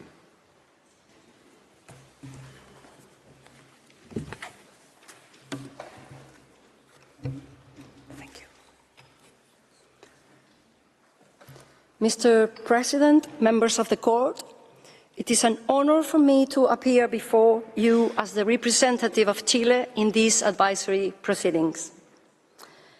The two questions submitted by the General Assembly to the Court are of the utmost importance to assist the organs of the United Nations in fulfilling their responsibility under Article 1, paragraphs 1 and 2 of the United Nations Charter, namely, to take effective collective measures for the prevention and removal of threats to the peace, to bring about adjustment or settlement of international disputes or situations which might lead to a breach of peace, and to develop friendly relations among nations based on respect for the principle of equal rights and self-determination of peoples, and to take appropriate measures to strengthen universal peace. The situation that affects the occupied Palestinian territory may only find a satisfactory solution on the basis of compliance with the Charter of the United Nations, international human rights law, and international humanitarian law. The right to self-determination to which the Palestinian people living in the OPT are entitled plays a central role in the resolution of this long-standing conflict. It is our position that the Court should provide a substantive advisory opinion that may contribute to the strengthening of peaceful relations between Israel and Palestine by clarifying the applicable international law and the legal consequences arising from the violation of those rules. Chile appears today before the Court in response to the invitation extended to all member states of the United Nations to furnish information on the questions submitted by the General Assembly. Two main considerations have prompted Chile to participate in these advisory proceedings. First, Chile, as a member of the United Nations, has the responsibility to contribute to strengthening the rule of law in the international community. The questions submitted by the General Assembly touch upon the basic principles of the rule of law. That is to say, the principle of the supremacy of law above the exercise of power and the principle of accountability. Second, Chile has continuously supported the self-determination of the Palestinian people and the two-state solution. Through decades of participation in the multilateral fora, Chile has consistently called all the parties to comply with their obligations under international law and to put an end to policies and practices that endanger the peace process. All this in a domestic setting where Chile is home to a large Palestinian community, the largest outside the Middle East, and to an important Jewish community, the third in South America. In 2011, the Chilean government, led by former President Sebastián Piñera, recognized the State of Palestine, and in 2012, Chile co-sponsored General Assembly Resolution 67/19, which accorded Palestine non-member observer state status in the United Nations. Chile would like to see the implementation of the two-state solution within internationally recognized and secure boundaries, and it is convinced that these advisory proceedings will assist in that process. Why? Because under the current status quo, there is no solution in sight. An advisory opinion may contribute to the process of changing the status quo, putting an end to the 56-year occupation of Palestinian territory and to the realization of the Palestinian people's self-determination. In this presentation, Chile will develop 3 points. First, the absence of compelling reasons to decline rendering the advisory opinion. It is a false dilemma that such opinion may impede negotiations between Israel and Palestine. Second, Chile's views on question A regarding Israel's violation of the inalienable right of the Palestinian people to self-determination and other rules of international law and the responsibility that arises thereof. Third, Chile's views on question B regarding the illegal status of the occupation and the consequence that necessarily follows, namely, the obligation to put an end to the occupation. Moving to the first point, it is Chile's position that the court has jurisdiction to give the requested advisory opinion and that there are no compelling reasons for the court to refuse to do so. As already stated in its written statements, Chile considers that the fact that a legal question may also involve certain political aspects, or the fact that the parties concerned should pursue negotiations, does not bar the court from its jurisdiction. Indeed, complex situations, such as the Israeli-Palestinian conflict, are precisely the ones that can benefit the most from a clarification of the applicable law by this court. With regard to the principle of judicial propriety, which has been a matter of some debate in these proceedings, Chile underscores the fact that, by their very nature, advisory opinions do not resolve contentious disputes and does not share the view of a few other states that rendering an advisory opinion in this case would be at odds with the agreed negotiation framework dealing with the ultimate status of the OPT. While it is true that the Security Council has endorsed a political process based on a negotiation framework for the resolution of the Israeli-Palestinian conflict, it is also true that the Security Council itself has condemned all measures aimed at altering the demographic composition, character and status of the Palestinian territory occupied since 1967, including East Jerusalem, including inter alia, the construction and expansion of settlements, transfer of Israeli settlers, confiscation of land, demolition of homes, and displacement of Palestinian civilians in violation of international humanitarian law and relevant resolutions.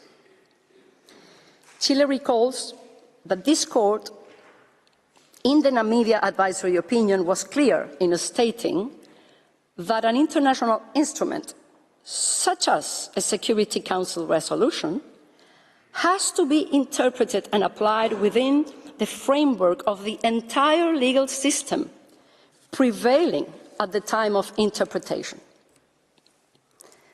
The court has also noted that resolutions of the UN organs need to be analyzed, having regard to the terms of the resolution to be interpreted, the discussions leading to it, and in general, all circumstances that might assist in determining the legal consequences of the resolution of the Security Council. Thus, to argue that Security Council resolutions supporting the need for a negotiated two-state solution impede the exercise of the court's advisory jurisdiction is simply untenable. Indeed, it is quite clear from the language used by those resolutions and the discussions leading to their adoption that any such negotiated solution precisely requires the cessation and non-recognition of Israel's illegal activities in the OPT. It is difficult to understand how a legal opinion rendered by this court, the purpose of which is precisely to determine the legal consequences of Israel's behavior in the OPT, might be an obstacle for a prospective negotiated solution. In addition, one should not lose sight of the fact that ongoing or prospective negotiations do not imply a suspension of the functions and powers of the Security Council or the General Assembly. Indeed, the purpose of the request for an advisory opinion in this case is precisely to assist the General Assembly in the exercise of its functions with regard to the situation in the OPT. It is important to bear in mind that the General Assembly, in exercising its powers, can issue recommendations, the content of which is not restricted to calling the parties to agree on a negotiated solution. In conclusion, Chile strongly supports the view that by giving the requested advisory opinion, the Court will be acting within the scope of its advisory function, fulfilling its duty to provide the legal assistance that the General Assembly requires to exercise its power in the context of a long-standing conflict. Mr. President, members of the Court, I will now address Chile's views on question A. In its first written submissions, Chile referred to some of the evidence before the Court which demonstrates that Israel's policies and practices in the OPT, including East Jerusalem and Gaza, amount to serious and reiterated violations of international law, inter alia of the right of the Palestinian people to self-determination, of the rules and basic principles of international humanitarian law and of international human rights law, including the prohibition of racial discrimination. Examining these violations is especially relevant in the present context of escalating hostilities. The upsurge of violence in the OPT and in Israel is partly explained by decades of systematic disregard of international law. Less than 4 months before the Hamas terrorist attacks, former UN Secretary General Ban Ki-moon and former UN High Commissioner for Human Rights Mary Robinson noted that Israel's policies, including its attempts to exercise sovereignty over the OPT, risks an uncontrollable explosion of violence on both sides. The statement proved premonitory. Noting that the current escalation of hostilities is partly explained by the status quo, does not entail condoning the attacks of Hamas. Chile unequivocally condemns terrorist actions and has called for the immediate and unconditional release of all hostages since day one. However, as noted by the UN Secretary General, the escalation does not come in a vacuum, but grows out of a long-standing conflict with a 56-year-long occupation and no political end in sight. This further confirms the importance of determining the legal consequences arising from the ongoing violations of international law. As Chile explained in its first written submission, there is vast evidence demonstrating the existence of serious violations of international law by Israel. Although Chile agrees with other states in noting that the court does not need to make detailed findings on every incident mentioned throughout the submissions and in the more than 1,800 documents contained in the dossier filed by the Secretary General, I would like to point to certain particularly serious violations which the court should address in its advisory opinion. First, Israel has violated and continues to violate human rights law, including the denial of the Palestinian people's self-determination, a norm of jus cogens nature. The evidence is clear, including the establishment and expansion of settlements, the confiscation of Palestinian land, and arbitrary demolition of Palestinian houses, and the unwillingness and inability of Israeli authorities and officials to protect the Palestinian population from violence in breach of Israel's obligations as an occupying power.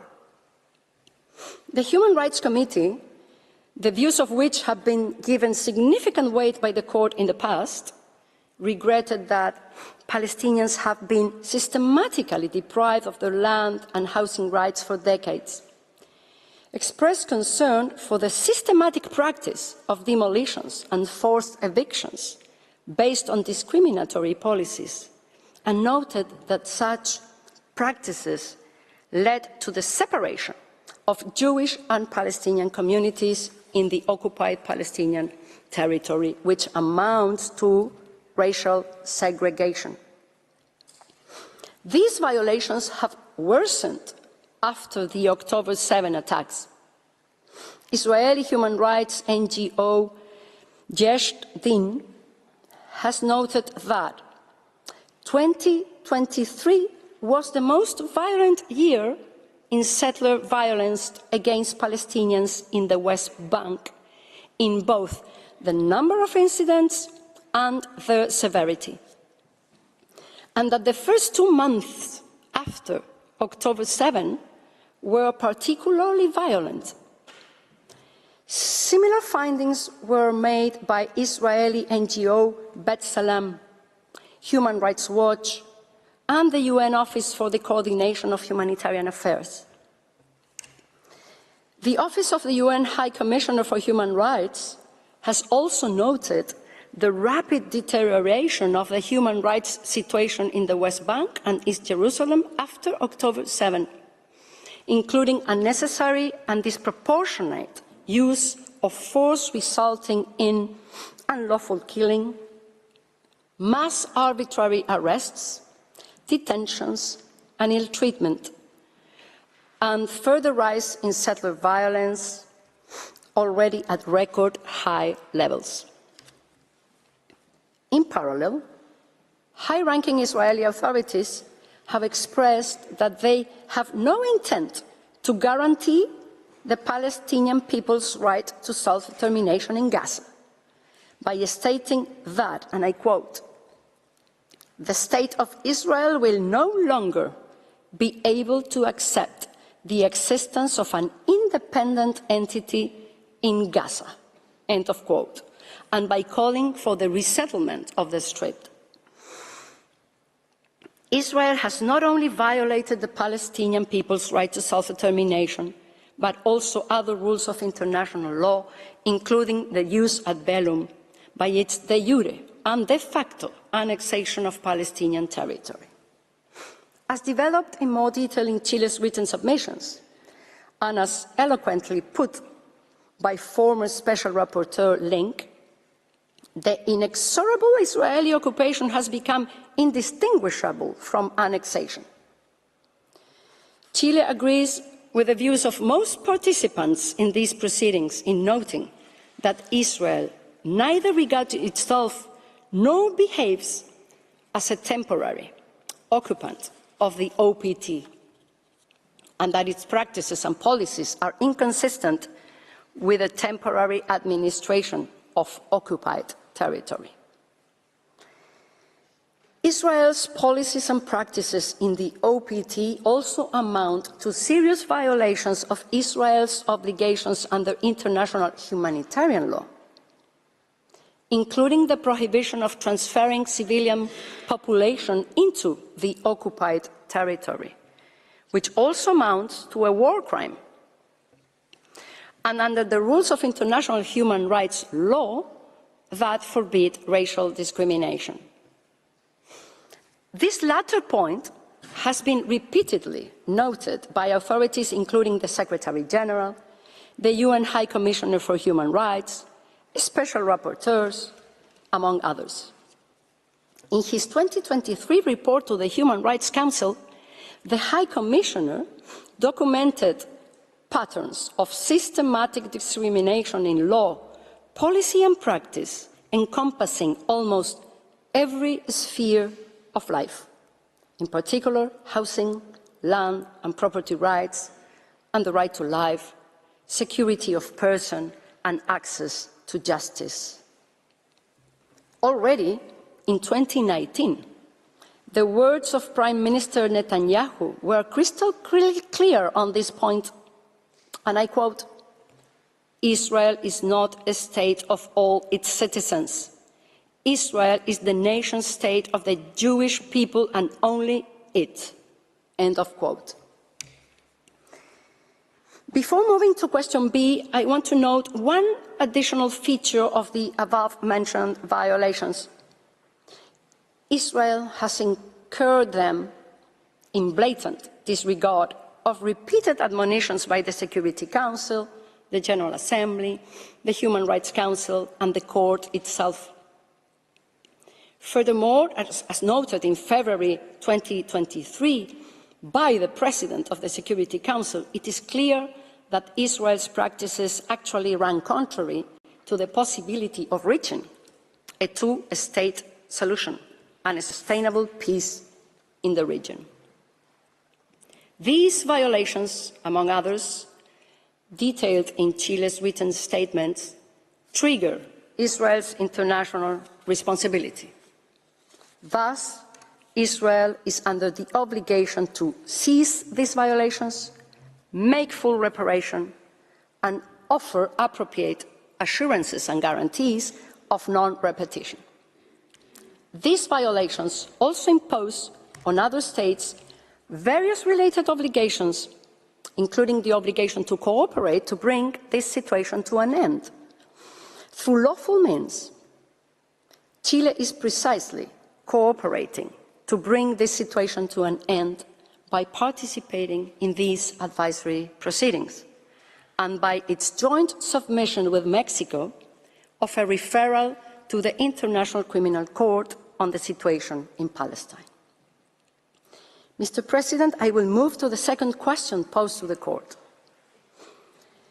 In addressing question B, it is important to distinguish it clearly from question A.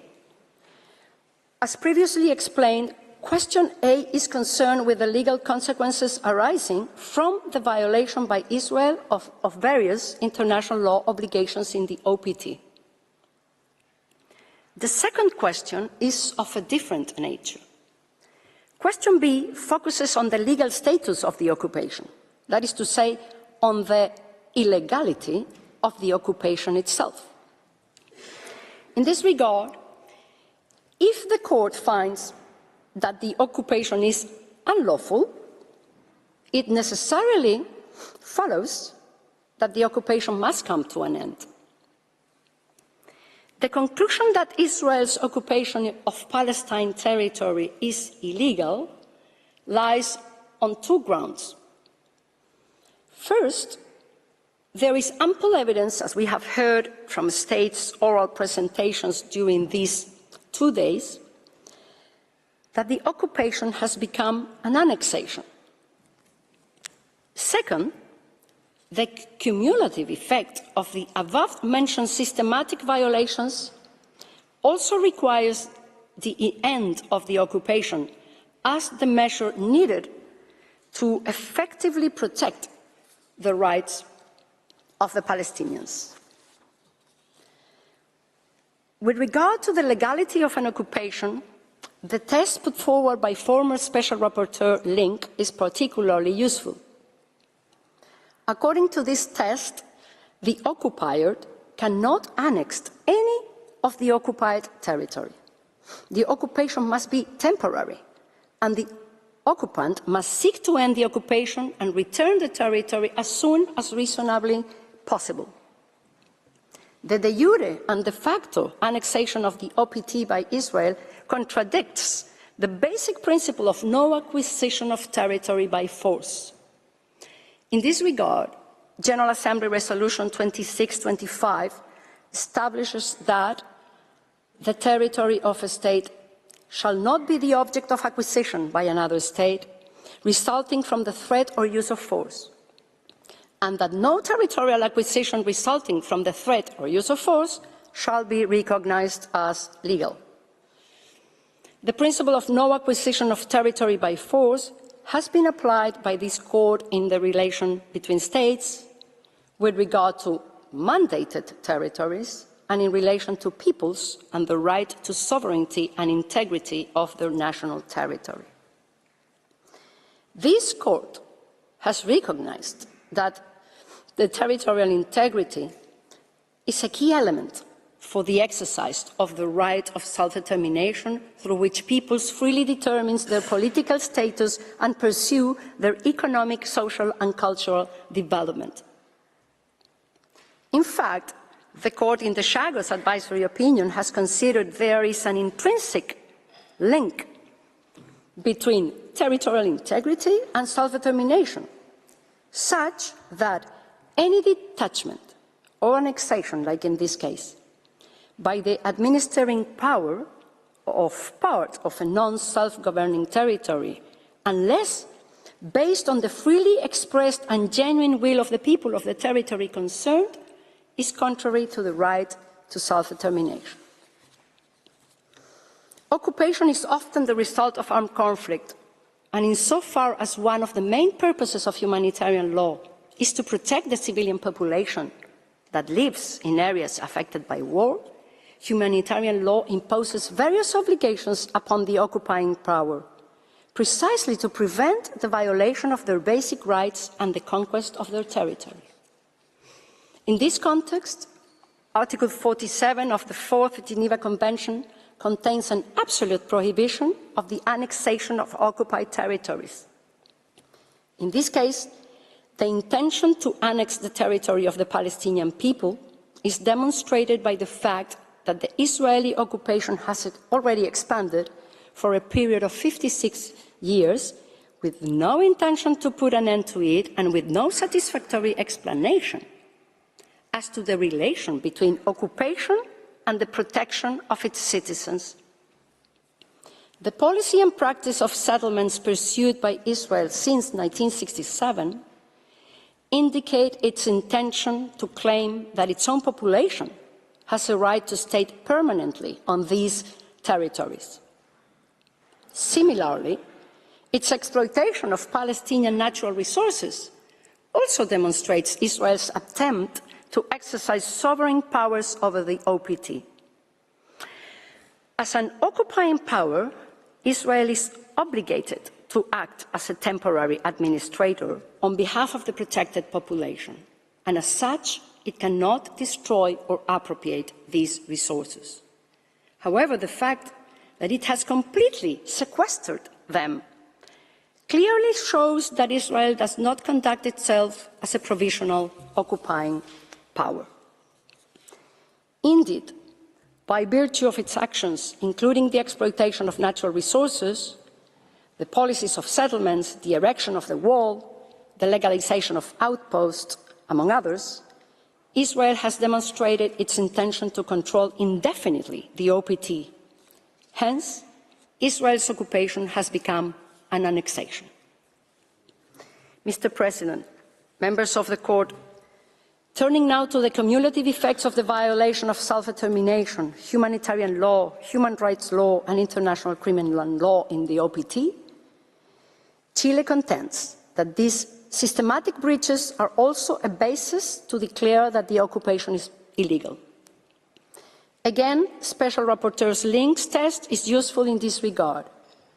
According to this test, the legality of an occupation requires the occupier to act in the best interest of the people under occupation and to administer the occupied territory in good faith, including acting in full compliance with the duties and obligations under international law. Interrupt you, but we have exceeded the time allocated to Chile. May I invite you to kindly conclude in a minute or two? Mr. President, if you could, the Court, give me 1 more minute, I can finish with the... Indeed. Thank you. It is important to clarify that not any violation of international law by an occupying power leads to the conclusion that the occupation must come to an end. As was previously stated, occupation might be the result of an armed conflict, and in that context, it is the responsibility of the occupying power to prevent and punish any act in breach of international law undertaken by its armed forces and persons under its control. Insofar as the occupying state fulfills its duty to prevent and punish the individual perpetrators, the violations will not by themselves raise the question of the illegality of the occupation. But in this case, the systematic violation of international law is part of a state policy. And then we think that the occupation has become illegal. These rules applies, therefore, during this illegal occupation, the obligations of the occupying power obviously persist, despite the fact that this occupation must come to an end. Mr. President, members of the Court, with this, I conclude Chile's presentation. Thank you very much. I thank the delegation of Chile for its presentation, which brings to a close this afternoon's hearing. The court will meet again tomorrow morning at 10 a.m. to hear Colombia, Cuba, Egypt, the United Arab Emirates, and the United States of America. The sitting is adjourned.